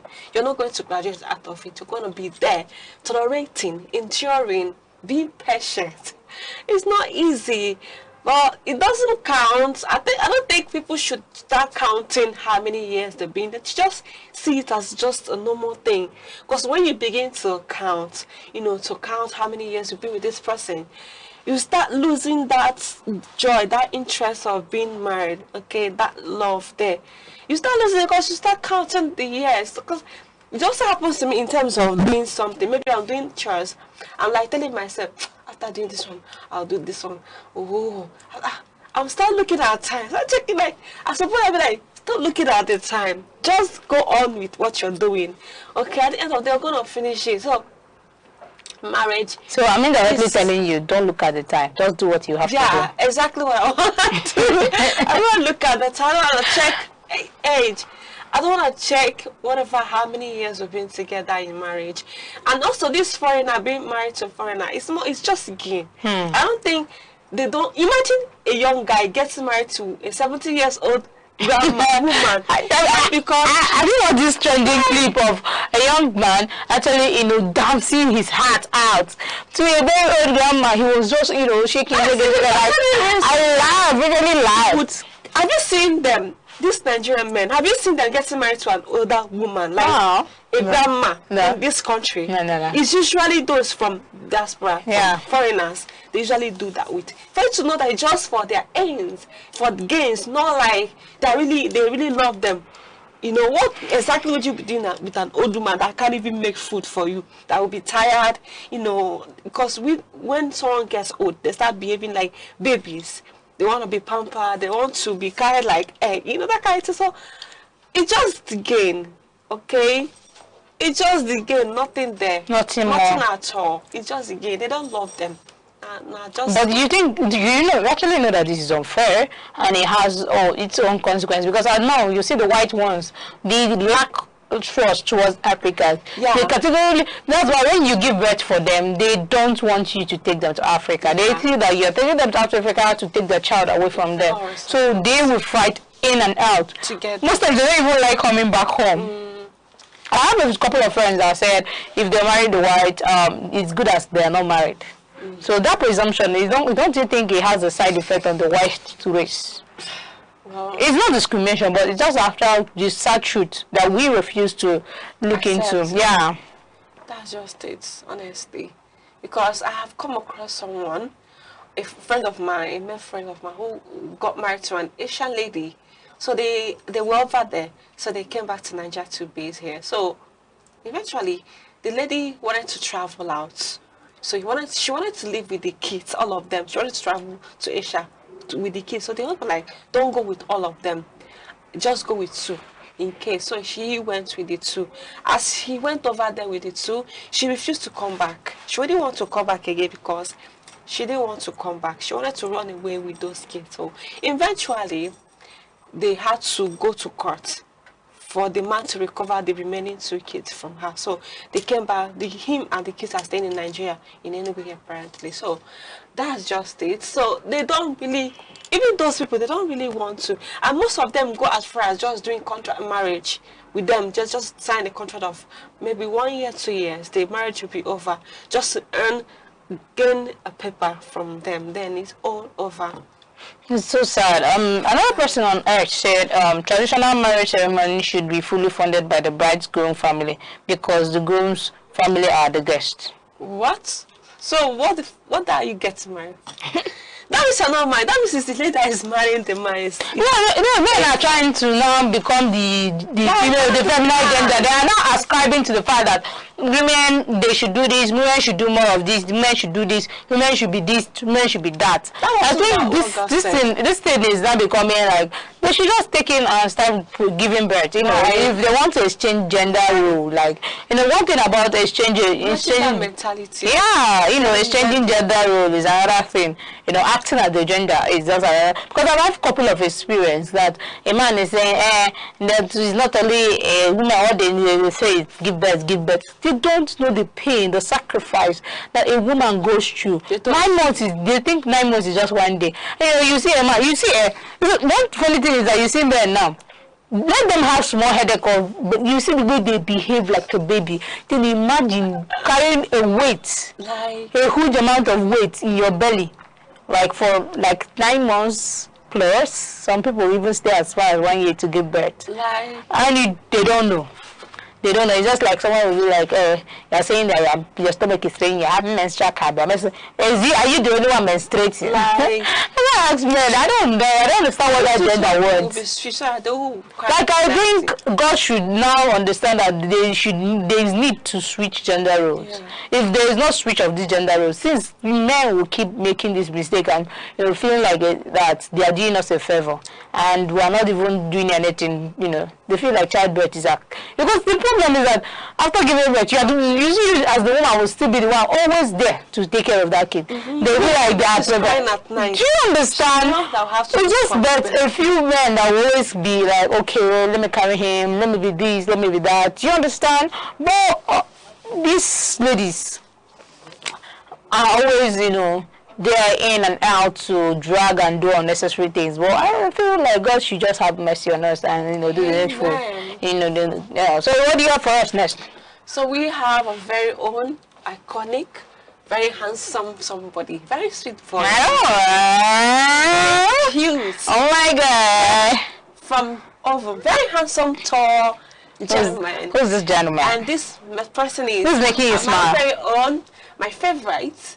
Fino Fino. Oh, okay. So let's hear what Fino has to say about, having kids. So Fino said, despite being a billionaire and a millionaire in every currency, Fino reveals that he has just one kid, and that's enough. He has no other plans, of having another kid. In order to give his daughter enough time and attention, all she desires, she can afford anything at all. Have you seen that Fino's daughter? She's so cute. She's so cute. Like, I think Fino actually thinks like I do. I've always wanted to have just 1 or 2 kids. There's something on your mouth, clean it. I'm not going to clean it. I don't want it. Chocolate. I hope your mom is not hearing you. Let her hear it. I don't mind. I hope your mom is not hearing you because she will pour you pepper in your bum bum. Is she the one carrying the pregnancy? Even if she's not carrying the pregnancy, she has to carry her grandchildren. She carry her grandchildren. 1 or 2. She has to carry her grandchildren. 1 or 2 is okay for her. It's not okay. It's not okay. It's okay for me. It's not okay. I'm not going to help me. I'm going to help you and carry the pregnancy. Is it not pregnancy? Is it not pregnancy? What do you say about Fino's choice of having just one? No. Start with me. Not them. Start with me. I'm against having one. What do you say? Okay, do you understand the fact that if God forbid, we're not planning for any loss, but in any case where there's a loss, you will burn another one now. No, is it when you are old and when the person is worn out and there is not enough distance to produce that thing? It's not my fault that one got lost. Really? Left me. So it's just God. No, you have to be considerate to the fact that you just don't have to just have one. I think two should be the least you should have. That's why I say 1 or 2. Oh, what's you don't like stress. I don't know why. I don't like stress. No, I don't like stress. Let me tell you, if you eventually don't marry that Odogo I'm talking about, I will come to your village, hijack you, and what's happening? What's happening? You and baby girl lifestyle is just one two. You don't like enjoyment. Do you like stress? No, but one thing about you is that I have asked you this question. So if his face is like this, and he has his face can't be like that. In Jesus' name. No, but in shooting case his face is like, and he has a very big pocket. What will it be for you? I'll go for it. We'll work on the facial. We'll work on the appearance. Finally, I've given up on him. Mama, don't give up on me. I've given up. I've not even started. You're already giving up on me. Jesus Christ, it's just the beginning. You have a lot for us to envelope. Like, what is it? What's happening? What's going on? What's going on, baby girl? Nothing is going on. Okay, let's have another gist. Cross said on social media said on X particularly said, told my wife I needed 18 million for something. She went which account which I should send it, and how about you? How is your Monday going? She told her wife, his wife, that he needed 80 million, and she is asking, which account should I send it? Hey, shout Odogu rice. Odogu rice. Shout Odogu rice. Odogu, the kind of woman I want to be. My own will be in dollars. Pounds. Don't mind all this, all the ego men. One thing most men don't know is that is what you give is what you get. You see some men that don't invest in the woman, and then you expect when another person is telling you the woman, their wife sends him or her 10 million, 15 million, you're expecting that you are, this kind of men will go home and you just be, stupid enough they will go and mock their wife and be like, is you know your fellow woman that is sending their husband 18 million? How many million have you sent to your wife from the very beginning? How did you invest in? How did you invest in? You know, there are some men that they set up their wife to be the Odegures. Yeah. You know, the likes of Obi Kubana, Chibana Kishiv, Imoni, their wives. You see them? Yeah. They are the Odegures we're talking about. Have an empire business of their own, and then at the back share supporting their husband. If anything happens, you see their wife will always stand garant. You know, but you see some men, you will not spend, you will not like to spend, you will not like to invest. You will feel like, because I've had interview with some people and I asked them, why haven't you done this? They're like, should I sponsor my wife and then she'll end up another person's home, or should I sponsor her and then she'll go and be spending on her family? I don't understand. So men are very naive. Like, not even naive. Very naive. They are scared of competition. Which competition? They are scared of the woman being better than them. So there is nothing else. These people who feel they don't want their women to be better than them because they have this low self-esteem, because Obi Kubana has it. So he invested in his wife so that the wife would be better too. So this is just kind of... That is called low self-esteem. Yeah.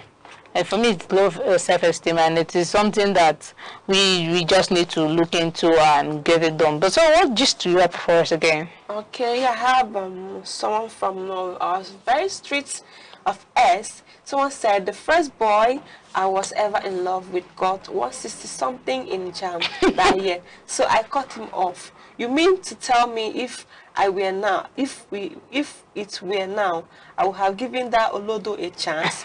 Guys, I went to stalk him on LinkedIn, so he went to stalk him on social media.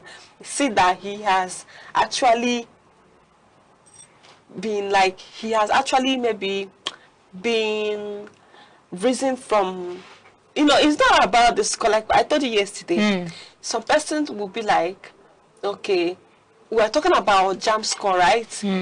Not being able to make someone to enter university with the lowest score someone has. Sometimes it's not about the low score you got. This person might be intelligent. It might be good in other aspects of life. It might not be good in education. Okay? So, most people we see that are millionaires, didn't really go to school, right? They were not really educated. Just for instance, Elon Musk. What about the other people who didn't attend school yet? They really made it big. They achieved a lot. So this is what I'm trying to say. So you cutting the guy off because you felt like he had 160 in jam as of then. But now I think the guy he's doing really well for himself. So what do you have to say? If you were the one, if you were the girl in question, would you cut your boyfriend off just because he scored 160 in jam? You know that what people don't understand is that there are ways to do things, handle some situation. There are people you know that at that point, to grab something to read, it becomes a problem for them. Do you understand? So what will you do? What do you owe them as a human being is, teach them, encourage them, There are things that you actually do. You actually change the person's perspective. If it's someone that doesn't like reading, you see the person getting himself, he or herself, getting to himself at that point that, okay, let me read, let me try something new. Let me just know if this will work. Okay, this should be better. This should do for me. This is that. Do you understand that? Chastising the person, leaving the person in a vacuum where the person cannot recover, or giving the person the chance that he feels he's not an entity of of importance. And this thing is something that makes people vulnerable and leads to depression, leads to psychological trauma kick. There's something we call psychological trauma kick. This thing can actually mess with a person's mental health. The person will be seen as he will see himself as a dejected woman being, a person pesticide from the society. He will be very, very down and emotional, and it will actually stock up to the point that he becomes anxious. Anxiety press in. Once in a person's life, once anxiety press into your life, there are things you normally magnetically you don't see yourself doing. You don't see the need of education, the value of education. You have actually broken the person's spirit. I don't think breaking someone's spirit is the best thing to do. I think it's encouragement of someone else close to you, very, very close to you, is the best thing you can actually do for the person. I think that criticism is also like paving way for someone to do better. Yeah. In as much as this lady called this guy off just because he scored 160 in JAMB, it will even enable this guy to work harder. To work harder, to say, oh, if this girl can cut me off just because I need to work hard, I need to be better than I was yesterday. Okay? If someone criticizes you in some ways, some things, in your craft, in whatever you do, just see it as a blessing for you to sit up, be the best. Yeah, encourage yourself. So we're going to go on a short break. When we'll be back, we'll continue and tell you what Arizona on the street of X said. We'll be right back.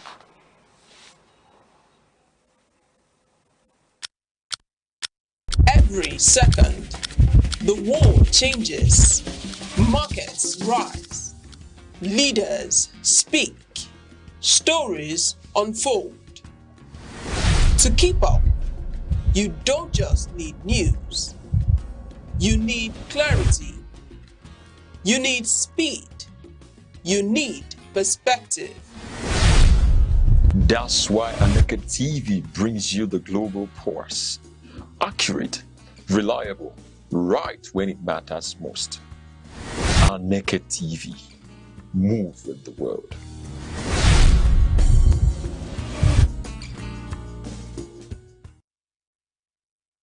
Welcome back to your Vibe Central, where we give you hot gist and where we tell you what is going on in the entertainment industry. You can always tune in on Aneke TV, subscribe and follow and comment, because your comment is one thing we live on. We feed on that and reciprocate the action by telling you what we actually feel. It's just you, me, and you there. I'm with my beautiful princess, Maxinachi, always giving you those gist that you need to know. Tell you what is going on in the society, and that is just what we live for. If you're not aware, you're not informed, what are you actually doing as a human being? So you have to be well informed, and you have to know what is going on, because that is that's basically what is important to you do. So back to the street of X. Arizona said if you sign prenup with a lady, you never trust her. Do you think so? If you actually as a man sign prenup with a lady, do you actually... So before the marriage... prenup, pray is before. Yeah. Post is after the marriage. Yeah, it means that you do not trust this person, and you're having in mind that she might leave. Yeah, she will leave tomorrow. So you're already preparing for what's going to happen. To come. Yeah. But you see, some ladies are okay signing the prenup. I don't mind. If you want her to sign it, I will sign it, okay? I wouldn't force you into doing something. So, okay, wait. Well, let me ask you now. Let me say you contracted a marriage because you saw that this guy is very rich, very wealthy, and he asked you to sign a prenup that if he divorces you, you live with nothing. Will you sign it? I live with nothing. Even my kid. You live with nothing. Well, you can actually argue the kid. The kids. We'll talk about that one. Yeah. If it's to live with if it's to live with nothing at all, but my kids, my female babies should be with me. I don't have a problem with that. Okay? Because myself, I feel get tired of you tomorrow. So okay, as a smart woman, so if you're in that kind of marriage, when you are in that marriage, what will you do? You'll be saving up. I'll start saving up. I'll make sure I have a stable relation, a stable investment, a stable business going on. So in case of tomorrow, I will see that I've got something. Give me a high five. Give me a high five. Yes, smart boy.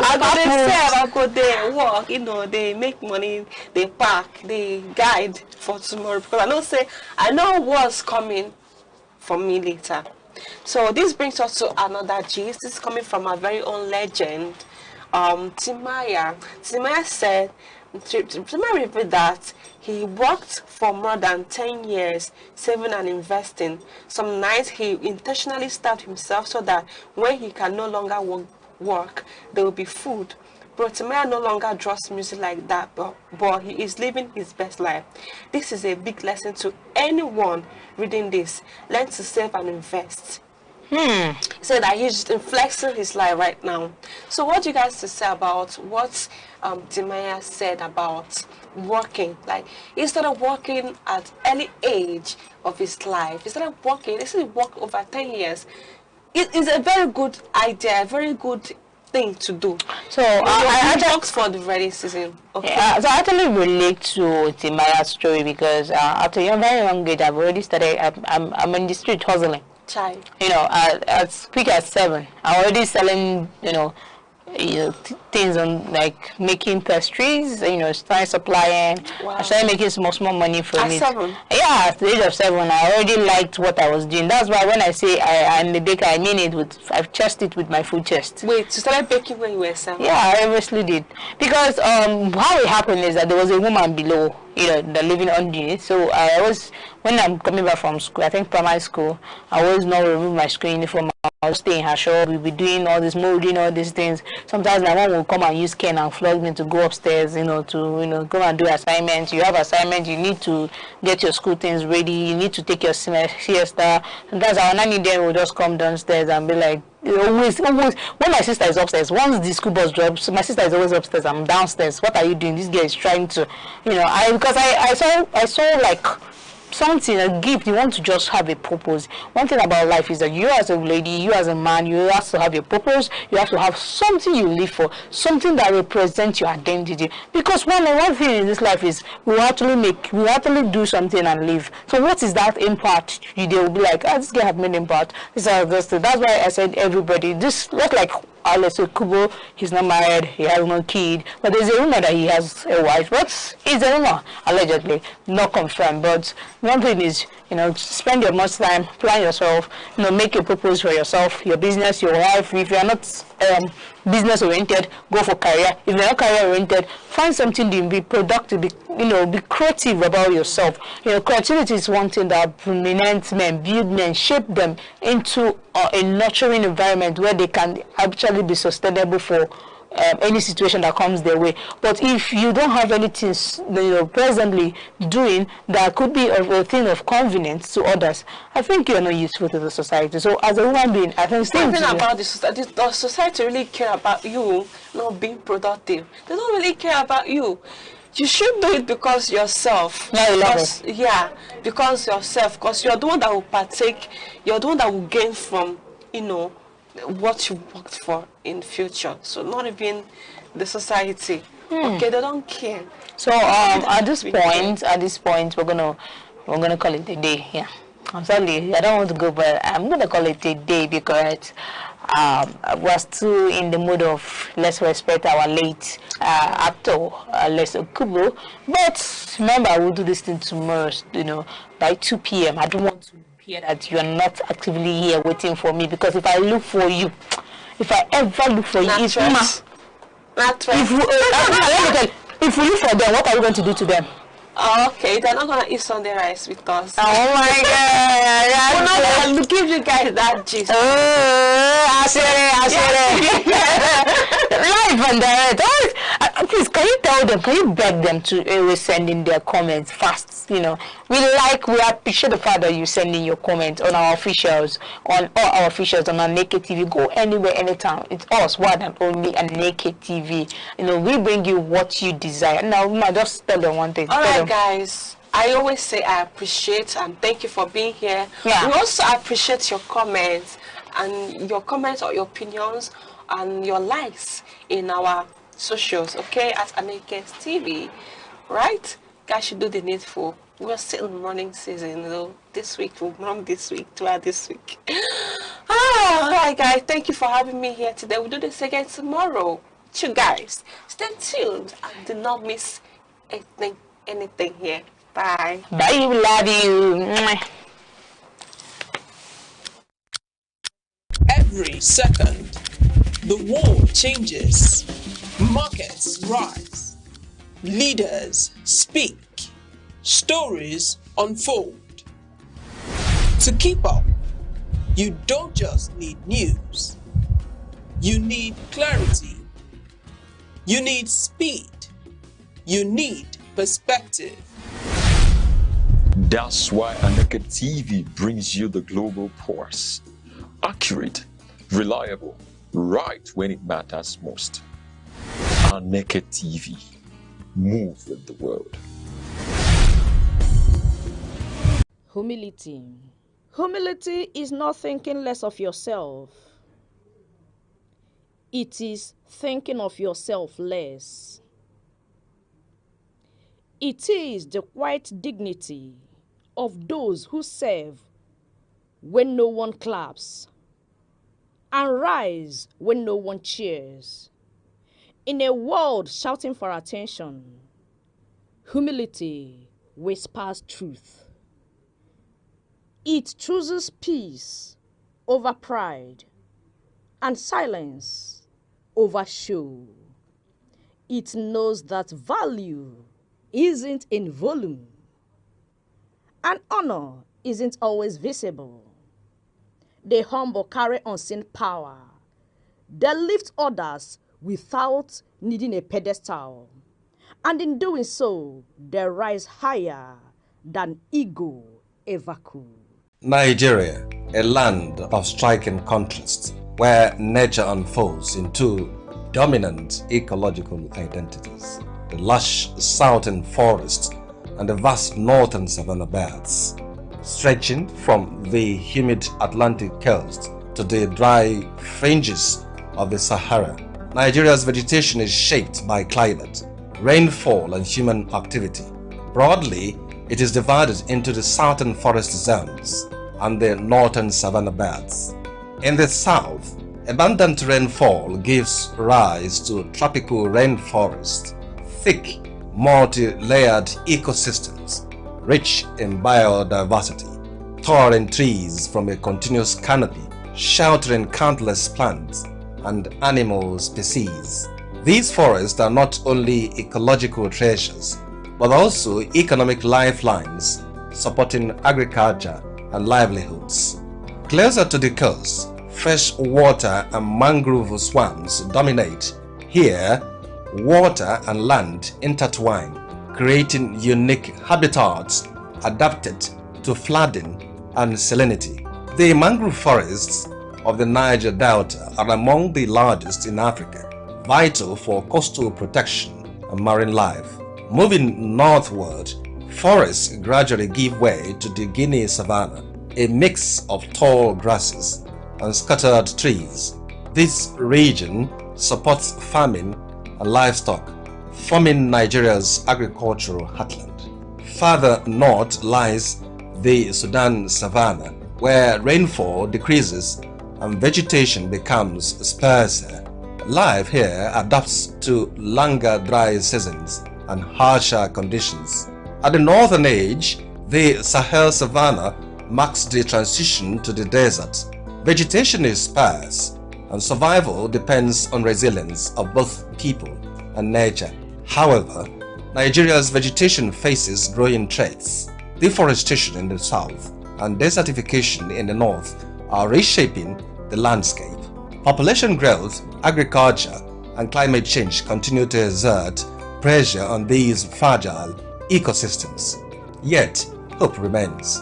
Across the country, conservation efforts are taking root, from reforestation projects to sustainable land management practices, from the dense forests of the south to the open savannas of the north. Nigeria's vegetation tells a story of diversity, resilience, and responsibility. A story that calls on all of us to protect the natural heritage.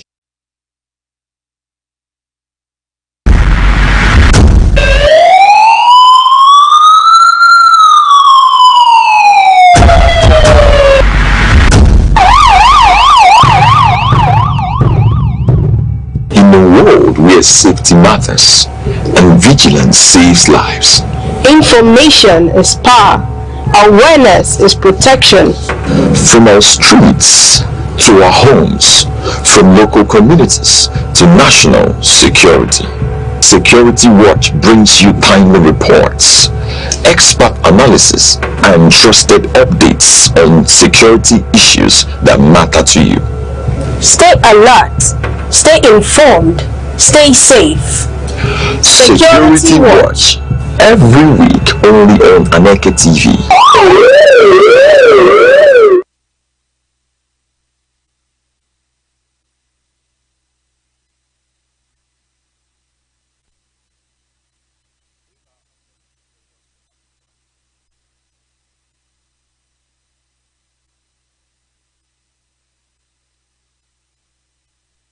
We are glad to have you join Security Watch once again on Aneke TV.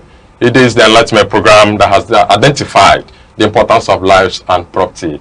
It has also made a lot of pushes for the total eradication of insecurity in our nation. You can find us on our socials, our Facebook, our Twitter, our Instagram, our TikTok, and to YouTube at Aneke TV. And I assure you, you will never regret you did. Thank you so much. My name is Chukwamaka Obasi. And our topic for today is environmental security.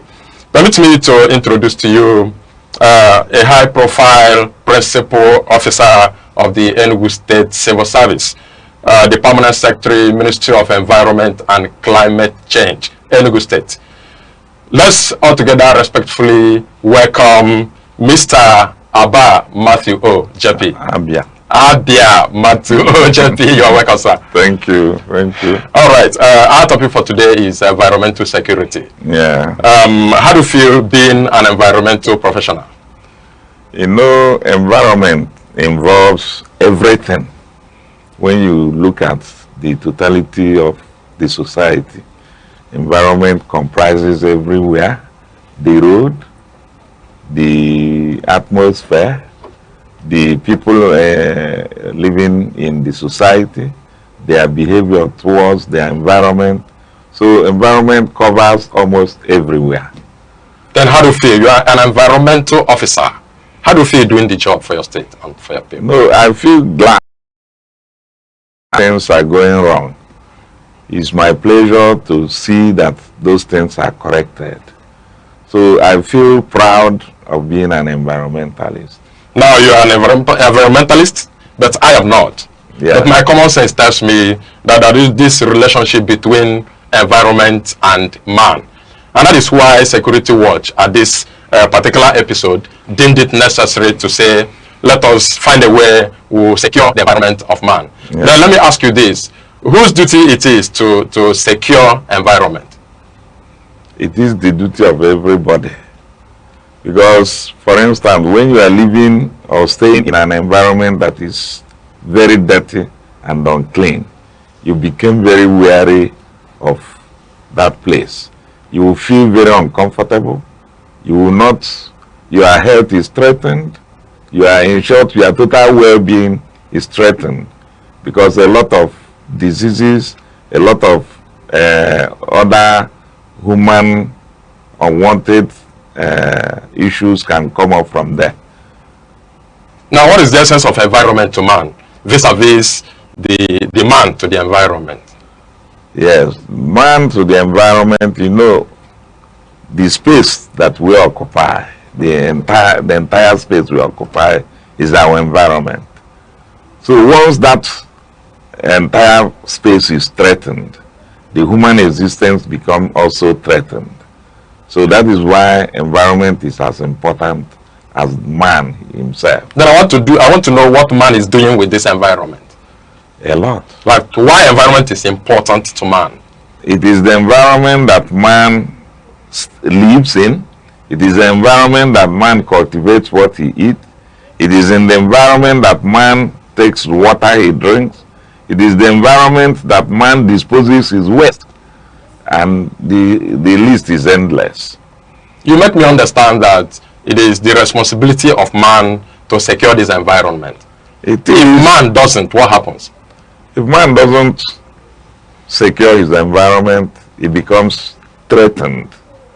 It becomes threatened because the space that God has given us that we call our environment. When we fail in our duties to keep it clean, keep it safe, then the entire community, the state or the nation is threatened. So you say it becomes threatened, Exactly. in all of this respect. Exactly. Then in what makes the threatening nature of it? How does it come? In what forms does it occur? One, it comes on unhealthiness. It comes in economic instability. It comes in political and social unrest. It comes on the security itself. The security itself, because, for example, if your environment is covered by bushes, you know criminal elements can hide in those forest or whatever, or bush that you have left unattended to and harm you. Okay, how possible do you think the citizens, that is the people living in this environment, how much do they understand what you have said about the environment? When it is left untreated or unsecured, it becomes threatened. That is the problem. And I believe is one of the reasons why you have invited me here. One is that man is an economic being. So most people do not understand the importance of their environment.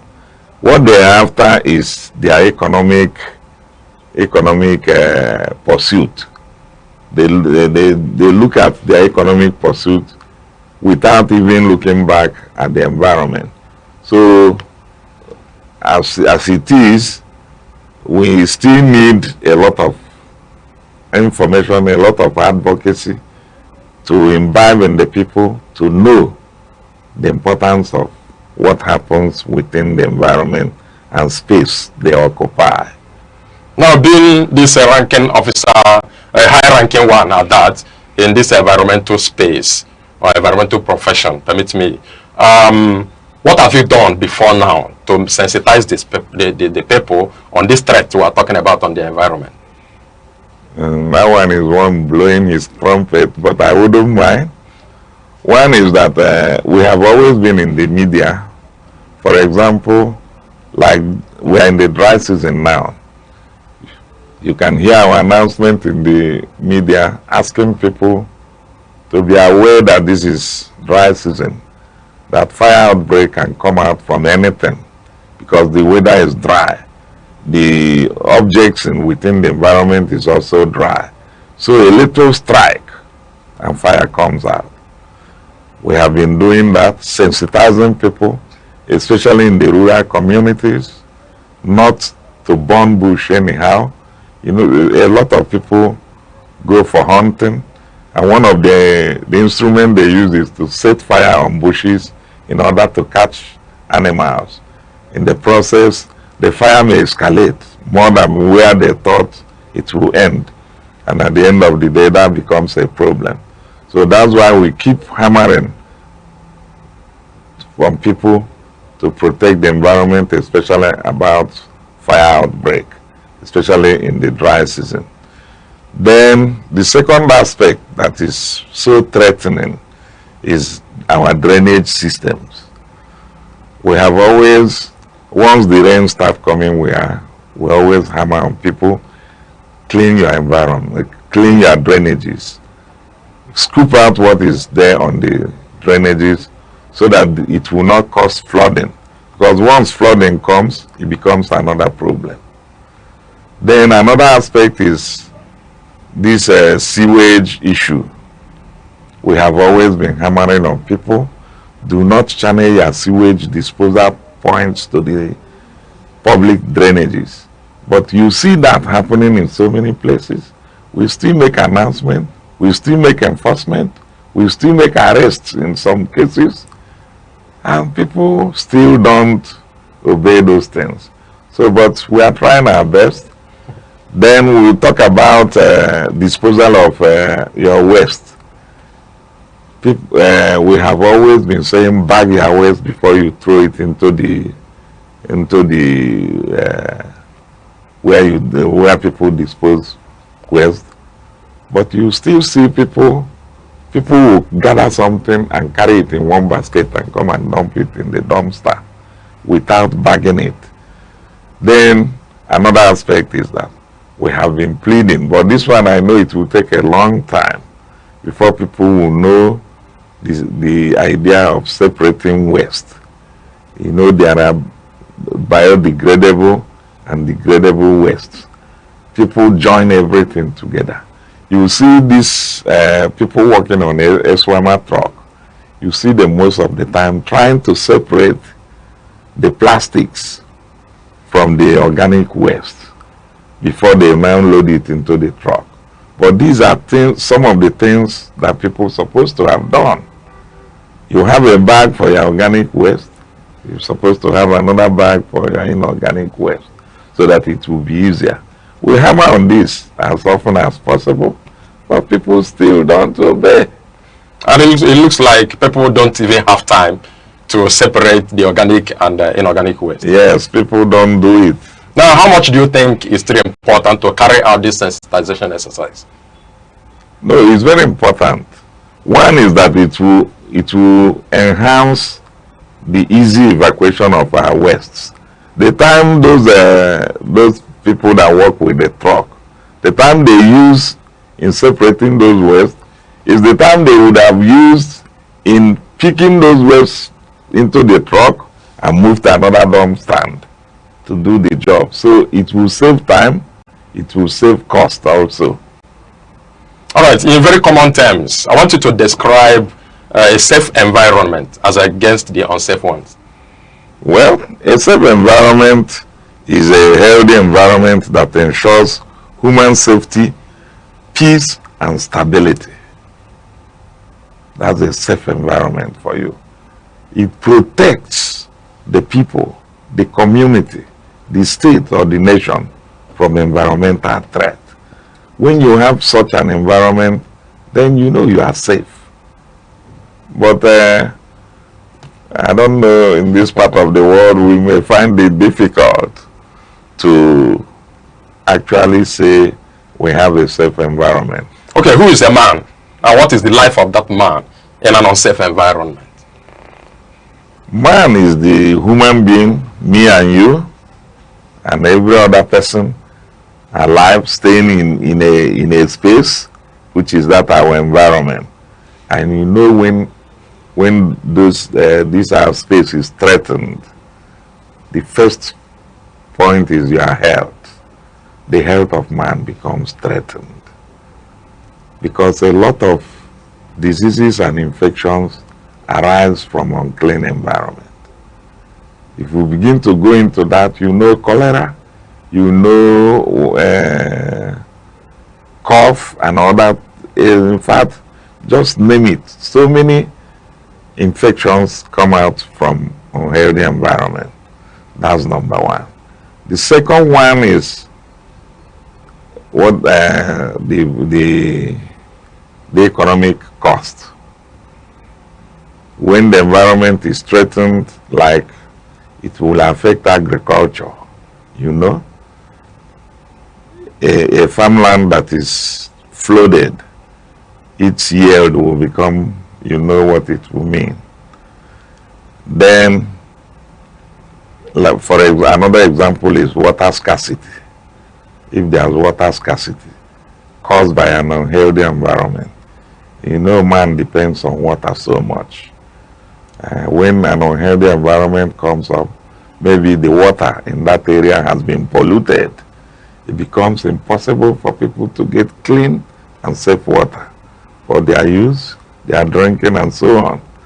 Then the social unrest that comes with an unhealthy environment. Maybe one side of the community is polluting the other side of the community, and becomes a social issue, becomes a conflict. Or maybe one part of the community have polluted the source of water of the other community, and unrest comes up. You see, social issues. So these are some of the things that comes up in an unhealthy environment. I want to believe in all of the meanings you're making. Yeah. A safe environment is to the benefit of man. Exactly. And unsafe environment is disadvantageous to man. Exactly. And all the unsafe environment are being caused by man. Exactly. What an irony of situation. Exactly. Then, do you think the man is aware that causing the environment to be unsafe is to the detriment of himself? Yeah, I think or do you think they do it unintentionally? No, I wouldn't say that. You know, in a first world nation, in first world climate, people are always aware of what happens in their environment. The degradation that we cause in this part of the world, the third world countries, it doesn't happen in the first world.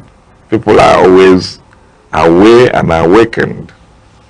They are aware and awakened that whatever they do within the environment is to their own detriment. But in our own climate here, people seems to be nonchalant. They believe the authority is the one responsible to do everything. But it is not so. God has given us a space called the earth for us to occupy and do everything. We also have to be aware and conscious that whatever we do within that space has one or the other effect on us. If we keep it clean, we'll be healthy and we will be stable. If we keep it unhealthy or unclean, we will be sick and unhealthy. So that's the problem. Okay, I know quite all right that you may have dropped some hints in relation to the question I want to ask you now. I want to ask what could be referred to as environmental pollution? Yes. A lot. A lot. Just as you have said that I have said some few things that causes pollution or something like that. One is when one fails to keep his environment clean. You see, like when we were young and in the villages, every morning we sweep the compound, gather the refuse. Maybe there's a farmland that has not been cultivated for that year. You throw it that place. You have now cleaned where you stay. The whole compound in the villages, if you go there, they're always clean.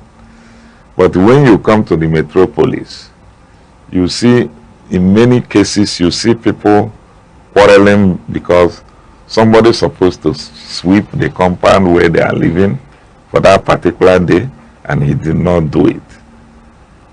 You see, it becomes a pollution. When people channel their wastewater, especially sewage water, into the public drainages, it becomes pollution. When industrial settings do not check their water, there is what we call waste treatment plant. Some business concerns do not even have their wastewater treatment plant where they treat that waste before it can go out. Some don't have it. It becomes pollution. When people throw things into the drainages that blocks the free flow of water, it becomes pollution. When industrial areas releases carbon monoxide of high grade into the atmosphere anyhow, it becomes pollution. For example, there are places they produce charcoal and things like that. You see thick smokes coming. Those things are not healthy to human being. Those things are not healthy. It becomes pollution. And probably they diffuse. Yeah. And human hair. You see it. Okay. So if we continue to name them, the list is endless. A lot of things are done to cause pollution. Even those who go to the dumpsters to dump their waste and dump it anyhow. Some even dump on the road. It becomes a waste. It becomes a pollution. because that place has already been blocked. The road, you see, most of the time the roads are blocked with refuse. Those things are pollution, and it shouldn't be. It shouldn't be. All right. I want to, at this point in time, say very much kudos to the much sensitization you have done so far to let people understand the essence of the environment, of course, a safe environment to their lives. But I want you to agree with me that all of the things you have said, and from the look of things, it seems people are not in the full knowledge of the dangers of an unsafe environment. And I want you to do more of what you have done before, to get people fully be in the know of the essence of a safe environment to their health and their life. Yes, we are going to do more. You know, the government of the day in the state is a very smart one, and they want all things done in the right way for the good of the people. If you look around, you will see that the evacuation of waste in Enugu now, if you check it, is very rapid. In some cases, areas where we have more waste coming up on daily basis, those evacuators go there 2 or 3 times in a day in order to clean up. Formerly, open trucks were used in evacuating those waste, but recently His Excellency the Governor has purchased brand new compactors, so that when those wastes are now collected, it's not like open trucks where some of them will be falling on the streets and things like that. He now bought brand new 10 compactors that work round the clock in Enugu in order to ensure that we clean up, and then we'll continue to hammer on sensitization. At times, you see our vehicle written Minister of Environment and Climate Change going with loudspeakers telling people, don't do this, don't do that, don't do this, don't do that. It's to your detriment. So we are doing our best, and we still have to do more. Okay, have you gathered people before in a center, like eyeball to eyeball contact, and then speak to them about environmental pollution? We do, especially when there are outbreaks. For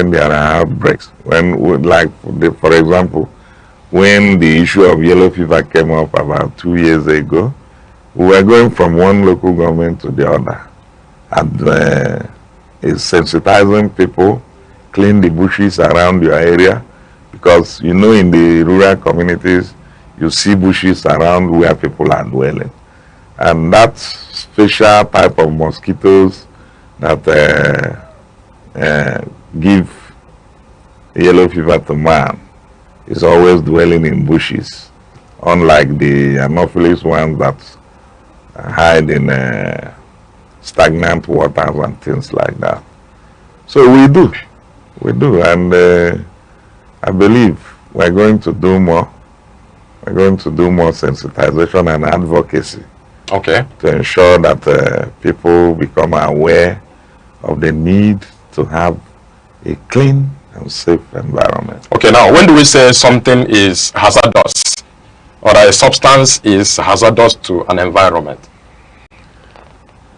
Good. When a substance becomes toxic, like when a certain waste from a business concern is coming out, and you see people inhaling it, and it's not good to their health, it's very hazardous. There are so many factories that their waste is very toxic, and if those things are not checked, it's very hazardous to human health. You can see people inhale something and the person will fall down immediately. Nobody will tell you that this one is a very hazardous one. You will know. Or when you inhale something and you become unconscious, then you know that those things are very hazardous. It's not just ordinary waste. It becomes a toxic, hazardous West. All right, I want us to dwell fully into environmental degradation. I know you've mentioned that before now. Yeah. Let us dwell fully in what it means in totality. Environmental degradation comes in different forms and shapes. For example, there is what we call environmental impact assessment. Okay. When you want to start a project that involves a lot of construction, you are required to do what we call environmental impact assessment. The purpose of that assessment is for you to know the impact of that project or that construction to the environment, even now that you are doing it and even in the nearest future. So that once you discover there are environmental threats or degradation that will come up from that concern, we know how to nip it in the bud, how to handle it, so that it will not be hazardous and degradeful to the environment. Maybe in future. Maybe in future, even at the point of construction. Because most of the time you see many buildings falling down. And some of them are even in the construction stage when those things happen. It is because that impact assessment has not been done. If it has been done, you know that the soil in that area, there are certain level of concrete that you will use to hold your building in that kind of environment. Then if it is going to be a manufacturing concern, we will find out what happens to the waste that you are going to generate from the production you are about to start. And maybe a lot of them do not do it. And those things begins to happen, it becomes degradation. Even road construction. When you are doing a road construction and you know that definitely water, rain have to fall on the road, where do those roads, those waters, what channel have you dug for them to enter when they come? Drainage systems. The drainage systems. If you do not do it well, it becomes degradation. Because you can see some people will build roads and you see water flowing into people's farmlands, destroying a lot of things and things like that. It becomes a degradation. Then you talk of livestock. When people begin to site like piggery farm, poultry, close to people's residential areas, and people will be inhaling on very unlawful smell that becomes bad to their health. It becomes degradation. Degradation does not only mean when we are digging the ground. It means the totality of what is done within the environment that is harmful and unruly. All right, thank you so much. I want us to observe just a short break now. When we are back, you tell us more on the environmental impact assessment. I want to learn more from you. Thank you so much. Everyone, thank you also for being there. I want to observe just a short break. We shall be right back. Okay.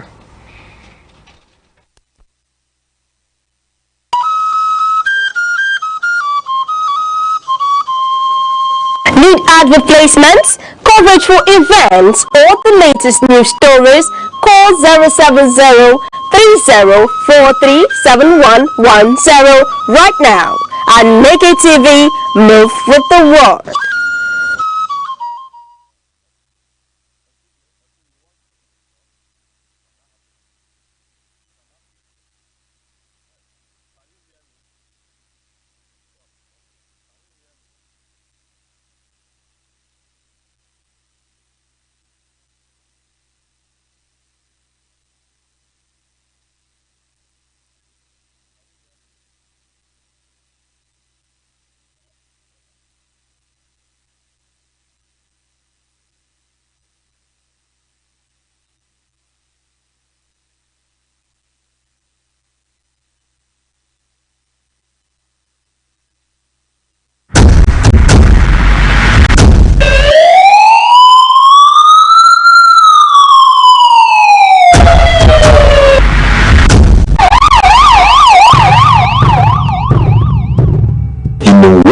where safety matters and vigilance saves lives. Information is power. Awareness is protection. From our streets to our homes, from local communities to national security. Security Watch brings you timely reports, expert analysis, and trusted updates on security issues that matter to you. Stay alert. Stay informed. Stay safe. Security Watch, every week only on Aneke TV.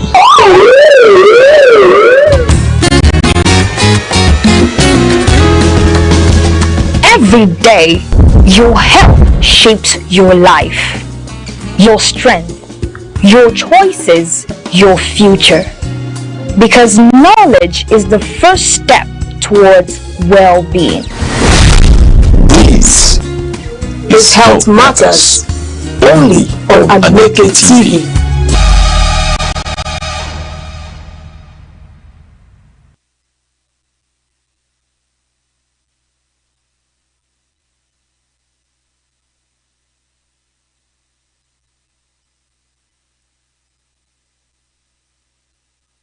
Secretary, Minister of Environment and Climate Change, Enugu State, Mr.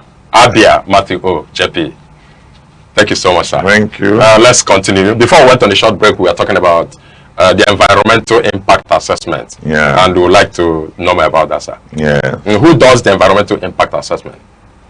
The ministry has a pollution control department that handle the issues of EIA, as it's shortly called. That's the environmental impact assessment. But beside that, we have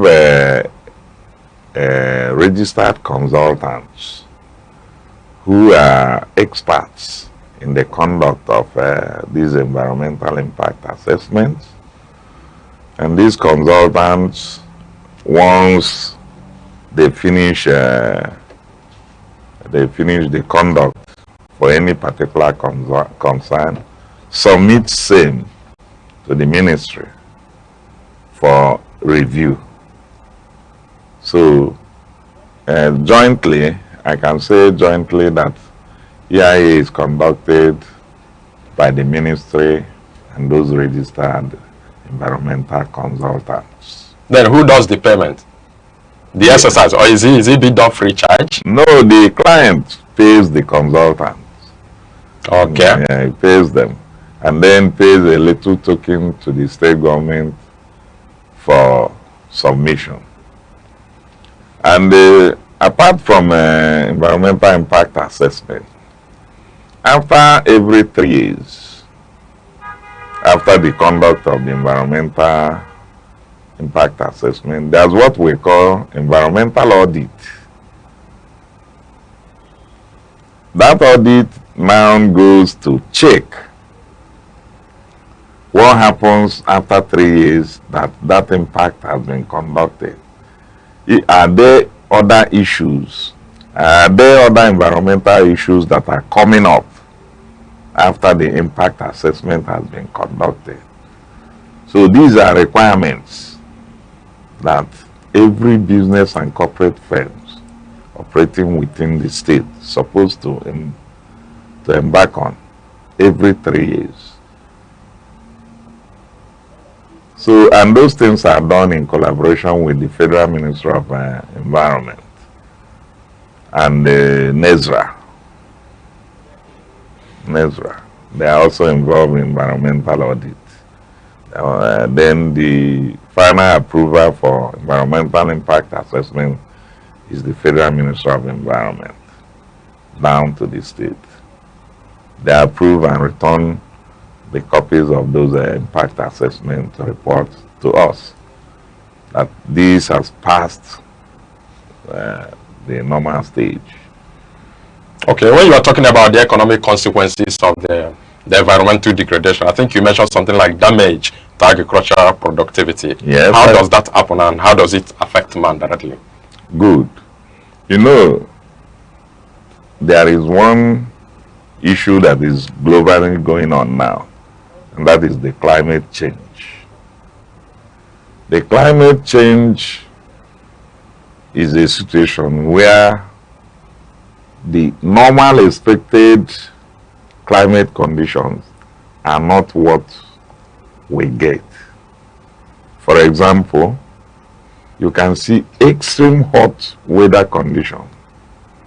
And when such happens, it affects agriculture in one way or the other. It's part of that climate change. For example, is it last year or last 2 years, between the months of June to August, we had what people thought is a dry season, but it's supposed to be a wet season when agricultural products like maize, yam, and cocoyam, these are periods that those products grow and yield abundantly. But within that year, there was a kind of drought. It becomes as if we are in a dry season between the months of June, July, and August. It also affected our ministry in the form that we planted some trees within the Enugu metropolis within that period, and all of those trees died because there was no rain. The little effort we made to water them yielded no result. There is difference between the normal natural rainfall and the man-made whatever you call it. So you see how that affected agricultural production. I think that was 2024. Then, in some other cases within the climate change issue, you see seas or rivers rising beyond their banks, washing away what farmlands, making the yield from those farm lands to become very few and little. In short, it becomes a great loss to the farmers. Does it not look like more like a natural disaster if it has to be with flooding? You call it natural disaster, but it's still within the climate change issue, because there was never a time you were expecting those rivers to overrise and things like that. So that is why we may not call it natural disaster, but an aspect of climate change. Okay, apart from this increased carbon emission, which may give rise to this accelerated global warming, what again can give rise to the climate change? A lot. I've given you 2 examples: extreme weather condition, rising of sea levels, and things like that. Then what of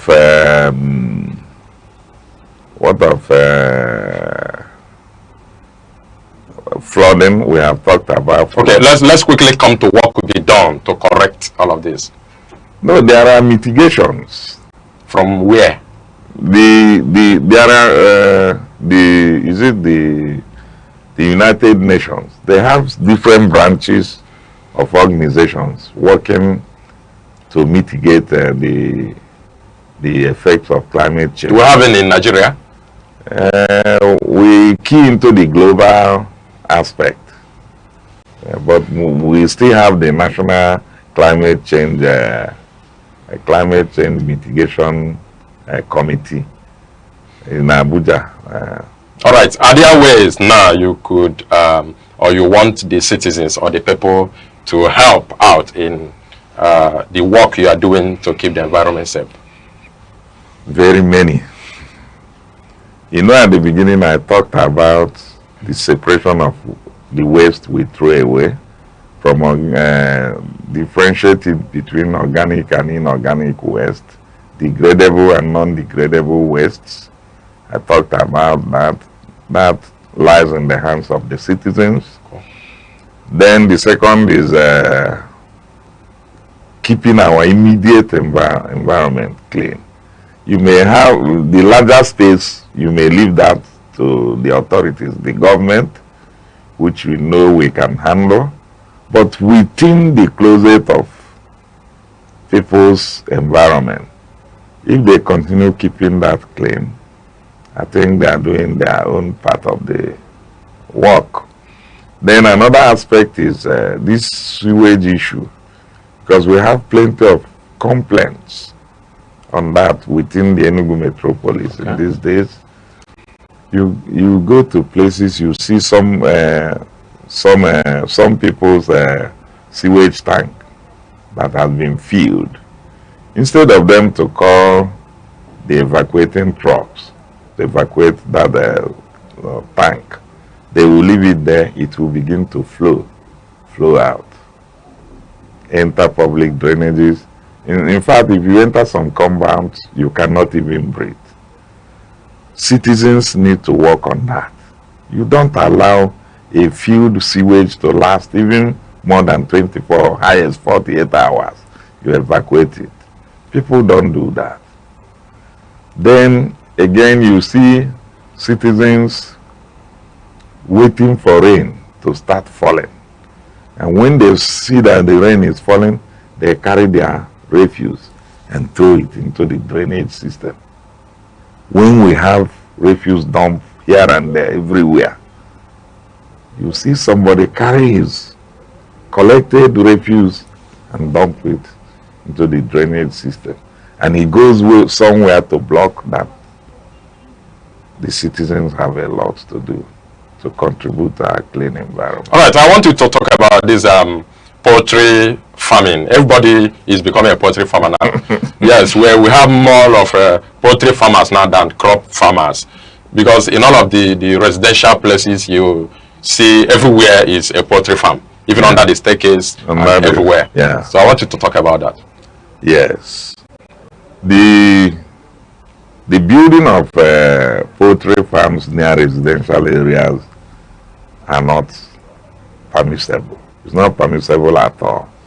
The Enugu State Environmental and Climate Protection Law 2024 prohibits such acts. And most of the time when our officers go out on inspection, we find those things common within the people.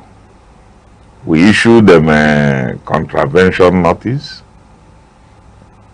We issue them abatement notice. Abate this nuisance. It is not allowed. But you will see people still will not even mind. And the last resort is for us to take them to court.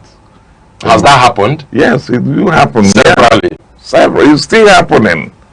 It's still happening. We have as many cases as that. Okay, what are other challenges you're facing as you do this job? Apart from what you see from the hands of the citizens and the ones you have mentioned, what are other aspects of the challenges you face? The challenges we face mostly is people not complying with the regulations. These are one of the major aspects. Then as an agency of government, funding at times hampers a lot of our activities because our job requires a daily inspection of industrial concerns, residential areas and things like that. And that requires vehicular movement, that requires fueling, that requires inducement to personnel. Apart from, somebody can tell you, do they not receive their salaries? But there are jobs that require you say, okay, you are going from Enugu to Ezeago. Because of that, we are going to give you something for snacks or something like that. So when funds are not available to do all those things, it hampers productivity. Okay, I was about asking you if there are ways government hasn't done what government is supposed to do in order to help you, because I know you are working for the government and for the people. No, government is doing their best. But you know, because of the nature of our job, just as I've told you, is a daily routine something. You have to go out daily. So government is doing their best, but like Oliver Twist, will always ask for more. You talked about funding issues. And I know that has to come from the government. Yes. I don't know where you communicate to the government. No, we so that do. those areas will be sorted out. We do. Okay. Government is actually doing their best. For example, you see our mowers, those people cutting grasses. You see them, they go out on daily basis. Government still funds the logistics for those things to be done. So without funding, you know, we cannot operate those things. So I say kudos to government. They are doing their best. Government is doing our best in all of these things. But I want you to be particular about this. Like you mentioned, Oliver Twist will always ask for some more. I want you to now ask for some more in the particular areas you need them. We need personnel, more personnel, in order to, you can see that the enugu is expanding. More personnel, mowers? Yes, not only more mowers, more even professionals. Okay. Professionals, especially in the environmental health. To be recruited in the system? Yes. Okay. We need more. We need more of those professionals in that aspect, the environmental health. We are lacking personnel in that area now. We have already written to government. I'm sure they will listen to us and approve the recruitment. So we have such people. We have such people in certain areas.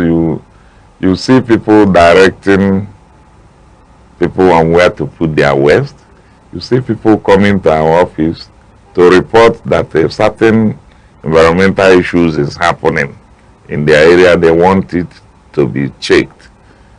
So once citizens, any citizen that is coming to report that we should look into so and so cases, they are doing well.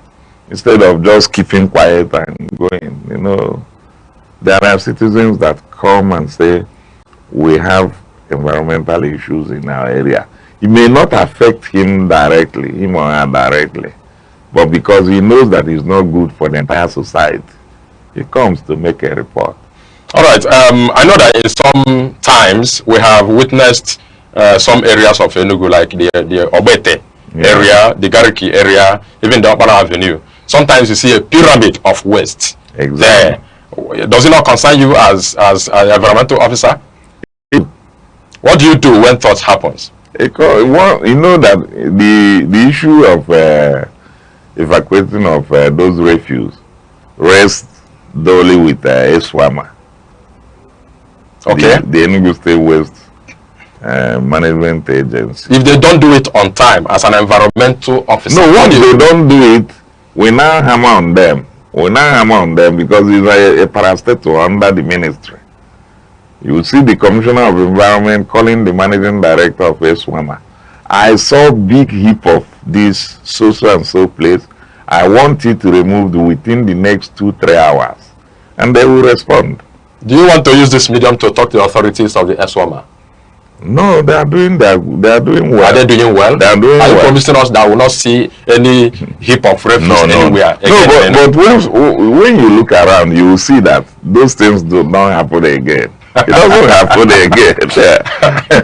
All right, thank you so much. I want you to give out your parting words to the government for the much support you have received from the government. Yes, I want to use this opportunity to thank the Executive Governor of Enugu State for all he's been doing for the good of the people of the state.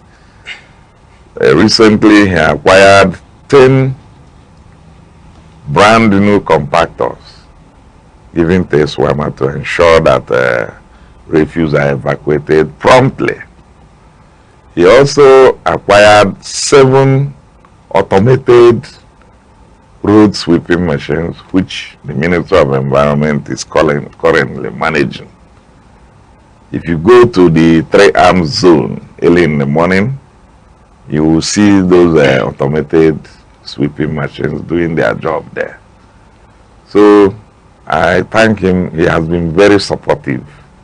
In fact, whatever concerns the people of Enugu State concerns him. He shows that. So I thank him, and I will continue to say, may God continue to bless him. If you are this happy at this level with the governor of Enugu State, I think Aneke TV is also happy with the governor of Enugu State. Thank you so much. Thank you so much. Thank you so much, Mr. Nobody sees good thing and will not be happy. Yes. So we are happy because of the good things we are seeing in Enugu State. All right, thank you so much. I've been with Mr. Abia Matthew OJP, the Permanent Secretary, Minister of Environment and Climate Change, Enugu State. Thank you so much for coming. Everyone, thank you so much also for being there all the while. We have talked on the environmental security. Hope you are ready to amend your ways, one way or the other. In all of the ways it affects you. My name is Chukwuemeka Obasi. Do have a wonderful day ahead of you. We'll see you again. Thank you.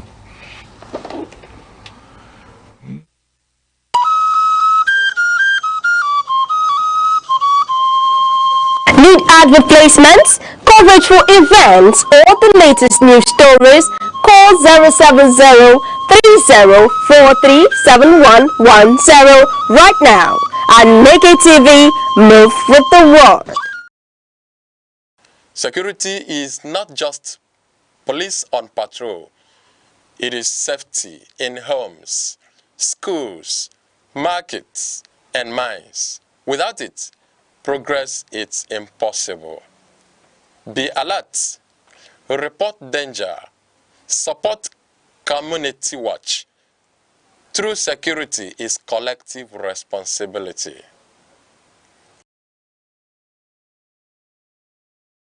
In a nation defined by diversity and potential, the question remains, what kind of leadership will guide Nigeria into the future?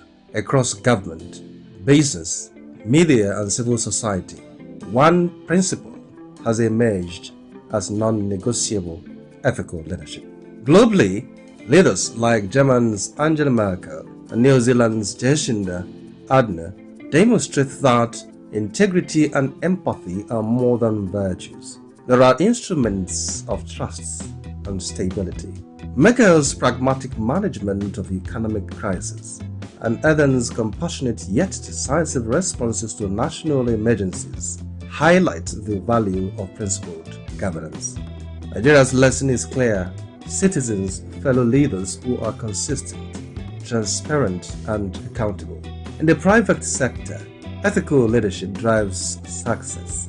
Companies like Patagonia, with its environmental stewardship, and Microsoft, committed to data privacy, prove that profits and integrity can coexist. Nigerian businesses can learn from these models, prioritizing transparency, fair employee treatment, and community engagement to strengthen both the economy and public confidence. Religious and civic institutions also hold enormous influence. In Sweden, faith-based organizations collaborate with governments on social welfare while respecting secular governance.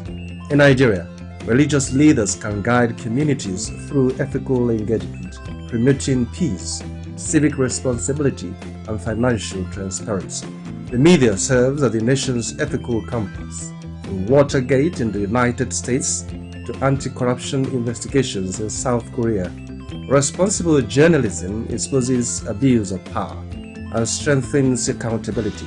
Nigerian media, by upholding truth and resisting political pressures, can elevate public discourse and encourage ethical governance. Youth and civil society movements around the world illustrate the power of principled activism.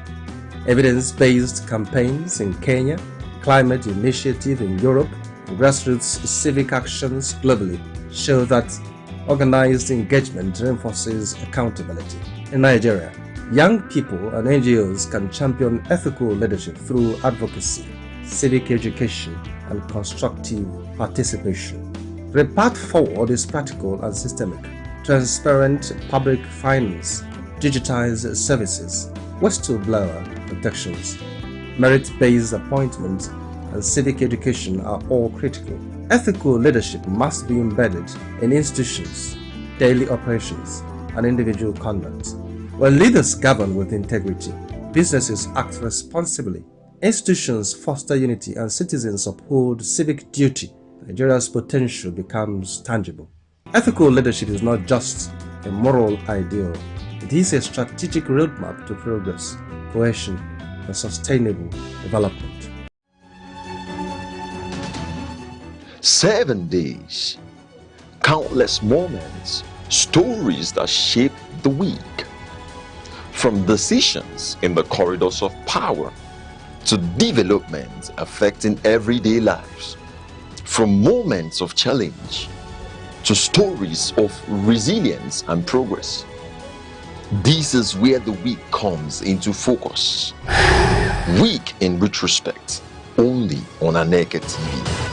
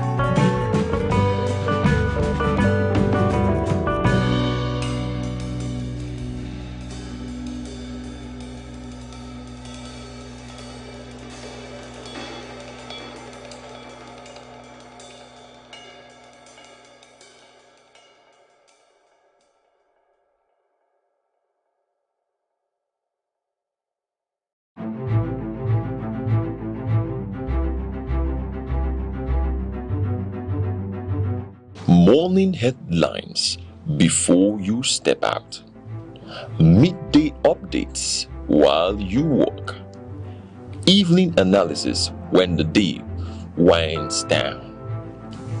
Wherever life takes you, Aneke TV keeps you informed, connected, and ahead. Aneke TV. Move with the world.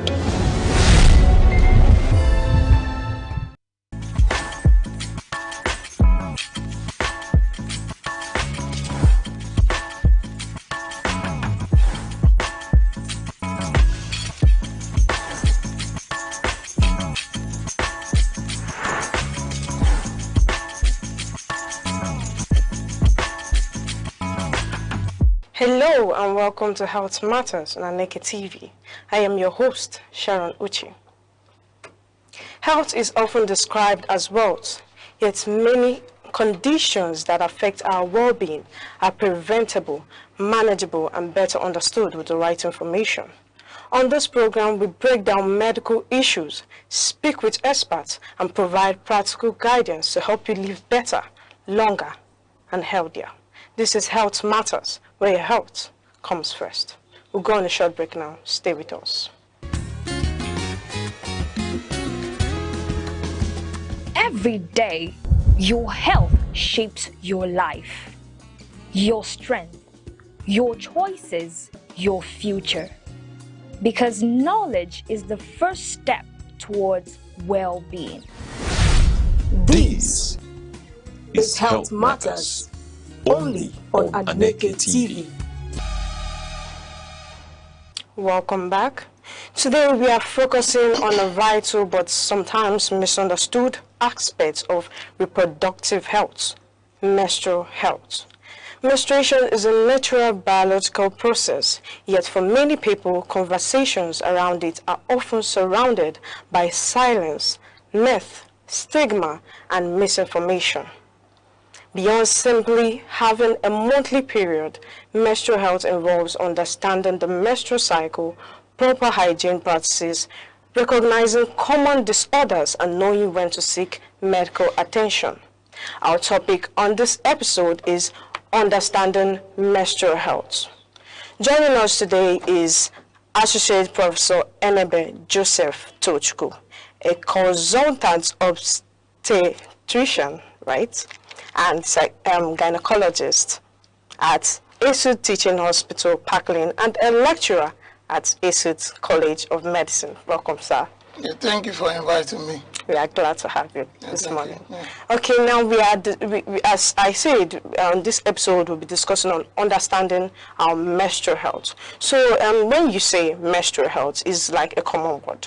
Yeah. A lot of women know it. But we want to understand deeply into it. We want to know what it entails, what really menstrual health entails, and how the circle coexists, everything about it. So we would like to begin. When you talk about menstrual health, what does it really encompass beyond just having a monthly period? Yeah, menstrual health is it could be defined as the complete physical, mental, and social well-being of a woman as it pertains to her menstrual cycle. Okay. And it involves making sure that the menstrual cycle is safe, but they have good safe products the woman will use for her menses. It also pertains having enough education for the woman so that she understands what menstruation is all about, and then also providing enough infrastructure around the woman, okay, and then products that she will use for her menses in order to make sure that psychologically and physically the woman is complete. Thank you. Okay. Beyond menstrual health just being a period that comes once in a month or at a particular time in every month, what really is menstrual health? Why should it be understood? Menstrual health is very important that the public should know about what menstrual health is all about, because when it's not is not adequately ensured, you find out there could be other conditions that could be associated with it. Okay. It could lead to diseases, and it could also lead to misunderstanding of the menstruation itself. And it's also, in some communities also you see certain practices that are also used against women. They occur as taboos, you know, against women that are menstruating. And so that's why it's very important that we should have a broad knowledge of what menstrual health is all about. Even in schools, most of our young ladies and adolescents, you find out that this is the time most of them are starting menstruation. So without having that background information, they will misunderstand the whole process, and it becomes very difficult for them to carry on their life and menstruation in general. And then the health part of it, if a woman fails to use a healthy products and also having menses in an environment that is not healthy, infrastructures are not there, you find that it won't affect the woman generally. As a matter of fact, the woman will have ill health. So you said something about there are some misconceptions surrounding its used against women. So for a young girl who just experienced her first menstrual health, who just experienced her first menstruation, especially those living in the rural area, what do you think can be her fate when those conceptions are surrounding her, and what can be done about that? As a matter of fact, when we were still younger, or in secondary schools, because of the poor understanding of no education has been given to the young lady or the adolescents, you find out that when they have their first menses, it's a shock to them. Okay. Rather than them waiting for that condition to occur, it becomes a shock. So they are not prepared.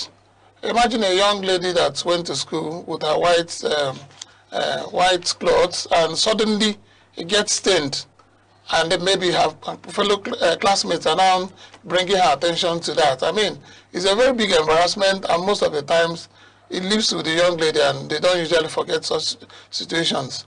And when it happens, of course, sometimes they don't even know what to do. Imagine if you sent a young girl to school, and this type of thing is happening to her in her school, and there's nobody to help her. I mean, psychologically, the young lady is also down. So it may also impact negatively on her ability to learn in school. And then, what are the products that are available?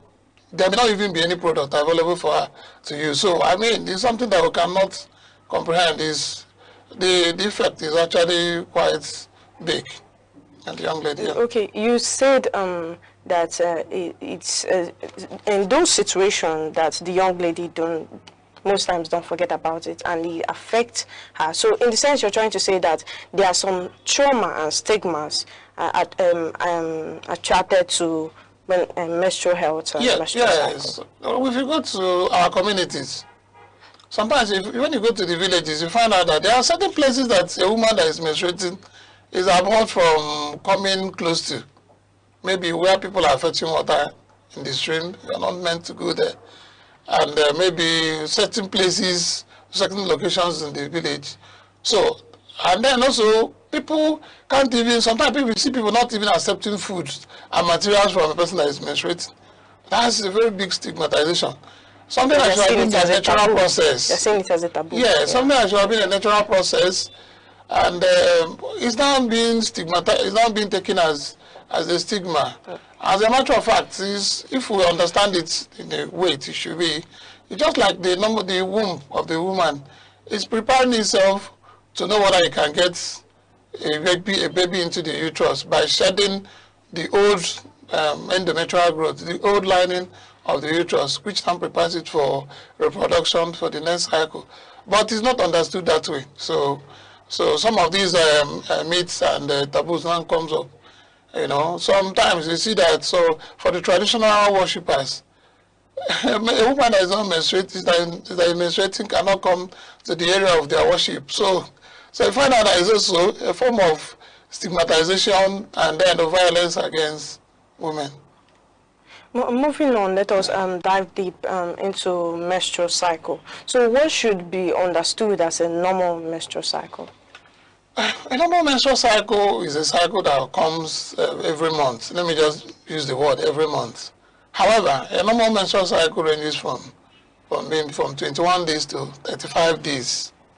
So sometimes you see some women, they don't understand this fact. So everybody is aiming to get 28 days. So it can be as short as every 3 weeks. And also it can also be as long as every 5 weeks, as the case may be. And then also for normal menses, it should last between 2 to 8 days. So sometimes you see some people, their menses are just coming for 2 days, they are worried. So, but they shouldn't be worried. This is just normal for them. Then for some other people, you may also see them bleeding for up to 8 days. They will start going to the hospital. However, those conditions are normal for such a young woman. So, in the aspect of when a woman bleeds from the first day to the 4th day, is it seen as normal? Because a lot of people think that from the 1st day to the 4th day is normal. But when it exceeds that 4th day, it's seen as being abnormal. Yes, that's what I've just explained now.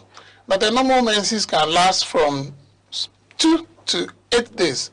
So if your own is lasting up to 8 days, it's normal. If it's lasting only 2 days, it's normal. So far, there is no any other problem associated with the womb of the woman.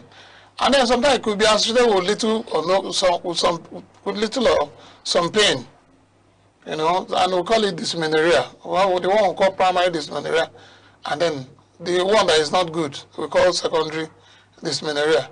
If I may explain it further, primary dysmenorrhea is a type of pain that maybe when the woman is about to see her period, she experiences some pressure, some little pain. Then when the period starts coming, you see that the pain now wanes off, now decreases and disappears. However, now the one we call abnormal pain or secondary dysmenorrhea is a type of pain that usually worsens with menses. Maybe when the menses start coming, the woman will now start having so much pain, she can't go to work, she's vomiting, the whole abdomen is paining her, and it prevents her from doing her normal daily activities. Now, there are some conditions that can be associated with this type of secondary dysmenorrhea. Now, there's one important disease we call endometriosis. Endometriosis is a situation whereby there is the existence of the normal lining of the endometrium, normal lining of the womb, called endometrium.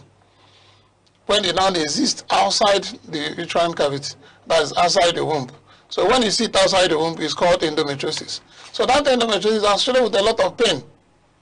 And there's another sister of that endometriosis called adenomyosis. Adenomyosis is when you see that thing that is supposed to be lining the uterus is now occupying inside the muscles of the uterus. So that one is called adenomyosis. So those two conditions, they are known to cause a lot of pain. So on women, and they cause secondary dysmenorrhea, and it can disrupt the activities of the woman, and also can lead her to admissions in the hospital. So, and it's something that maybe women that have them should always approach the hospital for proper history examination and then management of such conditions. And then somebody also see a woman that what we call polycystic ovarian syndrome. Polycystic ovarian syndrome is a situation whereby the woman is not ovulating at the time. Ovulation means bringing out egg at the time the woman is supposed to be ovulating. So it now makes, because for a woman to bleed, she must ovulate most times. So when she ovulates, the hormones in the system will now help to make the endometrium to now mature. When there is no fertilization, it now bleeds, it now disintegrates and comes out as mentioned. So now, it's ovulation that actually stimulates that process. So in such women that have polycystic ovarian syndrome, that ovulation doesn't come as required. So you now find out that the woman now, over 3 months, she has not bled. And it will continue to last for 3 months. So within this period of 3 months, there's a lot of psychological issues. The woman is worried, am I pregnant or am I not pregnant? And other conditions. So these two major physical conditions are the things that sometimes can affect a woman in the negative way. In some other situations, you find out there is excessive bleeding.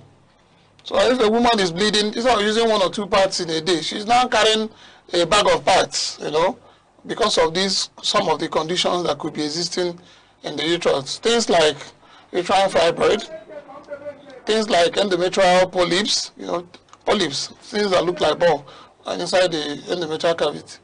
And then even these endometriosis and polycystic ovarian syndrome, that can also make the menses to be so big, such a way that when the woman is bleeding, she's now having dizziness, having headache, and may be admitted in the hospital. And sometimes they may even be transfused in such conditions. So let me leave it there. You said something, you said the menstrual cycle entails a woman in the process of knowing if she will conceive. And that's okay. So I want you to explain, when it comes to the menstrual cycle, how does it help individuals monitor their reproductive health? Yes. Well, when a woman is having a monthly cycle, it gives her reassurance. And if it's normal, it also gives her assurance is non-doubled. That most likely her menstrual health is good. Now, when there are other conditions that are associated with this menstruation, then, of course, most of the women, they will believe that they are not feeling fine. For example, if a woman has what we call pelvic inflammatory disease, chronic pelvic inflammatory disease, sometimes it can impact negatively on the ability of the woman to see her menses. Or maybe there is a condition that has harmed the endometrial lining. We now find out maybe the uterus not coming together. Maybe a woman can had an abortion, a traumatic abortion, whereby materials that are sharp were used to remove a pregnancy, or maybe instrumentation was done, or surgery was done in the uterus. You find out that such condition can make the endometrium to come together. Now, when they come together, they now come together, now leaving a little surface area where menstruation can go from. So now, in those conditions, you now find out that a woman that is supposedly seeing her period every 4 days, that she's seen it for 4 days, you now find out that menstruation may not come only 1 day. So now, that signal is enough to tell her there is abnormal health, there is ill health in the menstrual cycle. And then if she's also having foul-smelling vaginal discharge, and during not during that, even within the cycle. Okay. You're now having foul-smelling vaginal discharge, or even the color of the menstruation is now becoming another thing, becoming watery, and the rest of them. So it may be an indication that there is something else that is going on in the reproductive health, apart from just ordinary menses. Sometimes it may stop entirely from coming. Maybe a woman that has cesarean section, or had myomectomy, or had other conditions that could affect the endometrial lining. You now find out that the menstruation will eventually stop. And when it occurs, that's a very big indication to tell the woman you have to visit the hospital. Yeah. Okay, let's talk about menstrual hygiene. It's often discussed, but not really, not clearly explained. So what would you say about menstrual hygiene? Yeah, so menstrual hygiene involves providing normal good products that a woman needs to take care of her menses, and also providing it in a very good environment, good infrastructure. A woman should not be changing her part in the open. You have to find a very adequate environment that is secluded, and that will give the woman a psychological well-being. And then after that, after changing, she also needs water. She also needs good soap. She also needs maybe perfume, to freshen up herself. So, and if a very adequate good water supply is not provided, maybe there is now well water that is heavily contaminated, and the woman is not using it to wash her private parts, of course, there could be ascending infection. And that ascending infection can alterate the whole menstrual pattern, leading to maybe pelvic inflammatory disease and all that. Sometimes you also see that because of poor education, that menstrual hygiene also involves good education. So because for the fact that the woman doesn't have a good education, you now find out that some of the habits can now also lead to ill health. For example, instead of using it to wash the surface of her body, she's now pouring the water inside her private parts. Imagine pouring water that is heavily contaminated inside a place that should be clean. What is it going to cause? Or maybe not using the soap that you use to wash the surface of the body and not pouring it inside the body. So you now find out that such condition can alter the cycle of the woman. in terms of the fact that you now find out that there is now heavy growth of, when I pour all those water, it will dilute the normal environment of the vagina, which is most of the time, which is acidic in nature. So when you are not pouring all those products that are not required to be put inside the vagina, you now find out that it changes the pH. That is the condition of the place to become alkaline. And when it becomes alkaline, what does it do? It now encourages the growth of what we call candidiasis. Candidiasis is a common condition women usually present with. So, and these things are associated with their menstrual hygiene. So if it's not proper and adequate, you now find out that they may come down with such conditions because they are using products that are not supposed to be used inside the body. And they're also using it in an environment that is not clean. For example, if you go to an environment that is not clean, some of the places where you are keeping the menstrual product can also contaminate the woman. So you can see it. This menstrual hygiene can link up to so many issues. One, the education of the woman. Two, you can also talk about how well the woman is being cared for. Now, if you go to most secondary schools, you find out that some of these young ladies, they can't even afford a good menstrual product.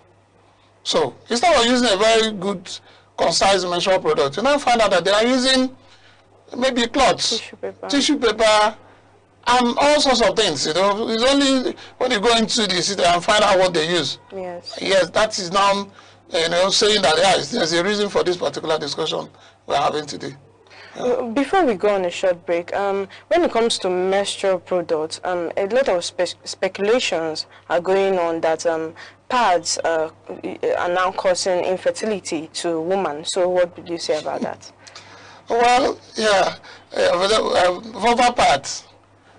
Yes, they are not supposed to cause any problem, except maybe the product itself is maybe contaminated.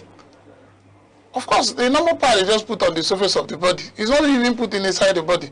So there's no relationship between that pad and whether a woman should get pregnant or not. There are so many other bigger things that could cause infertility, not menstrual product like pad. However, when a young ladies now start misusing the pad, or maybe start using other products, maybe things that are now inserted inside the vagina, now causing ascending infection.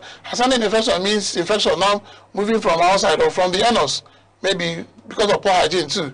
You are now bringing materials from the anus into the vagina. You now see if those things now climb up into the uterine cavity and the fallopian tube.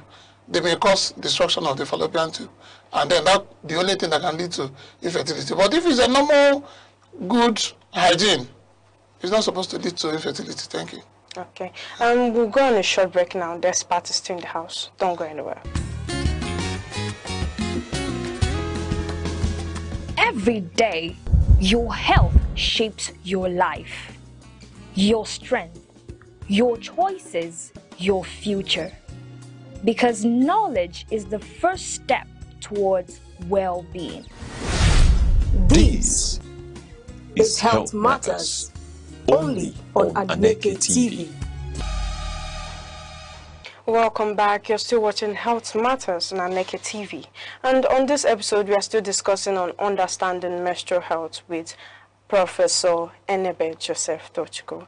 And so we have been discussing about menstrual health, menstrual cycle, everything that entails the menstrual, how to menstrual hygiene, how to take care of your hygiene as a woman in a menstrual cycle. So moving on, we would like to know, there are some practices that a woman should have during her menstrual cycle to be able to help her to support her health, but they are often overlooked. So we would like you to mention those practices.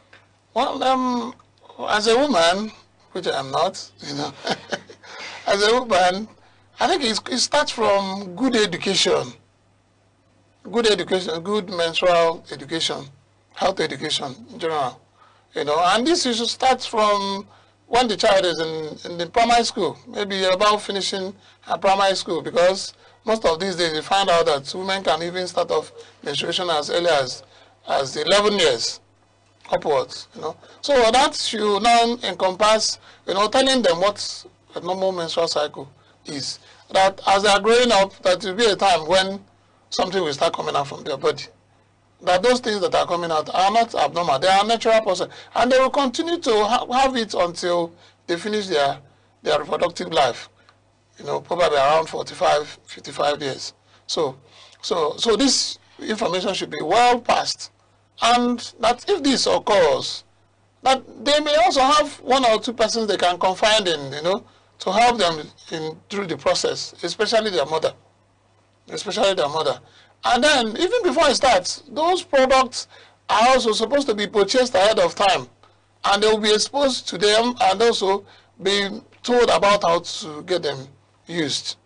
So, and I think if you do this, it means that and then also what the person is supposed to do during during the time the menses starts. And then also, the education will also involve, what are the things that can make me feel like maybe I want to menstruate? Because it's very important that a woman understands her body. You know, because some people, you may say, I'm going to menstruate the following day. Now, recently, we also have apps that can also tell us, you are going to menstruate the following day, or you are going to menstruate in the 2 days' time. So that it won't become an embarrassment. Maybe a woman travels, while inside the bus, the woman starts menstruating, not prepared. So, and even if it must happen, then it should happen in very minor, very minimal situations. So now, when you have finished giving this education, and then explain to the child these are the things to use, it means that the remaining part will be easy. This is how to use them. So, and then they touch those products. Like the first time of trying to engage in, not be the first time you are touching the menstrual product. So you have exposed it to them, they touch it, even practice using it. So that the first time they are going to have that menses, it will be easy. You know. So now what does it entail? What it entails is using a woman should be padded. You shouldn't allow her cloth to be stained. Now how do you know that maybe menses is about to come? Sometimes you may see that there could be pressure, pelvic pressure, you know. A woman feeling like there is pain trying to come, you know. And those contractions are just trying to push out the menses. Some other times there could also be heaviness on the breast, you know, and yeah. So if for some of these things are happening, the woman will now be padded waiting. So, and then when eventually she starts seeing her menses, it should not be seamless, you know. Now, depending on the quantity of menses that is coming out, it's not a situation whereby a woman should allow her to start staining or start dripping. Now, if you get a very good product, maybe changing this 3 times in a day, depending on the quantity that is coming out. Okay, depending on your flow. Yeah, depending on the adequacy of the flow. Some people may not change in a day. Some people may change 2 times in a day. But at least 3 times in a day will be adequate. So that whatever you're removing will also not be so heavy and will not stain the body so much. And then after removing your part, it's also good that the woman cleans up her body. Then using some other toiletries that are going to be there. Then if there is water, she uses it to clean up her body and there are no smells, she looks fine. Then if she must apply perfume, she applies perfume and not inside the body, but on her body. Or maybe it takes her bath if she's in her house. So you don't find out that people that are around wouldn't even know that anything is happening to such a person. Then for the people that may have small pain, the pain they may not like. Now it requires that maybe they may need some non-steroidal anti-inflammatory drugs. Some drugs that can help to reduce pain. One of them is pyrazicam, diclofenac. And such drugs are usually, you start taking it before the menses starts, not when you start having pain, when they now start disrupting during the flow. No. So maybe like a day before, you start taking the medications, and so that when the menses is coming out, it will be seamless, painless, and will involve disrupting your normal daily activities. So in this sense, it is not healthy to take it during the flow. It's not healthy to take any medication. And it's not like it's not healthy, but the one that is most likely going to prevent the pain is the one that is started maybe a day before the menses start coming out. Okay, and then along the line, you also continue to take medication. We are out of time. So you say something about the menstrual products. So you know a lot of variety. There is variety of products, but we'd like to know: do you think there are ones that are best for a woman during her flow? Well, It depends on what is available and also the access. The access, you know, the cost. when it comes to being safe. Yes, most of them are safe. I won't call the product names, you know, and most of them are safe. And like I said, it depends on the availability and the cost. Yeah, some of them you want to buy, you find that you can't afford them. It doesn't mean that they are better than the ones that are maybe a little bit cheaper. Now, some other ones can contain menses better than others. Those things are also what you consider when trying to buy them. Assuming if I buy this product, and it can contain my menses for more than 12 hours, or more than 8 hours, or more than 6 hours, you have to, by the time you are using them, you have to now know that, yes, I may have to get, if I'm traveling from here to Lagos by road, I may have to use the one that contains menses better.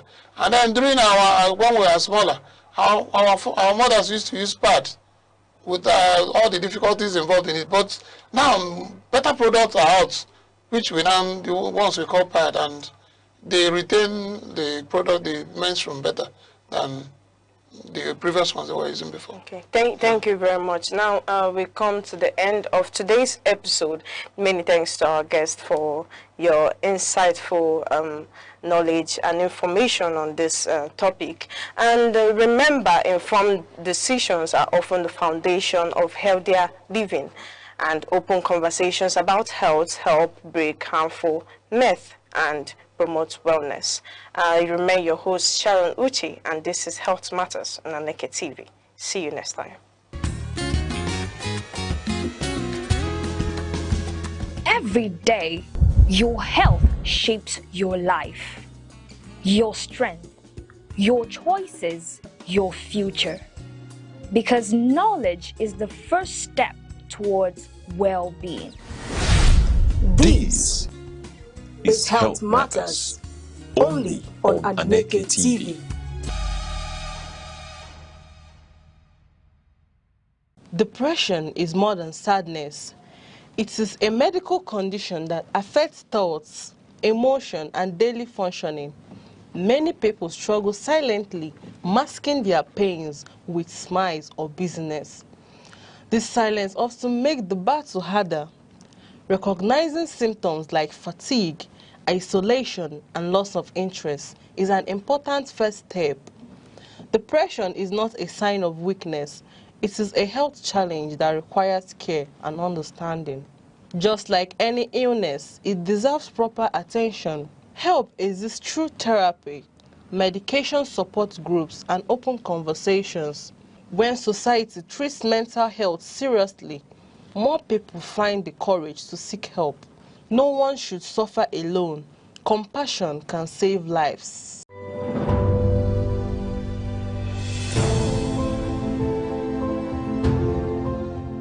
Nigeria, Africa's largest economy and most populous nation, continues to grapple with a critical infrastructure deficit that hinders growth and development.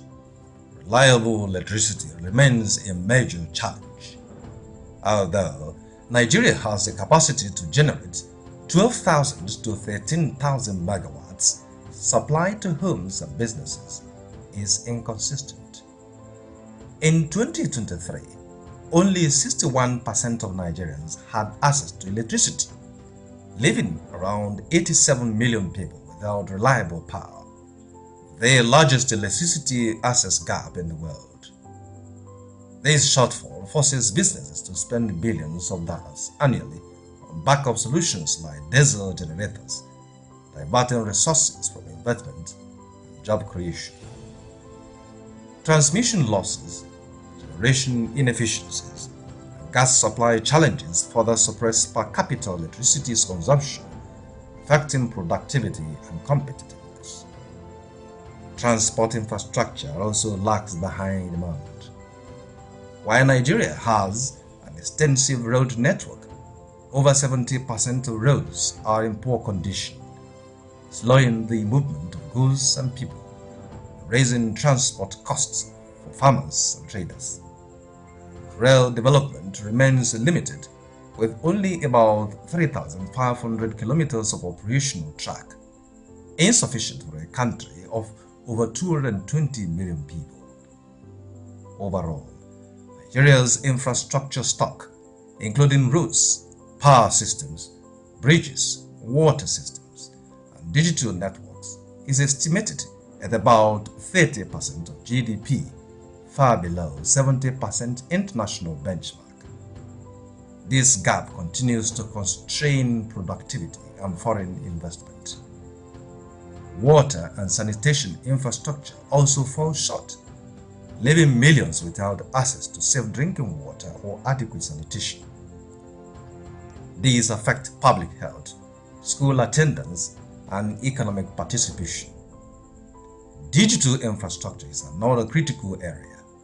Broadband penetration and data center capacity remain limited, concentrated mainly in Lagos, while other states lag behind. These restricts growth in fintech, cloud services, e-government, and emerging technologies such as artificial intelligence. Experts estimate that hundreds of billions of dollars will be required annually over the next decade to close these infrastructure gaps. Mobilizing investment from private sectors, international finance institutions, and public-private partnerships is essential. For Nigerians, improving infrastructure is more than convenience, it is a path to safer roads, stable power, efficient transport, modern digital networks, more jobs, business growth, better health outcomes, and increased competitiveness on the global stage. Bridging this infrastructure divide is crucial to transforming Nigeria's potential into tangible progress for every citizen.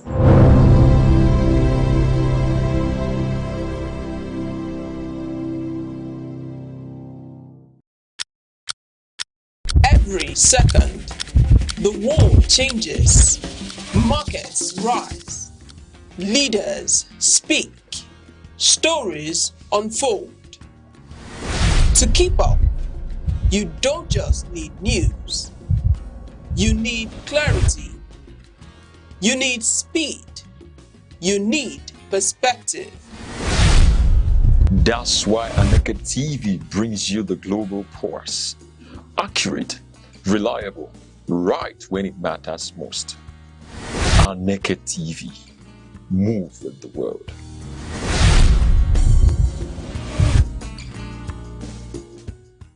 Across Nigeria, a powerful migration wave is reshaping the nation's economic and social landscape, popularly known as Japa. The term captures the growing number of young professionals and skilled workers living in search of stability, opportunity, and systems that function. But beyond the emotional stories lies a deeper economic reality, one that demands urgent and practical solutions. We love you. Bye-bye.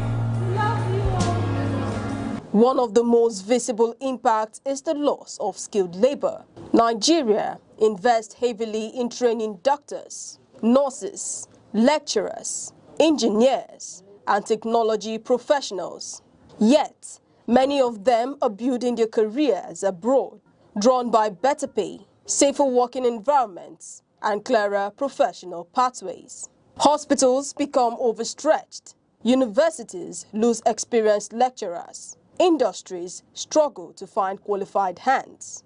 Productivity declines, and long-term development slows as the country loses both talent and the economic value they would have created. Migration also places pressure on the broader economy. Relocation expenses from tuition and visa fees to travel costs increase demand for foreign exchange, adding strain to the naira. A weaker currency raises the cost of imports, fuels inflation, and worsens the cost of living crisis. More Nigerians begin to consider leaving, creating a difficult cycle. Yet, the story is not one-sided. The Nigerian diaspora provides a vital economic cushion. Billions of dollars in remittances flow into the country each year, helping families pay for school fees, healthcare, housing, and daily needs. These inflows support household survival and contribute to foreign exchange earnings. But remittances cannot replace strong institutions, public infrastructure, or large-scale job creation. They help families cope, but they do not solve the structural challenges driving migration. The drivers of Japa are rooted in everyday realities. High unemployment and underemployment limit opportunities for young people to use their skills. Wages often fail to keep pace with rising costs of living. Infrastructural gaps, especially unreliable electricity, increase the cost of doing business and discourage investment. Insecurity and policy inconsistency further weaken confidence in building long-term futures at home. Reversing the trend begins with practical reforms that make staying in Nigeria a viable and attractive choice. Improving power supply, transport networks, and digital infrastructure can reduce business costs and unlock growth. When businesses thrive, they create jobs, expand industries, and provide opportunities for skilled professionals. Strategic investment in high-impact sectors is equally critical. Strengthening healthcare, modernizing education, supporting technology innovation, and boosting manufacturing can create meaningful career pathways. These sectors not only absorb skilled labor, but also drive productivity and economic diversification. Retention strategies in essential services must also improve. Competitive pay, safer work environments, modern equipment, and clear professional development pathways can help reduce the outflow of healthcare workers and academics. Support for research, training, and career progression strengthens institutions and gives professionals reasons to stay. Entrepreneurship offers another path forward: better access to finance, fewer regulatory bottlenecks, and stronger support for small businesses can empower young Nigerians to build at home. A vibrant startup ecosystem turns job seekers into job creators and keeps innovation within the country. The diaspora can also become a strategic partner in development. Beyond remittances, Nigerians abroad bring skills, networks, and investment capital. Structured programs that encourage mentorship, knowledge transfer, and diaspora investment can transform brain drain into brain circulation when talent flows out and backing, strengthening both sides. At the center of all solution is trust, transparent governance, consistent policies, and visible improvements in public services rebuild confidence in national institutions. When people see progress in infrastructure, security, and economic management, the incentive to build a future at home grows stronger. Migration will always be part of a globalized world. The goal is not to stop movement, but to ensure it becomes a matter of choice, not necessity. By creating opportunities at home, valuing talent, and engaging citizens abroad as partners, Nigeria can turn the challenge of Japa into a pathway for renewal, resilience, and inclusive growth. 7 days, countless moments, stories that shape the week. From decisions in the corridors of power to developments affecting everyday lives. From moments of challenge to stories of resilience and progress. This is where the week comes into focus. Week in retrospect, only on Aneke TV.